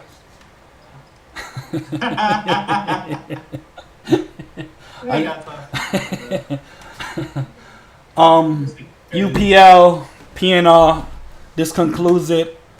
Thank you guys. You guys could have been anywhere in the world, but you guys here with us. Enjoy your 2023. Welcome 2024 in a couple of hours. Appreciate everybody. Anybody has something to say before we go? All right. Hey, Happy New Year's to everybody. Be safe and drink responsibly. Look at you. And shout out to the Mugninis. The bees kick factory? I don't know. Also, you have anything to say, Porsche? Scheme? I'm good, man. Spoke for hours, man. We're good. That's a fucking fact. Yeah, I do got something to say. Go ahead. Fuck UTSA. Fuck the trolls. Fuck blacks. Fuck blacks for releasing Porsche after niggas ain't got no more transactions. No, but wait. Oh, okay. Let's talk about that real quick. I'm from all y'all niggas. Hold on. They ain't here to defend themselves, so I ain't gonna speak on it too much. We got on the call in the morning. I told them, before you make your move, hit me so we can make something happen. Yo, blacks, you know you lying? Because you told me Yep. Blacks, wait, alright, Blacks, before you answer that, can you please be honest and tell Porsche how many times I've tried to get him out of there? Please. Now you called a couple times, but you wasn't offering nothing. You wanted fucking my whole team. So the fact that nobody offered nothing, then you still released him. Bro, hold up, because y'all saying this shit wrong. Alright, so I'm not a starter, nor am I a nigga that's putting on this year. So to even he laughed. to even try to ask for a lot for me is a lot. You know what I'm saying? Nobody made anything reasonable for each other. This shit don't got nothing to do with me. This is really hitting blacks like No. Wait. Blacks told me, he was like, I'll give you Porsche, because you know he's an OPOY first season. Give me TZ. Right, Blacks? That was a troll line. We know that. If you said that. Well, you're a rookie, man. But me and Porsche was the package deal. Hey. Hello? But blacks don't even know that I made up that three-way trade with Scheme, and I was supposed to be a part of that shit. And then Scheme got into shit. No, I'm gonna tell you what it was. Welcome back, Rio. I'm gonna tell you what it was. No. Blacks didn't want to serve Porsche, and this is me, because he felt like I was gonna get him and find a way to move him to Tay to get Rio. Yeah, but see, it be you with the methodical shit. You was the nigga that didn't even try to make no moves. I didn't care if you was picking me up or not. You didn't want to make no moves until y'all got into that shit and cut Young Boy off the team. No, but I couldn't because he wanted TZ. It made no sense. So no. But let's talk about that even more because I did ask for Donkey Kong after. And then like, Rio fucked that up. He got him suspended. And you was like, nah, it's not there. Yeah, because I didn't have a power forward at the time, and Rio, when I went to deal him to you, the day when I went to deal him, Rio got him suspended. But Rio did tell me he was gonna do it, so I can't go against everything that happened. First of all, I'm gonna speak on Tay real quick. Time out. Y'all don't realize that Tay. Hold on, nigga. Y'all been up. Wait.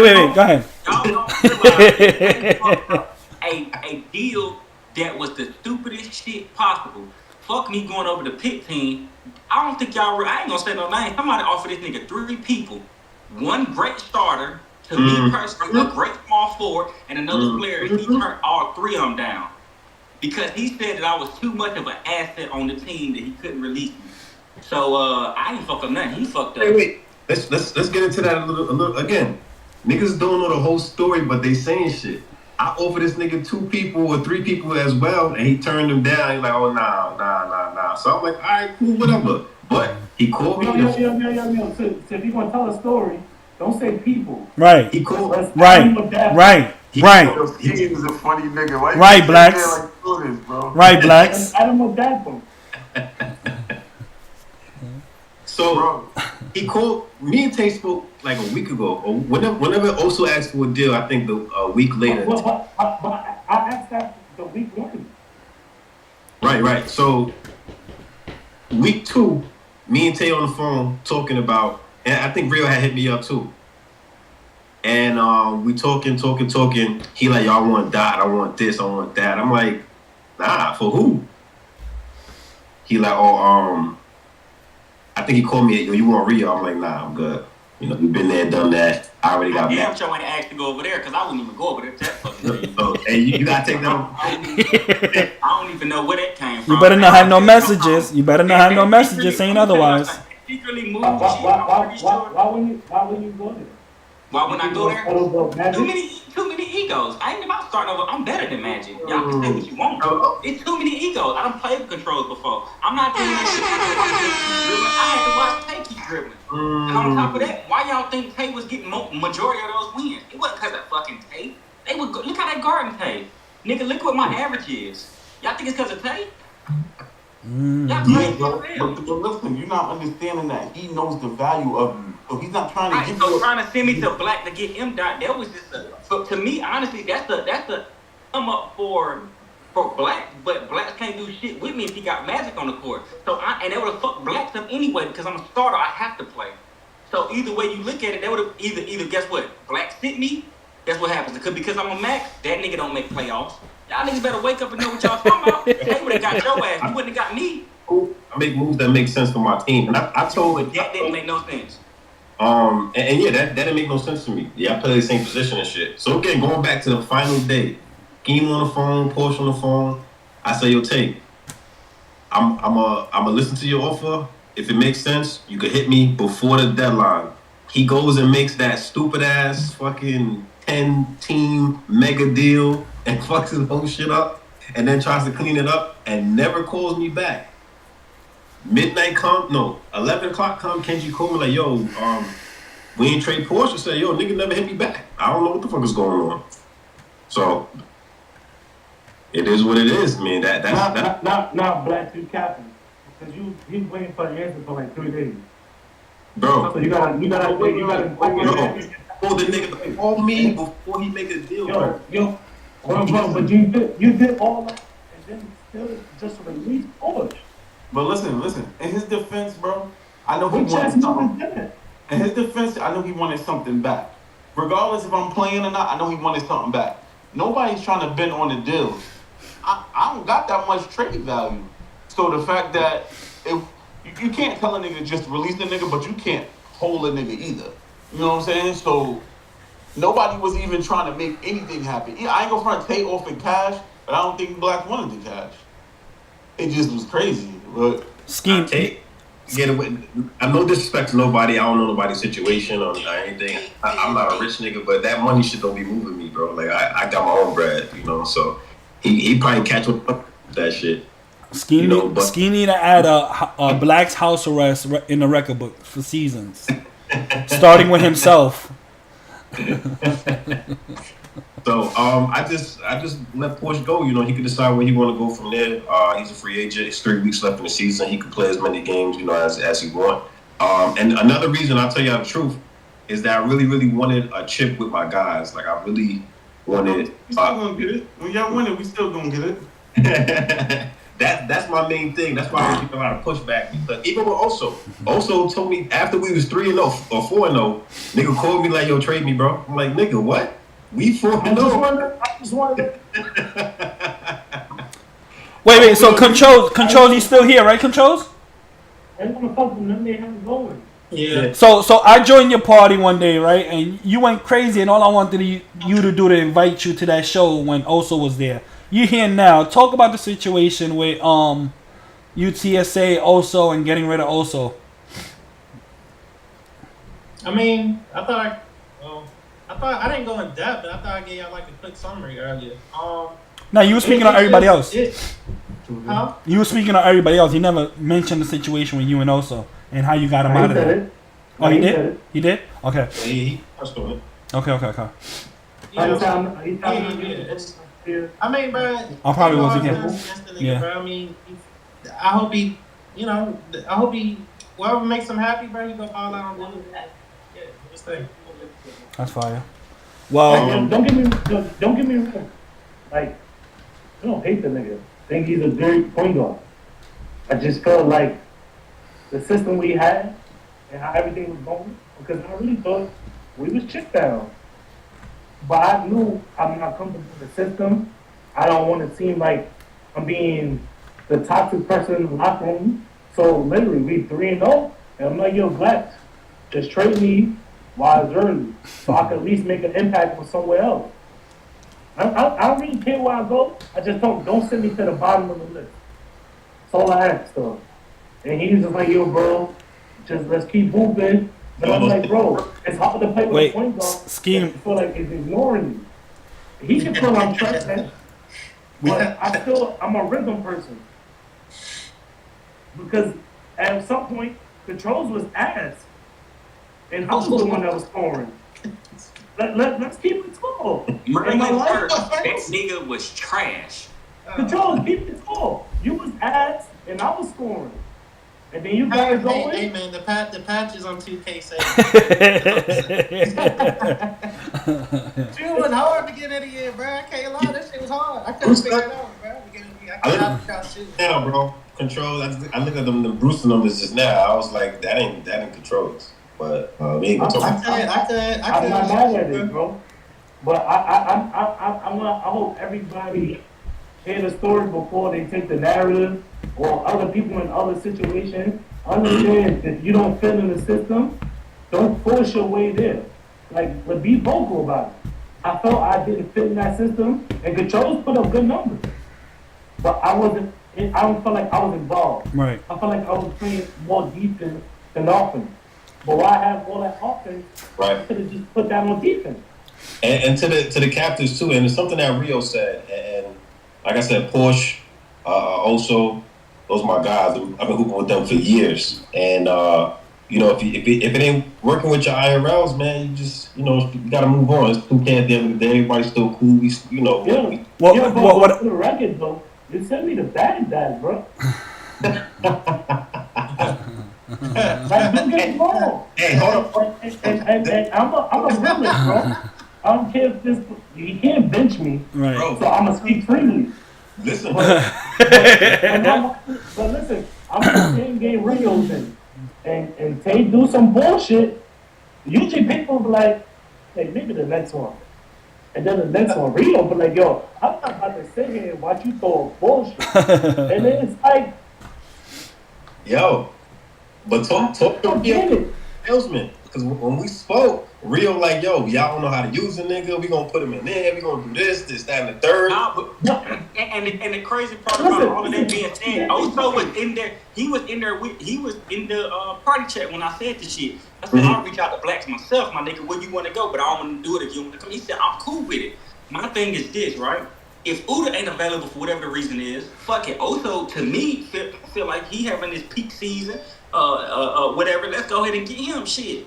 Now, mind you, now this is the second time Tate has trusted me on that team. I've been in the team since the beginning. The second, the reason why I say the second because what I said should have happened as far as the Bills didn't work. That's why the nigga in the situation there. And another thing, you just said something about your guys and this and the third, right? I'm gonna tell you something. What niggas is doing, like I'm gonna speak to Tate Ellis, this is what he doing. The move scheme gave him, he should have took it. But because the name's one as high as a fucking Rio, the nigga that you niggas bitch about and call toxic all the time, that's why you're in the situation you're in now. You could have had some great players that was a little bit less toxic. I didn't even think the niggas was toxic, but they were definitely capable of getting the job done to his standards. As far as when I say standards, I mean allowing you to do the bullshit and not speak on it. I'm speaking on it. Even over there when we just lost this game the other day, I ain't wild out on these type of niggas. I ain't wild out on the team. But what I did do is, hey, listen, man. Blah, blah, blah, blah, blah, blah, blah, blah, blah. And they trusted. That's all I can ask you for is to trust me. Nigga, you can't trust shit. You don't trust me. You can't do that, though, because I understand he could have took this option. You're a good player. Never mind the fact that you're very toxic. And that's fine. But your game stands for itself. So you think a nigga be like, all right, I can maybe accept the toxic, but I know I'm getting a good player out of that. Meanwhile, playing with people that's basically sick. Or Drew would say bots. Because you understand competitors. You need 5 competitors to win this shit.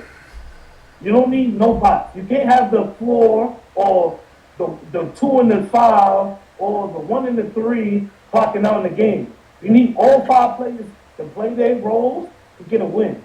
No matter who you play. It can never be outside. Sometimes step up. And that's what you would like with somebody that having a good game. But everybody signed to the team or make deals over, this is what you're going to do, this is what you're going to do. I don't need you to do this.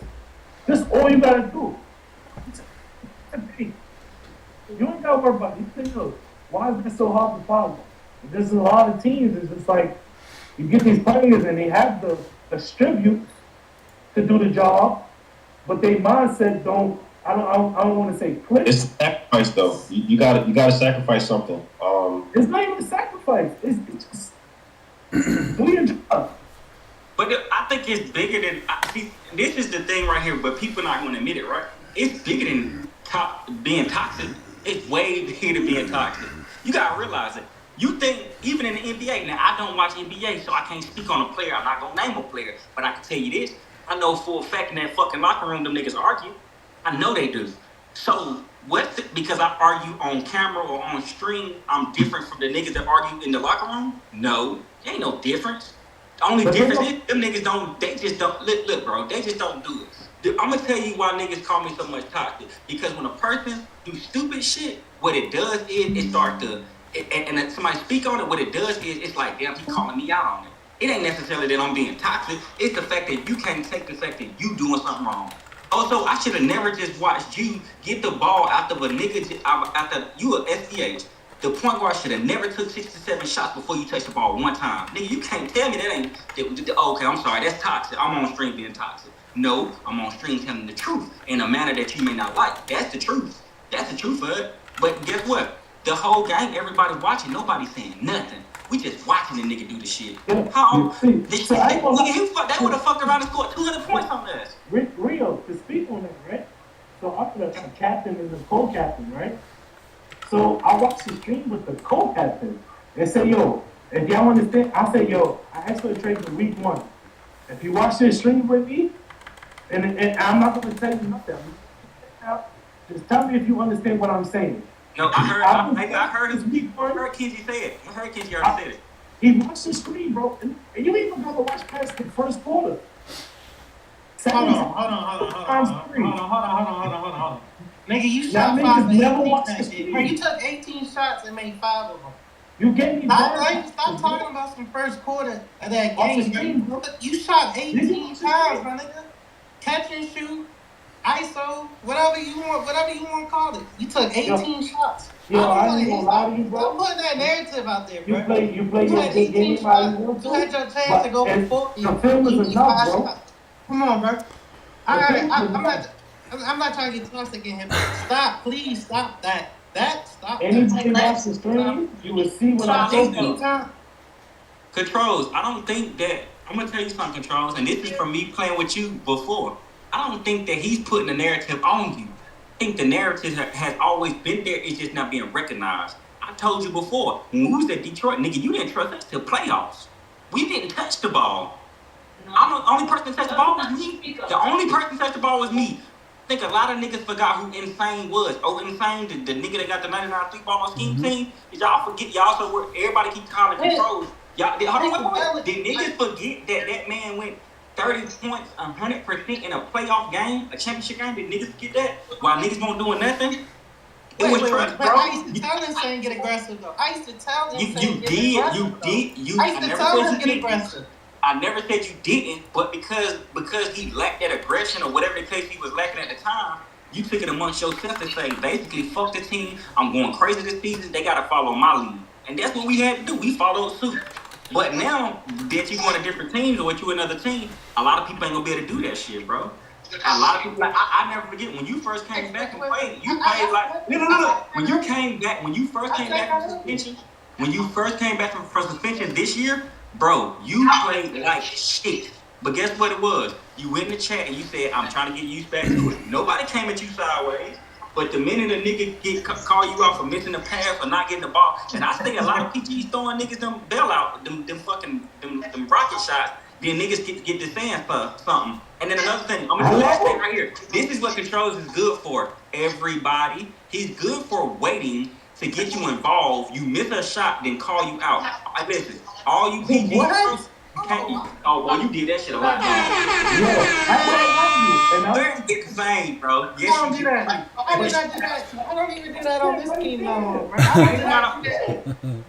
That is it right there. Bro. That is the what? That is good.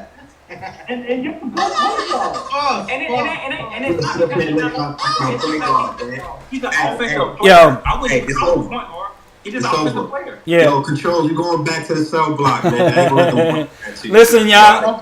UPL, PNR, thank you for tuning in. We appreciate you guys. We'll do this again once these guys get out of jail. We'll have them back. Happy New Year's, everybody. I ain't gonna lie. I can't wait till I play UTSA though.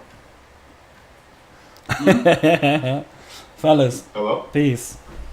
Happy New Year's, fellas.